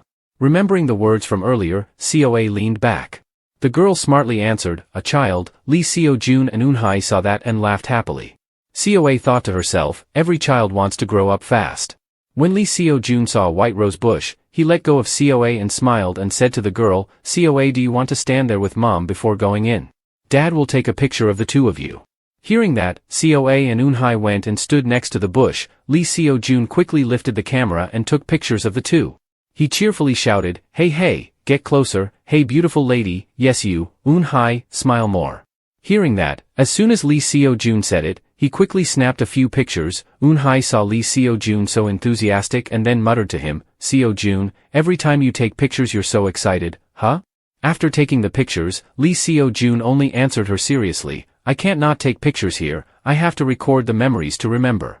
Eun-hye smiled lightly and said, geez, you go over there and stand, let me take it for you. Immediately a picture full of Lee Seo-jun smiling mischievously looking at Eun-hye said, let's see, is it pretty? Eun-hye looked at the picture and her face darkened. She brought the picture to Lee Seo-jun's face and said dejectedly, Lee Seo-jun, are you a child, huh? COA saw the picture and gasped. There was a horn on COA's head. The picture was clearly very beautiful, but Lee Seo-jun put a finger behind COA's head to make a horn. In exchange, COA was scared and touched her head. The girl whined and said, Mom, is there a horn growing on my head? Eun-hye immediately comforted the girl. No, Dad was teasing you. Hearing that, COA turned angrily and yelled at Dad. The girl was so angry that she puffed up her cheeks like a cute puffer fish. A little later, COA was bored and sighed out loud. She said softly, phew, Dad is a child, huh? Silly. Hearing COA's words, Lee Seo-jun stiffened. COA continued to show forgiveness and said, I'll let you off this time, Dad. Seeing that, Eun-hye couldn't help but burst out laughing. The girl COA got up and said smiling, I'm really forgiving, right COA, right Mom? COA happily replied while Lee Seo-jun was still shocked by COA's words and stood still with glue on his mouth. After overcoming the shock, Lee Seo-jun finally spoke up and said, I'll get you back for that. Eun-hye smiled faintly and replied, it's your fault for spoiling that kid. COA ran to Eun-hye and raised her 2 hands and said, Mom, give me the phone. I want to take a picture this time. As she spoke, the girl smiled sweetly. After receiving the phone, COA quickly raised the phone and said loudly to the two of them, come closer. Smile, Mom. Eun-hye saw COA's action and laughed and said to Lee Seo-jun, is she teasing you? Lee Seo-jun also laughed and replied, ha, she's so cute. Come closer, Seo shouted. Hearing that, both Eun-hye and Lee Seo-jun immediately blushed. Right after that, Lee Seo-jun quickly moved closer to Eun-hye. He cleared his throat softly to ease the awkwardness. Ahem. Instead, COA was satisfied and shouted, perfect, just like that. Eun-hye was embarrassed and whispered, is it too close? Lee Seo-jun also softly answered her, does it matter? The scene between Lee Seo-jun and Eun-hye was now filled with pink love bubbles. Eun-hye softly replied, I guess not. Meanwhile, COA happily took many pictures for them. After seeing the pictures, Eun-hye was speechless once again. In the picture, Lee Seo-jun continued to raise a finger behind her head to make a horn. Eun-hye was angry and showed the picture to Lee Seo-jun and asked, hey, what is this horn doing here? Lee Seo-jun whistled innocently and said, you have to be careful. After taking the pictures, the whole family went into the zoo. When she saw the 2 flamingos, COA was excited and shouted, look, the pink birds. Eun-hye explained to the girl, they are called flamingos, flamingos. COA happily repeated. When they got to the place of the giraffes, Lee Seo-jun asked the girl, do you know what they are? COA quickly answered, giraffes, giraffes have long necks. Then they continued to go to other areas. That's a tiger. COA happily said when she arrived in the area of the tiger. That's an elephant. She looked at the elephant and then joyfully sang softly every day. The elephant is like an arm. Lee Seo-jun looked at the scene of the 2 mother and child comfortably laughing and talking happily like that. He thought to himself, they look so happy. Can't believe there's a day the 3 of us can go out like this. I couldn't even dream of this in the past. The scene then was only the quarrels and the coldness between the 3 of us. It feels like a family outing.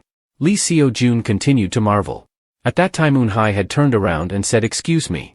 She went to ask the 2 guests next to her. Can you help us take a picture? Hearing that, Lee Seo-jun was dumbfounded and said again? We've taken a lot already. Eun-hye gently replied we haven't taken any 3 of us yet. In the meantime, COA approached the 2 guests and greeted them. Seeing the girl, the 2 people smiled and said hello, you're so cute. Eun-hye happily said to Lee Seo-jun, don't you think we should have at least one like that? She waved her hand at him and called, come here Seo-jun, dad. Sit in the middle. COA was also excited and waved her hand at him. Seeing this scene, Lee Seo-jun immediately felt moved. He whispered to himself, I understand. Before reviving. As he thought, he quickly ran to the 2 of them. Yeah, Dad, come here. The 2 guests quickly raised their phones and said, I'll take a picture. Smile. In the picture, Eun-hye and COA both raised their hands to make 2 horns on Lee Seo-jun's head. I miss these little joys. Lee Seo-jun muttered to himself. When it got dark, they all went home. As they entered the elevator, COA lay down on Lee Seo-jun's body and fell asleep.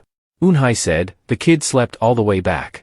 Lee Seo-jun replied softly, she was too tired from playing. And she also got a premium hug service. Lee Seo-jun said smugly. Eun-hye lowered her voice and said to Lee Seo-jun, you should also treat me well. Hearing that, Lee Seo-jun felt guilty. He turned to Eun-hye and said, I have no excuse. I'm sorry. Hearing the apology from Lee Seo-jun, Eun-hye panicked and said, huh? Why are you suddenly so serious? I was just kidding. We shouldn't take anything lightly. Lee Seo-jun said seriously. Eun-hye laughed and said, so you know. Before Eun-hye finished her sentence, the elevator door opened. A cold voice rang out. Seo-jun heard that and Lee Seo-jun also didn't guard himself and raised his head to answer. What is it? But as soon as he saw the person standing in front of him, his face changed instantly. A man was leaning on a cane with a blue-eyed snake. The man was William Taylor. He was standing in front of Lee Seo-jun's house. After calling Lee Seo-jun's name, he turned slightly and looked at them. Then he greeted, long time no see, Lee Seo-jun. And Eun-hye and Lee COA.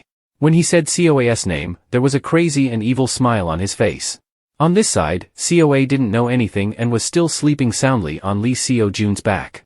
Outside the dark room, the lights were on. While COA was sleeping, outside the room Lee Seo-jun asked, what happened this time, Mr. Taylor? Taylor said, the incident only happened recently. There was a climate change phenomenon around this area. Then he leaned his hand on the table and continued to laugh and say, it was raining and suddenly the black clouds disappeared and the sun came out. His eyes sparkled and thought, the mana source is too big to hide this. He thought of the scene where magic surrounded COA. If it was a supreme wizard who used mana to play, then that was nothing. Suppose if that kid did this, then everything would be clear. Then Taylor opened his hands and from his palms emitted a purple magic power and thought.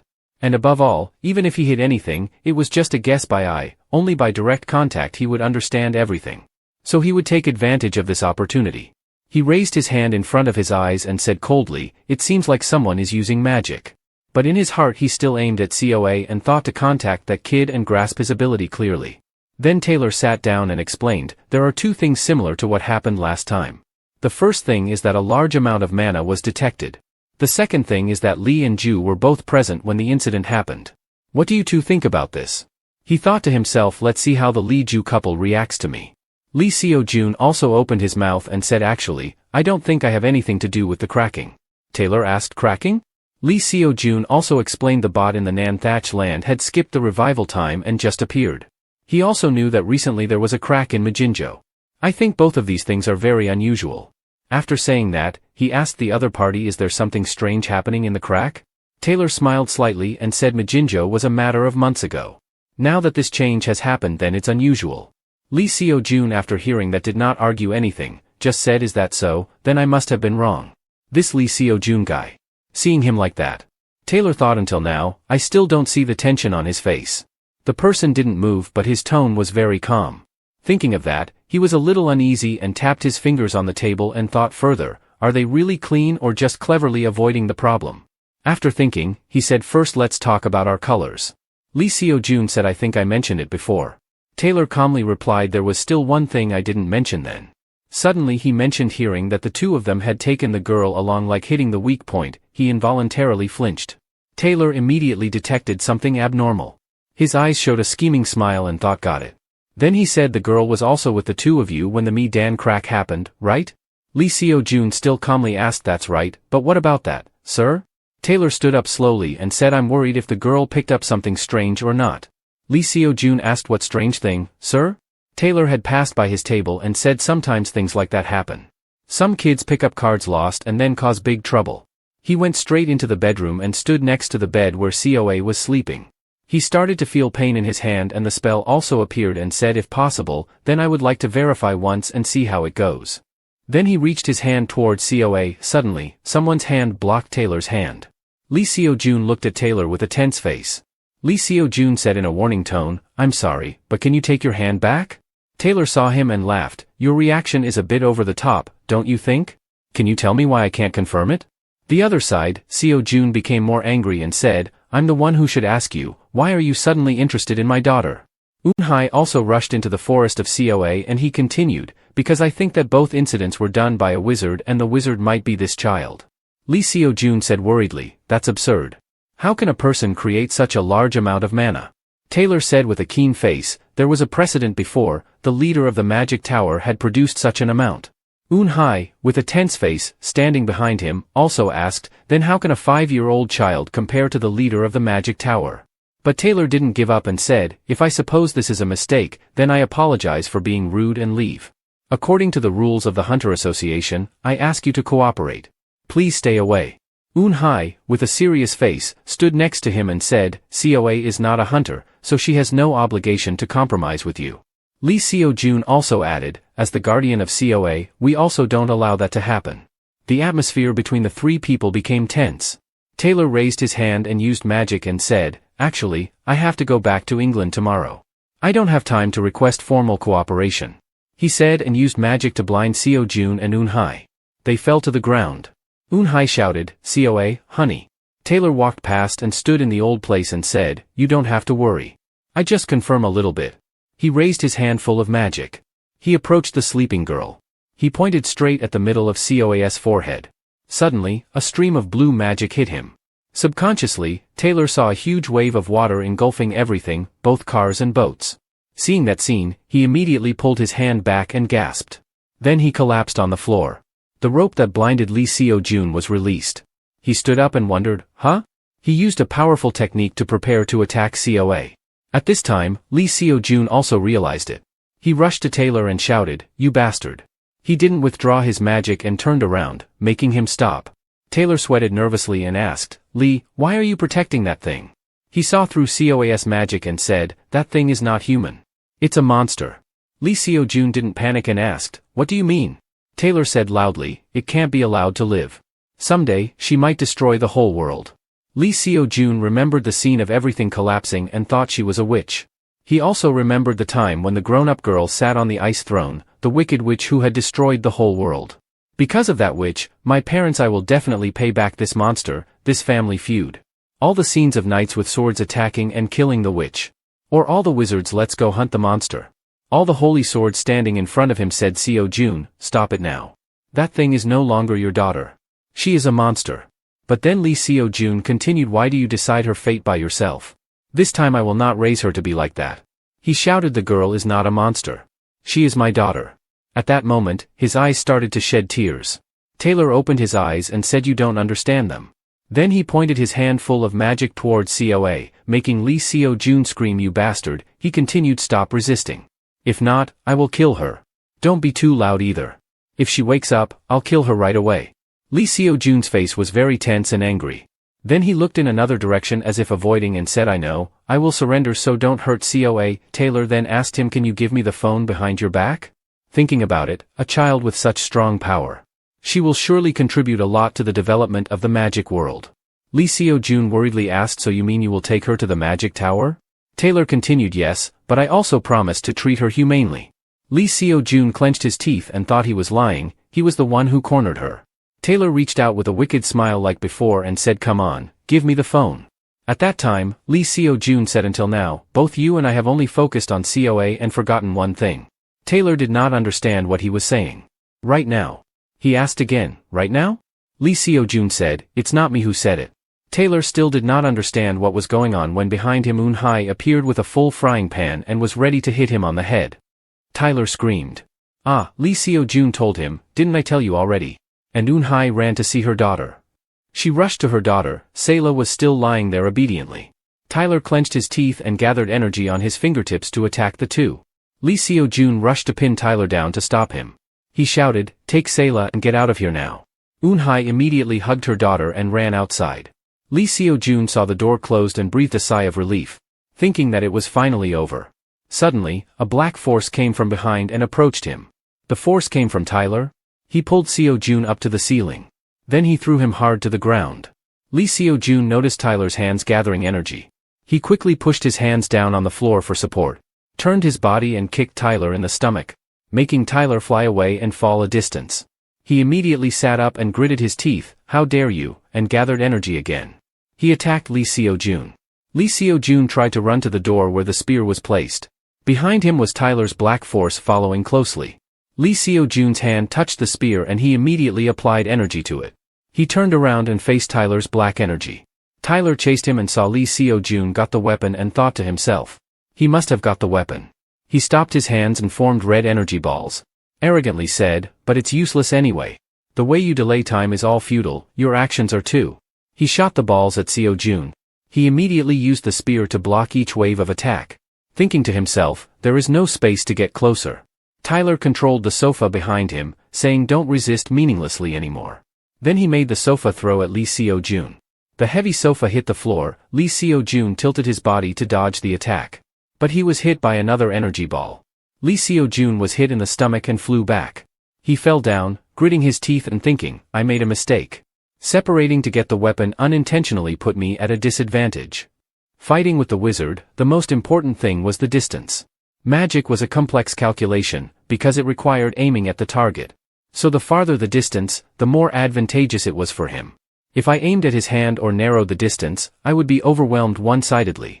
After thinking reasonably, Lee Seo-jun needed to get the weapon and rush towards Tyler. He saw Tyler controlling the board next to him. Lee Seo-jun immediately slashed a wound towards Tyler, shouting, "Do you think the same trick can be used again?" He was slashed in the hand, slightly dizzy and fell backwards. The energy that was gathering also disappeared. He hugged his hand and muttered, annoyed.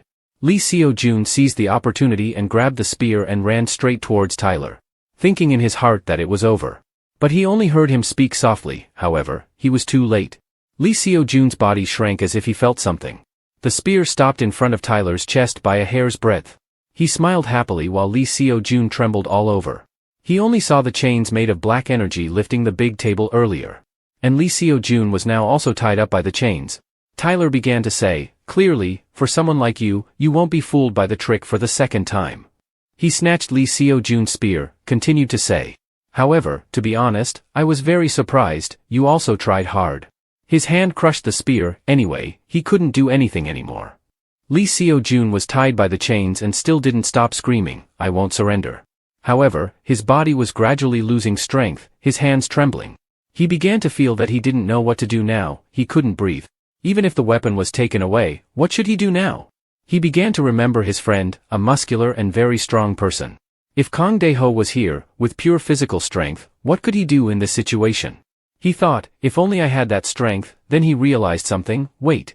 He looked at the chains formed from the black energy, thinking of the method to achieve that strength, while focusing his strength on the ring on his finger. The sound of the machine rang out. Please choose the number of souls you want to consume. Currently the number of souls accumulated is 100, his whole body shivered. He thought, because of the side effects, I really didn't want to use it. I used the ring of the king. The number of souls consumed was 100. It was the sound of the machine again. His body was enhanced in an instant, his mana was enhanced in an instant. He emitted a powerful blue light. It seemed to want to tear the chains on him apart. Your strength was increased significantly. When he reached the threshold, the chains began to shatter. Tyler also started to realize that something was wrong. At that moment, Lee Seo-jun roared, "You bastard."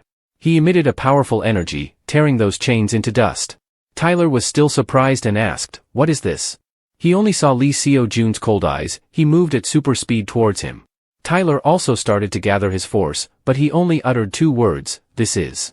Then he saw Lee Seo-jun's powerful fist flying towards him. He shouted, "Do you think I will surrender obediently?" Die. A powerful energy from Lee Seo-jun's fist hit Tyler. The punch sent him flying far away, much farther than before. He hit the wall, a large dent formed on the wall, and Tyler was beaten to spit blood. He lost consciousness and fell down. It was night outside. Lee Seo-jun was also injured and covered in dust. He looked at Tyler and said 2 words, "It's done." Now what to do next? He didn't know how to deal with the unconscious man and the battered man lying in front of him. In Tyler's mind, he was being chased by a huge wave. He screamed, because the wave is about to swallow me. He was praying for someone to come, someone to save me. Help, then the wave completely engulfed him. Then in the real world Tyler showed signs of waking up. He screamed, Then he hugged his chest and sat up, a bit doubtful, Then someone came up to him and asked, "Are you okay?" Lee Seo-jun bent down and asked him, "Are you fully awake, Mr. William?" The two looked at each other in the scene of destruction caused by a fierce fight. Tyler looked at him and asked, "Where is this, and who are you?" It made Lee Seo-jun itch. Lee Seo-jun looked at Tyler worriedly and asked, "What if you don't remember?" Tyler sat there, his face still surprised, and stammered, "I don't, my head hurts so much." Lee Seo-jun saw that he was still in a trance, and suddenly realized something. Lee Seo-jun smiled and thought to himself, the drug is starting to take effect. He said, "Well then, let's talk for a bit, shall we?" 10 hours ago, sitting in front of a defeated Tyler, Lee Seo-jun said, "Now, how should we solve this problem?" The system announced that your vision was recovering to normal. Your mana was recovering to normal. The king's ring had absorbed a part of your humanity. Lee Seo-jun frowned and thought I managed to knock him down, but he discovered COA's mana, and he didn't seem to want to negotiate. At this rate, the information about COA would spread to the entire wizard tower. The image of an ancient tower showing below was the wizards wearing black robes. His face was extremely dangerous, Lee Seo-jun thought further, and things would get out of control if the wizards flocked here. If that happened, COA would be taken away from me again. Lee Seo-jun suddenly thought of something. Lee Seo-jun reached out and took the spear. He intended to finish off Tyler with one strike. A stream of thought came, should I kill him? Lee Seo-jun's spear tip touched Tyler's neck. He thought, if I think back, he tried to kill COA. If I kill him and throw him into some dungeon, then no one. Suddenly the thought was extinguished. Lee Seo-jun realized that he had gone too far. Back to reality, he kept blaming himself for the crazy thoughts he had just had. No, I can't. Why did my thoughts become like that? It was clear that the death of a famous person like him would be discovered even faster. Thinking, Lee Seo-jun gave up his intention. He sat in front of Tyler and thought, I could only turn back time. Lee Seo-jun said, I wouldn't let things happen like this. Suddenly a thought flashed in his mind, wait, Lee Seo-jun was shocked to remember something. Even if I couldn't turn back time, Lee Seo-jun thought and stood up and put his hand in his pocket to look for something. Lee Seo-jun took out a blue glowing device and thought, if I had a drug that could erase all memories. Lee Seo-jun looked at Tyler who was unconscious in front of him and thought, then I could edit William Tyler's memories. Back to the reality of 10 hours later, Tyler woke up and wondered, so from what you told me, Lee, I came to Korea to investigate a case. And in the meantime, I bought a drug I've never seen before from you, Lee Seo-jun replied. That's right, Tyler continued, then I absorbed it and became uncomfortable. Lee Seo-jun replied, that's right. Tyler continued, and you had to hold me back, right? Lee Seo-jun's face was very serious. He answered, yes, exactly. To make sure, Lee Seo-jun asked again, can you remember anything? Tyler hugged his head and answered, no, I can't remember anything. Lee Seo-jun said, I'm sorry. The word surprised Tyler. Tyler looked panicked and asked, why are you apologizing? Lee Seo-jun sighed and answered, the reason you agreed was because of my drug's effect. Tyler answered, surely not. Then Tyler cunningly teased Lee Seo-jun and said, you said you tried to persuade me not to try it, right? Lee Seo-jun looked regretful. Tyler chuckled and said, it's not your fault, it's my fault for deciding to take yours and try it anyway. The two sat in the ruined house. Tyler answered, I should be the one to apologize to you. I will pay for the drug and the repair fee, sorry for the trouble. He said, then Tyler walked out of the house. As soon as he got to the door, Lee Seo-jun called out, wait, William. Tyler turned around.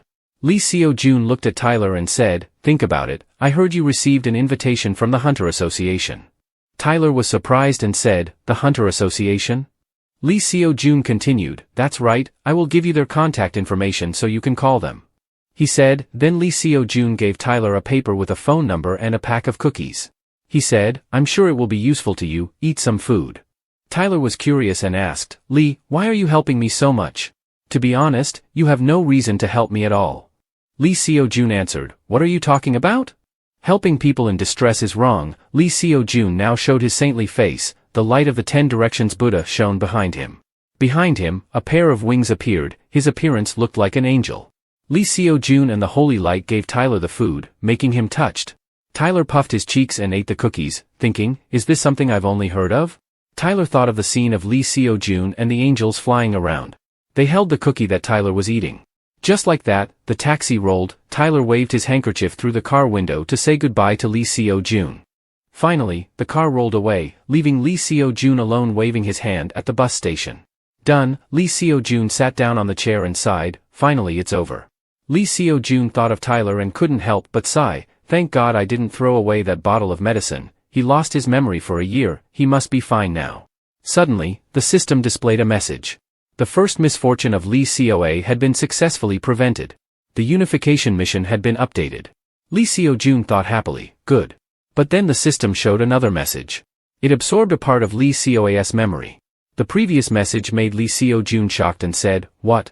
Lee Seo-a's memory, the black strands of memory gradually wrapped around Lee Seo-jun's subconscious.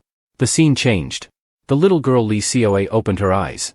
She saw herself lying on a bed, surrounded by 4 stone walls. The room looked like a prison with spider webs around. The little girl Lee Seo-a woke up.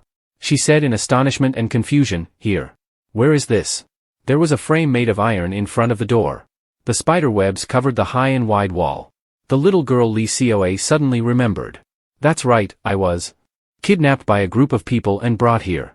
The scene of the little girl being kidnapped by the Council of Witches gradually appeared. Because of fear, the little girl Lee Seo-a quickly ran to the front of the iron door. Lee Seo-a used all her strength to hit the door and shouted, is anyone out there? Is anyone there? As soon as she finished speaking, suddenly 2 people wearing black clothes and hats covering their faces, only showing their bright purple eyes, looked down at the little girl. The 2 mysterious people looked down at the little girl and talked to each other. This kid woke up faster than I thought. What should we do now? I think we should call the captain. The little girl Seo-a stood there and watched them talk. She realized, English? Seo-a looked up at them and thought, they think I don't understand. Who are they? Why did they bring me here? Just then, one of the 2 mysterious people said, but I still don't believe it.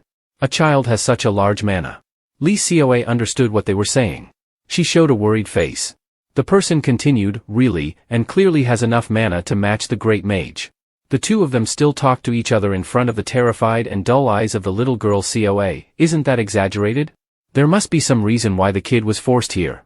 This kid is clearly a great help in helping us research magic. Seo-a remembered what her mother Eun-hye had reminded her. Seo-a. Besides mom, don't let anyone know about your power, promise me. Then the little girl remembered what her father Lee Seo-jun had told her. Seo-a, you have to hide your magic power. So promise me not to use magic. Now, the little girl Lee Seo-a was scared and froze. She didn't cry but tears kept falling. It was her fault. Because she didn't keep her promise and used magic, and even used mana. The little girl Seo-a just stood there, bowed her head, and clenched her skirt with both hands. The 2 men in black suddenly received a message. They talked to each other. Hey, we just got a mission. The other one answered, what did they say? The other one said, tell them to let the kid sleep for now. The other one heard that and smirked. He turned back to the little girl Seo-a and said, okay, let me handle it. He raised his hand and flicked his fingers. He created purple magic and said, sleep. The little girl Seo-a didn't have time to react. Her eyes soon closed because of the magic. Huh? While the little girl was about to be affected by the magic and fall asleep, the 2 men in black continued to talk. What about her parents? Didn't we kidnap the kid here? The other one answered, her mom is dead, and her dad is clearly starting to report. He continued, people like him can't do anything by themselves, he might even be eliminated. Sooner or later they have to shut up. Everything he said was heard by the girl Seo-a. In the subconscious of the girl Seo-a, she was still thinking about her family. Ah, the image in her head was her father Lee Seo-jun who was desperate to scream because he couldn't save her. Seo-a, the girl kept repeating the names, Mom, Dad. Next was the image of her father who was suppressed by magic until he was exhausted. Suddenly the girl opened her eyes wide and looked very scared, thinking, ah, will they be eliminated? She thought, then the girl Lee Seo-a clenched her hands. And the anesthetic power of the man in black was ineffective. The other one looked and said, you were too gentle, right? The other one answered, yeah, isn't that enough to make him sleep for a week? But they didn't know that now the girl Lee Seo-a had revealed all her strength. Standing in front of them, the girl suddenly emitted a stream of blue magic power around her. The black gradually grew stronger and surrounded her legs, making the two men in black cloaks panic. Damn it. Suddenly the eyes of the girl COA lit up with blue light and sparks around her eyes. The girl used her strength to throw the two men in black cloaks away. The ice attack hit the man in the black cloak directly, making him breathe heavily. Answer me, the girl COA reached out to the face of the man in the black cloak and said, "Where am I?" The wizard who was controlled by COA pretended to ask if he understood what she and he were saying. But when COA was distracted by the wizard, another wizard took the opportunity to cast a sleeping spell on her. Luckily she was fine. COA looked at him, making him surprised and incredulous. Impossible, it doesn't work. Then COA started to slowly walk towards him. The other wizard shouted out that he was not a normal kid. Stop him quickly. This wizard sweated on his face. Well, then he used mana to throw a fireball at COA. The wizard behind him was worried. Hey, that's a bit too much, but contrary to his worry, COA's face didn't change. She easily used ice to blow away the fireball. She coldly said, "I'll ask one more time. Where is this?" The wizard saw her so scared and shivered. Seeing that he didn't answer, she was annoyed. Her eyes became terrifying and sparks flew around. "If you don't answer me, I'll destroy this whole building." The wizard saw her so serious and groaned, thinking this kid was not joking. Then he said this place was the Magic Tower branch of England. COA asked again to confirm, "England?" The wizard hastily answered that it was right. She continued to ask, "What did you bring me here for, and why did you target my father?" She was now full of murderous aura. The wizard looked scared and turned his face away and stuttered. Seeing him stuttering, she was annoyed and gathered a large source of mana in her hand. Then it gradually erupted and covered her whole body. The wizard hugged his head and panicked. As she was about to kill him, suddenly Tyler appeared and casually asked what was going on. The witch met him as if he had a lifesaver. Tyler still pretended to be calm and said, "Oh, Miss Lee, COA is awake, right? You don't have to be afraid of us. We won't hurt you." Her hand started to tremble because of fear. He saw her and hid behind him. He continued to pretend to care. And said, "You can tell me what you want. You can speak in Korean too." She tried hard to hold her trembling hands and said, "I want to go back to my father." Tyler took out his phone and smiled dangerously. "Oh, you want to go back to Korea, right? I understand. I will contact CO Jun right now." COA felt uneasy and worried. She stared at him. Tyler said and then pretended to call the Hunter organization. "Hello, is this the Hunter organization? Can I speak to Hunter Lee CO Jun?" Then he gave her the phone and said, "Here, he wants to talk to you." COA heard that and used mana to take the phone. Then she put the iron in her hand and said, "Hello." The phone was silent and didn't say anything. The screen turned red. She found it strange and looked at the phone again. The phone emitted a red mana source. On the phone was a picture of Tyler's face. Right after that, boom, the phone exploded. COA was close to it and felt the pain. She screamed. Then her eyes became dull. She fell down. Tyler looked at her and sneered. She was so easy to fool. The kid was naive. He turned around and left. Before he left, he didn't forget to instruct his subordinate. "But anyway, it's very dangerous. Remember to hypnotize it regularly." The witch seemed to have some humanity and worried for her. He said, "Yes, but that's too much for a child's body." He heard that and said coldly, "If it wakes up, we will be the ones who are overwhelmed." The witch saw him seriously and didn't argue anymore. He said, "Yes, I understand." COA was in a coma but still remembered the images of her loved ones. She called out, "Dad." Then she wondered if her dad would come to pick her up. "Dad, I'm waiting for you." Back to the present, CO Jun had absorbed COA's memory. He couldn't help but cry. He realized and hurriedly ran. Tears were on his face. The system board showed that the future had changed. The accumulation points were 4 digits and kept jumping. In a high-rise building, CO Jun walked and thought, "I must be watching COA's memory before I regress." Then he remembered the system board message that he had absorbed COA's memory and doubted. "But the problem here is that I didn't just watch it. I also absorbed it. I don't understand what absorbing memory means. Moreover, the previous message showed accumulation. What is that? I can regress. That's hard to believe. But recently things are becoming more and more incomprehensible." He looked at the system board and pondered. "But the most important thing is, I have prevented the first misfortune for COA, but there are still 4 more. The system board shows a special mission to change the future, prevent 5 misfortunes of COA. The completion is 1/5. But I don't know what the next misfortune is. According to the chronological order, it must be the next one. It could be the death of Eun-hye. If I can't prevent the next misfortune, Eun-hye will die. But if the cause of her death is still the same as before, then it's difficult. Before that time, I have to become stronger. At any cost. Then he opened the door and asked her what she wanted to see me for. That person was none other than Han Yi-sang. She answered that it was for work. He was a bit annoyed and said that she could just call. I was busy with the treatment for COA. Seeing him complain, she said that he would complain anyway. Fine, let's skip the small talk and get to the main point. Let's cooperate and form a team. He was stunned for a moment and realized what she had just said. She wanted me to form a team? He reacted so badly that Han Yi-sang invited him to sit down first.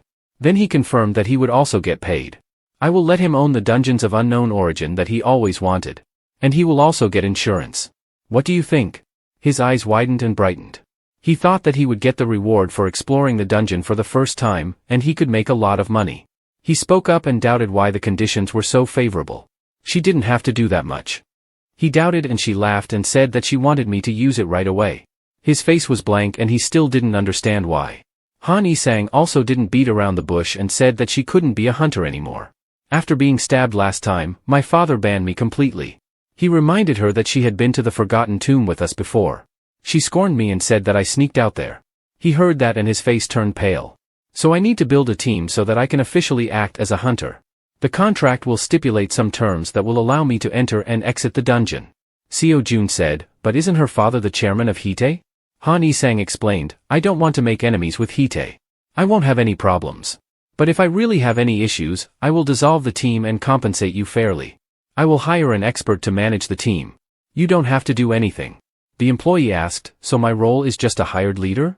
Han Yi-sang said, yes. She continued, but I can't publicly recruit members for the team. If I do, my father will find out right away. So I'll leave that to you. The team needs at least 5 people, including the leader. Besides me and Han Yi-sang, we need 3 more people. He thought and agreed happily. Let's go. I have already thought of 3 people. They are no one else but his wife Eun-hye, Gu Hee-jeon, and Kang Dae-ho.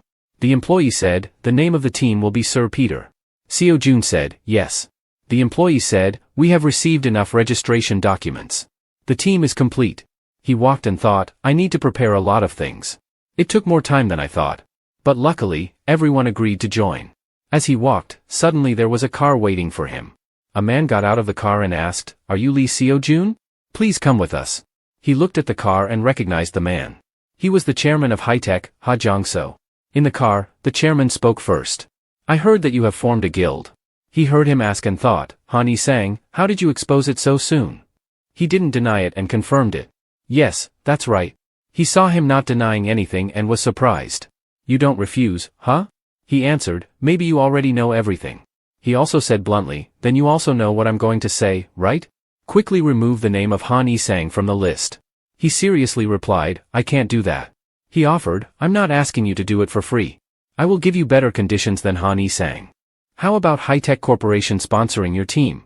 Ha Jong-so said, High-Tech will sponsor your guild, what do you think? Lee Seo-yoon answered, High-Tech will sponsor. He said, honestly, I think you are quite kind. After all, you are the one who saved my daughter. Lee Seo-jun thought, I can't believe he made such an offer. Even though Han Yi-sang is a very capable girl, she can't compete with the whole corporation. Especially when the corporation is high-tech. I'm sure I will get a lot of support. There is no reasonable reason for me to refuse. Ha Jong-so asked, what is your answer? Lee Seo-jun answered, I appreciate your wonderful offer. But I refuse, I'm sorry. Ha Jong-so asked, I don't understand, why do you have to go so far to cooperate with Han Yi-sang? Lee Seo-jun said, if I accept your support, Chairman, then I'm sure I will be able to get better conditions than Han Yi-sang. But that's all. Lee Seo-jun looked at Ha Jong-so and thought, to the chairman, I'm just a thing to stop Han Yi-sang from becoming a hunter. He can't get anything else from me unless that happens. Lee Seo-jun continued, on the other hand, if I complete the contract terms of Han Yi-sang, then I will benefit more. Even though it seems like I'm at a disadvantage now, I can gain Han Yi-sang's trust. Considering in the long run, that's a better choice. Ha Jong-so was still persuading him. But don't you think you will suffer losses when you choose Han Yi-sang's side instead of mine? Lee Seo-yoon happily answered, it's okay. Han Yi-sang promised that she wouldn't let those things happen. Ha Jong-so said, it seems you trust her a lot. Lee Seo-jun calmly replied, I know very well that she always keeps her word. Lee Seo-jun thought, if she promises, she will do it by any means necessary. She is that kind of person, according to my observation. Ha Jong-so laughed loudly and said, I understand why she likes you now. Fine, I will allow Han Yi-sang to operate in his state. He said, but I have one condition. Lee Seo-jun said to Han Yi-sang, if you do it, then do it well. That is his condition. Han Yi-sang asked in surprise, did Dad really say that? Lee Seo-jun continued, tomorrow, she will be allowed to become a hunter as long as she is active in the team. Han Yi-sang replied, that's right, but isn't that a problem for you and the other members? You all agreed to become a blindfolded group. Lee Seo-jun answered, oh, I agree with anything. Han Yi-sang asked, what about being busy? Lee Seo-jun said, anyway, it's all for her. I will try to make time for the guild's local work. Oh, I will persuade the others, so don't worry about them. Han Yi-sang doubted, what's wrong with you? You seem to cooperate with my dad, huh? Lee Seo-jun said, I want to contact someone. Can you help me contact him? Han Yi-sang said, I know. At the same time in Athens, Greece, monsters were attacking. They attacked from all sides. People saw the monsters roar and a crack alarm, maintained the formation and protected the residents. Lucas said to his mother, Mom, look, it's the cavalry, there must be monsters lately. His mother answered, don't get close, Lucas. The boy didn't listen and ran over. A real monster, a female cavalry shouted, wait a minute, boy. The monsters were too many to attack the boy, a male cavalry shouted, oh no. But the boy was stunned and didn't know he was about to face death. At that moment, a knight flew down from the roof. Cut a monster. Attack the monster that was about to catch the boy. The boy fell far away and screamed. He was scared and sat down on the ground. Looking back, he saw that the female knight had cut the monster in half. The people outside were talking, did you see that? She killed those monsters in the blink of an eye, very accurately. She is the best, the pride of Athens, a knight reminded. Everyone, we are in a crack alarm, very dangerous, please move back. At this time, Lucas's mother ran over and asked, are you okay, Lucas, it's too dangerous. The boy answered, I'm fine, I'm not afraid at all. The greatest sword master Sophia Lampedu protected me. Someone came forward and asked, are you okay, madam? Sophia answered, I'm fine, my armor just feels a bit tight. He introduced, yes, I'm from the South Korean Guild. Sophia asked, South Korea, is it from the Holy Sword? He answered, no, it's from high-tech. Lee Seo-jun thought, I'm a bit nervous after going so far. I can't be discouraged. Lee Seo-jun answered the phone, hello. Sophia asked, are you Lee Seo-jun? My name is Sophia Lampedu. I heard you wanted to talk to me. Lee Seo-jun answered, yes, that's right. Sophia asked, do you want to join the knights? Lee Seo-jun answered, no, I have my own guild. I contacted to discuss the dungeon that the knights are hiding. Hearing about the dungeon, Sophia's face looked worried. She answered, I don't understand your intention. Lee Seo-jun continued, I'm talking about the dungeon in the Athens defense city. Sophia said, this is the first time I hear of a dungeon in that area. Lee Seo-jun said, is it the dungeon guide? The phone was silent for a long time. Sophia asked in confusion, how do you know that? Lee Seo-jun answered, I learned about it in a dungeon reward. It seems that the dungeon is managed by your guild. Sophia asked, why? Lee Seo-jun said, that's not the reason why. The world-famous sword master Sophia only operates in Athens, right? Don't worry, I'm not threatening you. Sophia said, that's very light-hearted. This sounds like a danger to me. Lee Seo-jun said, not at all. I have no intention of making the Greek representative guild my enemy. I'm making an offer. I want to enter the tower dungeon with a group of 5 people. Sophia asked, you say this is not a threat. What do I gain from this? Lee Seo-jun replied, oh, that's clearing the tower dungeon. Sophia said, I don't see any benefit for me in that. Lee Seo-jun continued, no, it's a great benefit for you. Because it breaks your curse. After a long silence, Lee Seo-jun said again, isn't that the curse that weighed on you when you were at the bottom of the tower? I noticed that I can enter the tower again. Not only that, the difficulty of the boss is unreasonably high. Isn't that the reason why your guild can't solve it until now? Sophia thought, he knows so much. That's right, that's not something that anyone can dare to face. The final boss. Lee Seo-jun thought, but Sophia can't ask for help from the world. Because the secret base is hidden in the tower dungeon. Lee Seo-jun said, how long do you plan to keep the time bomb? He thought war would break out when the secret base was exposed. Sophia has no choice but to accept his offer. Sophia replied, okay, I will respond to your excitement. Let's meet and talk. Lee Seo-jun said to everyone, so, I'm going to Greece. He held a stack of tickets in his hand and asked, who wants to go? Han Yi-sang opened his mouth in surprise and said, what? What the hell did you do? Han Yi-sang stood up with a worried expression and said, explain clearly. Why Sophia invited us to Greece? Lee Seo-jun began to explain, everyone knows the guild of Sophia Lampedu, the knight, right? Han Yi-sang sat down and said, of course.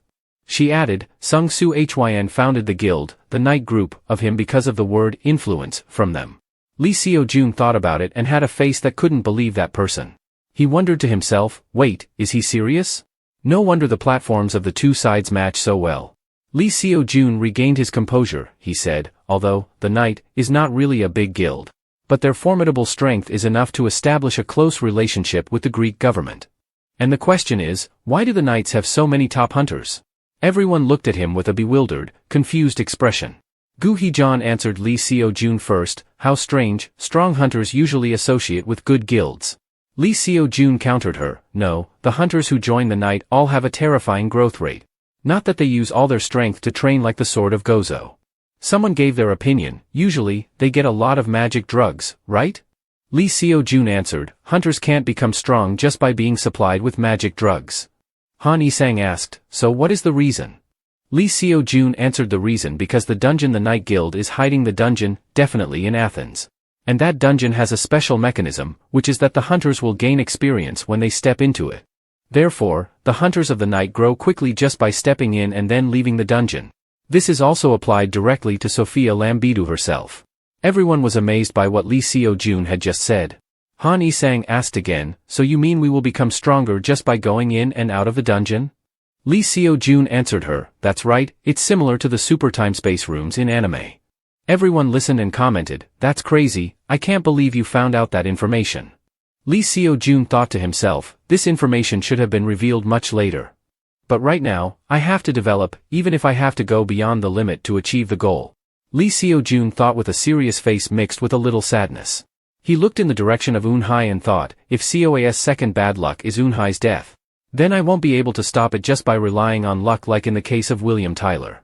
I can't solve it alone, in the worst case, I might need the help of everyone. Being more outstanding than the other rookies doesn't mean I can dance in front of the strong. I can't back down, I don't want to go through the feeling of helplessness. When he faced William Tyler again, Lee Seo-jun was determined like that. He stood up from his seat, looked at everyone and asked, is anyone among you not going? He hadn't finished asking yet. Then everyone started talking. Kang Dae-ho was the first to stand up from his seat and shout, I'll go. Next was Gu Hyeon, who also raised her hand and stood up and said, me too, me too. Eun-hye said, I guess I have to leave his father to take care of COA, right? Han Yi-sang took out his phone to schedule and said, okay, I'll spare some time, hurry up and get ready. Han Yi-sang continued, after everything you just revealed, what are you talking about? There's no way we're going to miss such a good opportunity. Who's the idiot who wouldn't go? The current location is Athens, Greece at LEP's Helios Venizelos International Airport. Lee Seo-jun's group had also arrived. Kang Dae-ho happily commented, the fresh air of Greece. Lee Seo-jun asked him, what's the difference? Kang Dae-ho answered him, the smell of learning. Eun-hye saw Gu Hyeon worrying all the time and asked Gu Hyeon, what's wrong? Gu Hyeon answered Eun-hye, yeah, where do we get our luggage? I don't feel safe without a sword. Eun-hye didn't understand and asked, why? Gu Hyeon shivered and recalled the memory to answer her, because of the hellish training course that I went through in the past. Lee Seo-jun walked ahead and heard it and sweated. It really was hell. Eun-hye continued to ask Gu Hyeon, I've been wondering about this for a long time, did you change your guild? Gu Hyeon asked back to make sure, why? Eun-hye explained a bit more, aren't you a member of Godot's sword? What? Your grandfather is the sword saint. Everyone who went also heard it. Kang Dae-ho was surprised and shouted, what? You're the granddaughter of the sword saint. Gu Hyeon waved her hands as if to calm Kang Dae-ho down. She explained, that's right, but I'm not a person of Godot's sword. I couldn't join because of my grandfather. She recounted the words of the sword saint, if you really respect the tradition, you have to learn to fly on your own. Living under protection only makes you a weakling. Gu Hyeon said with a mature face. He said that. She scratched her head and continued, then he told me to become an independent hunter or join other guilds. Everyone was quite surprised by the information. Lee Seo-jun stood far away and heard the conversation. He also crossed his arms helplessly and thought, it really fits the image of the sword saint that I just learned. Han Yisang pointed in one direction. She said, hey, look at that guy over there. He looks like a member of the night. Lee Seo-jun looked in the direction she pointed. It was a dark-skinned young man with long black hair and wearing a uniform. He was holding a sign that said, Shadow. Lee Seo-jun thought in his head, oh, she sent a pretty rich guy. Alex Zobar, a hunter with real power who was known as Sophia's right-hand man. I remember clearly that he always remained loyal to Sophia until the last minute. Alex looked at them and asked, are you the Shadow Guild? Lee Seo-jun walked over, shook hands with Alex and answered him, yes, I'm Lee Seo-jun, the guild master of the Shadow Guild. Alex also shook hands with Lee Seo-jun and answered him, I'm Alex Zobar of the night. Just call me Alex. I've prepared the car and we'll talk on the way. Alex thought contemptuously in his heart, no matter how many times I look at him, I don't see anything special about him. Why did the guild master invite these little fish to Greece? The buildings had architecture with a European breath. He put his hand on the glass door and commented, wow, look over there Seo-jun. Eun-hai's eyes sparkled, she happily said, the buildings are so beautiful. Lee Seo-jun sat next to her and answered her. Alex was driving and also joined the conversation and asked, the scenery is amazing, isn't it? Eun-hai passed by to answer Alex, yes, that's right. Alex continued, if you have time, try visiting Santorini. That place is really a masterpiece of art. Eun-hai answered, it was very famous in Korea because of a beverage advertisement that was filmed there. Kang Dae-ho is sitting in the back with Gu Hee-jeon. Kang Dae-ho doesn't know English, so he asks, what are they talking about? Gu Hee-jeon answers him, he says we should visit Santorini. Eun-hai asks seriously, but what about this Alex guy? Why are the cars around us not moving at all? Outside, the cars are lined up in 2 rows on the road. Han Yisang sits in the front seat and frowns. He says, the terrible traffic network of Athens is famous all over the world, especially in the suburbs. Kang Dae-ho, who is sitting in the back, also complains. He says, it's suffocating. Gu Hee-jeon also feels discouraged. Lee Seo-jun also says, it feels like we are still in Korea. Alex, who is driving, laughs out loud. He says, relax, we can stop somewhere for lunch. Alex continues, it would be an honor to have lunch with these beautiful ladies. Are you all single? Han Yisang speaks first, I'm married. To my work. Gu Hee-jeon also hugs her sword and says cheerfully, I'm also married. To my sword. Alex asks Eun-hai, what about you? Miss Eun-hai blushes when she is asked. She says, never mind. She looks shyly at Lee Seo-jun, who is also a bit red-faced. Eun-hai says, yeah, never mind. Gu Hee-jeon jumps from the back seat and pulls Eun-hai and Lee Seo-jun together. She says happily, no way, Alex. You shouldn't flirt with a girl when her husband is sitting next to her. Eun-hai is married to Seo-jun. Eun-hai blushes even more. Alex replies, oh, you are the wife of the president. I'm sorry. Lee Seo-jun looks dumbfounded at Gu Hee-jeon, who is holding up 2 fingers at him. Alex suggests, how about traveling around Greece after finishing work? This place is a famous destination for honeymooners. Eun-hai is startled and raises her hands. She says, what? Lee Seo-jun smiles awkwardly next to her. He says, I think it would be great if we could bring COA next time. I wonder if the girl is okay. In Korea, COA was walking with Lee Seo-jun's father. Mr. Jae-won asked COA, is the ice cream not good, COA? COA had a sad face holding the ice cream. She answered him, no, the ice cream is very good. Mr. Jae-won thought in his heart, the girl's mood today was not good, she was still a child, it was not surprising that she had to be away from her parents for so long. Mr. Jae-won turned to COA, he bent down and asked COA, are you still sad because your mom and dad are not here? COA turned to answer him, no, I also like you. Grandpa, Mr. Jae-won felt like he was pierced by a needle, he clutched his heart and thought, the girl is so cute. Suddenly a sound of a meow attracted the attention of the 2 grandparents. COA said, oh, a kitten, the cat also meowed, meow, Mr. Jae-won said, oh, I often see it wandering around this area. COA's eyes lit up and asked him, can I touch it, Grandpa? He smiled and said, yes, but remember to wash your hands afterwards. Mr. Jae-won thought, I should go to the convenience store over there and buy some wet wipes, while COA was happily washing her hands and getting acquainted with the kitten. COA stroked the cat's cheek and the kitten seemed to enjoy it. COA said loudly, wow, it's so cute. Mr. Jae-won stood up and said to COA, I'm going to the store over there and buy some stuff and come back, don't run around, okay? COA was still stroking the kitten and answered him, yes. Mr. J1 walked away, leaving COA with the kitten. The cat's long tail kept wagging. COA was attracted, she reached out to touch and said, "Its tail is wagging." Suddenly COA heard a voice, "Don't grab my tail." That's the black cat. It licked its fur and continued, "It's sensitive." Meanwhile, in Lee Seo-jun's group, everyone was looking up. Lee Seo-jun said, "This is the place."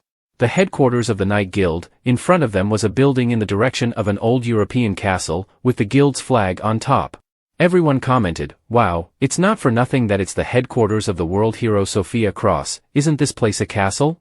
The headquarters of the guild at the top of Greece is really different. Everything is so dazzling that it makes you blind. Alex said to everyone, "We have prepared a separate room for each of you, so please rest comfortably."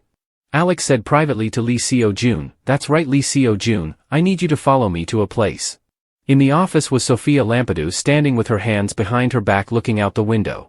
Alex said, "The guild master wants to see you." Alex leads Lee Seo-jun to meet the president and tells him to listen to this first. He says, "Control your dissatisfaction with the owner, okay?" Lee Seo-jun answers bluntly, "No." Alex doesn't care much. He says, "I hope you can do what you say." Alex knocks on a door. He says, "President, it's Alex."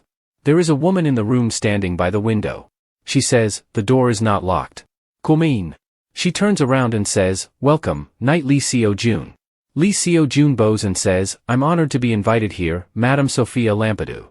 The president says, "That's enough. You go out first, Alex." Alex replies, "Yes, ma'am." Lee Seo-jun and Mrs. Sophia sit quietly. No one speaks first. Finally, the president can't hold back anymore. She sighs twice. Suddenly, her eyes turn red. She looks very fierce. Lee Seo-jun sits across from her and is scared. He thinks, this energy, if you make a small mistake, you will be killed immediately. He looks at the president of the association as a wolf leader who makes people afraid. Finally, Lee Seo-jun speaks. He says, "I will get straight to the point." He looks calm, but his hand under the table is shaking. He says, "I know how to kill Lee Seo-jun." As he speaks, a sharp sword comes close. Mrs. Sophia holds the sword and points it at Lee Seo-jun. He is pale and only dares to whisper, "The boss of the guide tower." Mrs. Sophia is impatient. She says, "Speak faster." Lee Seo-jun thinks, "We are in a negotiation. We shouldn't let him go. I say, if I do it, it will be easier." She is not moved. She says, "It seems you don't need your life anymore, huh?" Lee Seo-jun is not afraid. He says, "That's right. Do you really want to lose valuable information after killing me?" The two are in a stalemate. No one gives in. Finally, Mrs. Sophia puts down the sword. She says, "We have to confirm a few things." She asks, "How do you know what curse I'm suffering from?" The president asks her a question. Lee Seo-jun answers, "I met someone who had the same curse before." She asks again, "Did that person die?" Lee Seo-jun says solemnly, "Yes, I think so." Lee Seo-jun calmly said that there were only two ways to escape the curse: ask the person who cursed her to transfer it, or kill them. President Sophia pondered and said that in her case, the second one was the only way. She turned away, but she also had to tell him a few things. Even if he knew how to kill the leader, he couldn't do it anyway. She voiced Lee Seo-jun's doubt. Why did she say that? She turned back and looked at Lee Seo-jun sitting there and said simply, "He was not strong enough." It was true that a hunter could become stronger with a short time in the tower. However, most of it depended on luck. Even if he was lucky enough to get the opportunity to develop and become stronger, he was still too immature. He was not powerful enough. Usually, the hunters in the night squad had to train for a few years before entering the tower. Lee Seo-jun didn't agree and replied, he didn't understand. What did his ability have to do with it? President Sophia asked, "Was it strange to stop a kid from going to the battlefield?" Lee Seo-jun retorted, "He was not a child."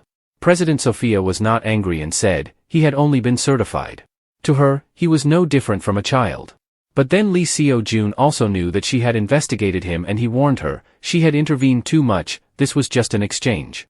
President Sophia sighed and said, "He was so stubborn. How about a practice match?" Lee Seo-jun asked back, "A practice match?" President Sophia answered, "Yes, with a member of her guild." She thought that would prove his low strength and that he should not join the self-destruction of the tower leader. Hearing her insult him like that, Lee Seo-jun frowned. Finally he said comfortably, he would fight. Alex held the sword in his hand and asked the owner, did she really want him to practice with that thing? President Sophia coldly answered, yes. He might not be able to hold back, but it didn't matter anyway. He was also a hunter who intended to challenge the tower leader. Lee Seo-jun stood outside and heard them talking and thought, that thing. After Lee Seo-jun and Alex got ready to fight, President Sophia said, then I will signal the start, okay? Alex glared and thought, this damn kid went too far. He thought a brat like him could kill the tower leader? He even got to meet the owner privately. He didn't like him at all. President Sophia thought, I will show him the brutality of real combat through this match, and then she said, then, the practice match. As soon as the word start was spoken, Alex used his full strength to attack Lee Seo-jun. He also thought, fighting with a spear, he would have an advantage as soon as he narrowed the distance. Lee Seo-jun was not afraid and held his weapon and rushed to fight. Alex dodged and thought disdainfully, nothing to worry about. Lee Seo-jun continued to attack. Alex could only keep dodging. At this point, Alex also felt that the situation was not good. The two of them retreated to regain their strength. Alex was tense and thought, damn, the distance between them increased significantly. Not only that, if that spear was made of metal, I would have lost already. Looking at Lee Seo-jun, who was smug on the opposite side, Alex thought to himself, that guy is just a newbie, but what skills are these? Lee Seo-jun even smiled and said, this time I'll let you go. Alex was so angry that he burst out laughing. He put energy into his sword and cursed in his heart, you bastard. I won't go easy on you anymore, he thought, and then rushed towards Lee Seo-jun with his sword. Lee Seo-jun saw it and did not dodge. He looked straight at Alex, who was pointing his sword at him. His hand holding the weapon let go. Alex saw Lee Seo-jun drop his weapon and felt strange. He exclaimed and wondered in his heart, why did he throw his weapon at this time? He did not expect Lee Seo-jun to grab Alex's clothes with his bare hands. Lee Seo-jun pulled Alex hard towards him. His leg kicked Alex's leg. Alex lost his balance and stumbled to the ground.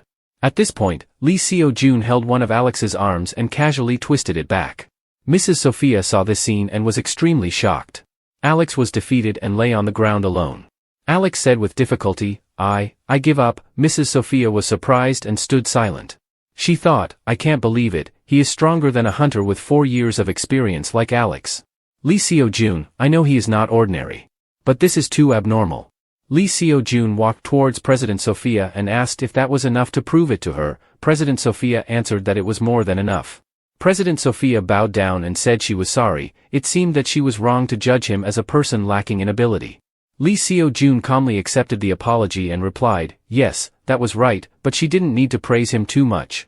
President Sophia saw him say that and affirmed, no, he was very strong. She trusted and said that if it was him, he might be able to conquer it. She would agree to let him enter the guidance tower. The next morning. At the guidance tower, everyone gathered together. Han Yi-sang looked around and asked why there were so many people. Wasn't it just the 5 of us? Lee Seo-jun stood next to him and explained that the guidance tower was more difficult than the other dungeons. Only 20 people were allowed to enter each month. Han Yi-sang was unhappy and said what was that? Alex came over and threw Lee Seo-jun a bag of stuff and said this was the item provided for the people entering this dungeon, take it. He said, and Alex turned away. Eun-hai stood behind and whispered to Seo-jun. What happened between you and Alex?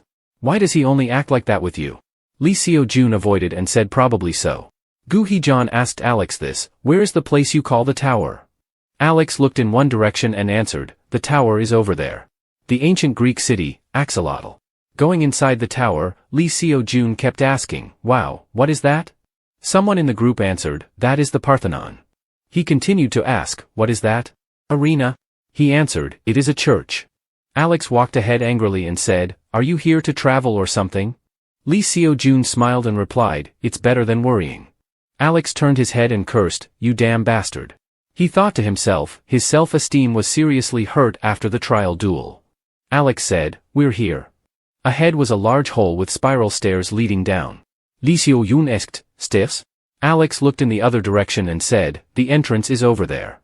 Everyone carefully stepped down and there Alex led the way. Lee Seo-jun thought to himself, the stairs leading down underground. The name of the tower didn't match it at all. Han Yi-sang hesitated and said, Alex, are you sure we got to the right place? It's just a wall, in front of it is a wall covered with countless roots. Alex answered, this is the entrance, the tower will call us soon. Han Yi-sang asked again, what does it mean that the dungeon will call us? Alex looked at the watch on his hand and said, get ready, the time to enter is coming soon. Han Yi-sang whispered to Lee Seo-jun, is he crazy? He explained, no, actually he is right, this dungeon is a bit special. Han Yi-sang understood, then why, the clock hand points to 11. Only one more hand to reach 6 o'clock. 6 o'clock has arrived. The announcement appeared, the dungeon, the guidance tower opened, choosing the 12 closest hunters to enter. Under their feet was a bright magic spell. Everyone was panicking. What is this? Alex calmed them down. Don't panic, we are entering the dungeon. The announcement confirmed, the selection was completed, granting the chosen hunters certificates, the alpha test subject. Alex continued, you will feel a bit dizzy, from the bright light that blinded Lee Seo-jun. The system announced, you have entered the dungeon, the guidance tower. Before the world perished, the monsters that rushed out from the cracks became stronger and more numerous. But on the contrary, the number of hunters only decreased. Only when that number reached the level that could not handle the monsters, when the hunters were all injured, the desperate moment. A voice suddenly appeared in the sky. Its origin was the personal system. Thanks to this, the situation was reversed. The personal system granted each hunter a rank and skill suitable and increased the terrifying power of the master hunters in their rank. Lee Seo-jun thought back, the rarer the rank, the greater the power, as in his case, the system announced in blue, updating the system of the alpha test subject. Lee Seo-jun suddenly turned red. Error, the personal system has been updated before, stopping the update, confirming the replacement, downloading the deleted data, downloading completed, the personal system has been updated. He woke up in astonishment, breathing heavily. His whole body lay on a pile of straw. The system announced, you have entered an unbeaten dungeon, you have entered the dungeon floor of the guidance tower, the prison. Lee Seo-jun wondered in his heart, what was the error just now? The system had never encountered an error before. He sat up and looked at the scenery in front of him. Could it be a castle? Lee Seo-jun was depressed in his heart. Bad, I have to go the hardest route. There is a trick to pass the guidance tower. There are a total of 12 routes in the guidance tower and each time this dungeon changes randomly. He thought the guidance tower divided people, forcing them to start in different spaces and we all had to fight to the second floor by ourselves. The system announcement appeared, starting the guidance mission, please open your personal system. Lee Seo-jun was still thinking, it is a bit difficult for new hunters. But surely it is not impossible for them, because they have all received ranks and skills through the personal system. He opened his personal system, name, Lee Seo-jun, rank, defender, rank skill, stab very strongly, special skill. He looked at his personal system in surprise, his rank. It was the same as before. I regressed. Damn it, Lee Seo-jun was depressed in his heart. I still hoped that something would change because of the butterfly effect. Tuang Thursday, mercenary, was a common rank, the name said it all. The rank represented the path that a person had to follow, but it also represented the limit of that person's development. And especially for the common ranks, there would come a time when the development speed of the owner became noticeably slow. That was why I used to be the weakest among the weak among the surviving hunters before I regressed. And if I didn't change anything, then the others would probably get the same rank as before. But that was also the problem. Because COAS rank before I regressed was which? Her rank must have also influenced a lot why she eventually became like that. If so, I needed to change it. The other objective factors, the reason I entered this dungeon, the reward for passing the stage of the guidance tower, the rank change ticket. I could only get and use it once. I couldn't fail at this stage. COA could grow up like a normal girl, not a witch. The system announced, the training mission had been updated. Escaping from the underground prison, Lee Seo-jun thought the door at the end of the corridor was locked. So it was telling me to find the key and get out. He observed a suit of armor and wondered in his heart. What was this armor? There didn't seem to be anything inside. It stood in front of the iron bars, so maybe it was a guard? He thought of it and saw, the guards usually had keys. Then the key must be inside. He saw a bag on the back and reached out to grab it. Suddenly the armor had a light from inside. Lee Seo-jun said, this bag. Do you think I will believe that? He immediately transferred energy into the spear. Then he stabbed straight at the neck, making it scream. Lee Seo-jun calmly said, I knew something like that would happen. Too bad for you, I'm too old to be fooled. By traps like this, Lee Seo-jun said and slashed. It retreated quickly. He wondered in his heart. A common dungeon monster from the start, its face full of challenge said. 1 or 2 of you are nothing to me. Come on, attack. From behind the armored monster, countless more monsters like that appeared. 90 kinds of weapons of all sorts pointed at Lee Seo-jun, making him astonished and shouted. Sorry, slow down. A while later, the head of the last armored monster also fell. The system announced, you have defeated all the living armors. On the ground were countless pieces of armor. More than what I expected. Isn't 15 too much? The system appeared. Points have been added. 150 points. He held the spear in his hand and felt happy. But as I thought, because of the help of the personal system, it was not that hard. The spear in my hand was easier to use than before. The blue system appeared. The Ring of Kings had absorbed the soul of the monster. Lee Seo-jun held the key in his heart and thought, alright, I haven't used the Ring of Kings yet, so I have another way. In front of him was a large and scary armored monster. A stream of red light was blazing as if waiting for Lee Seo-jun for a long time. He stood and wondered, what is that thing that looks like a caterpillar? Unlike the others, it had a protective layer around the joints, its weakness. It also had a shield, it must have good defense. Isn't the bag on its hip like the ones before? Do I have to defeat this thing to get out of here? Suddenly, something made him dumbfounded. In a moment, a huge weapon appeared in front of Lee Seo-jun. The monster moved its large, spiky shield toward Seo-jun. Seo-jun wondered in astonishment, how can such a big guy be so fast? The monster pushed its shield forward and attacked Seo-jun. Seo-jun quickly dodged to the side, shouting loudly, ouch. He was a bit worried, thinking to himself, I can't win by fighting head-on. Seo-jun ran straight out of the door, thinking of a way to fight. For now, he had to keep a distance from it and figure out how to deal with it. The monster spoke with a deep voice that sounded like it came from hell, escorting the prisoner to the prison. It roared and pushed its shield toward Seo-jun again, intending to crush him. To the prison, Seo-jun panicked and ran away. Seo-jun ran and thought, this is crazy, the monster kept roaring, go back to the prison. Suddenly, everything shook like an earthquake, making Seo-jun lose his balance. He regained his balance and continued to run, looking at the scene where everything seemed to collapse. Seo-jun tensed up and thought, wait a minute, this is, if all the pillars collapse, the ceiling will also fall down.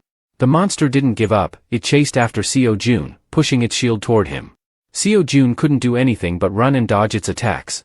He thought, I have to lure that bull to change its direction. The monster clenched its teeth, saying slowly, escaping the prisoner. It escaped once, and it launched another attack that made a loud noise. It continued, you will be executed. Right then, Seo-jun was thrown away by the monster's attack. He held onto the railing and stood up, amazed to discover something. Seo-jun saw a part of the monster's body that was not armored, that was. Seo-jun held the spear, channeling his power into it, making the spear emit a blue light. He was secretly happy, he rushed over, there was a gap, the opportunity came. Seo-jun stabbed the spear into the place he had just discovered, Seo-jun gritted his teeth and pushed, the blue light grew stronger. The monster screamed in pain, its heavy body fell to the ground, making dust fly everywhere. Seo-jun jumped off the monster. Seo-jun was secretly happy, that's it, the attack worked, the source of its strength and speed was its legs.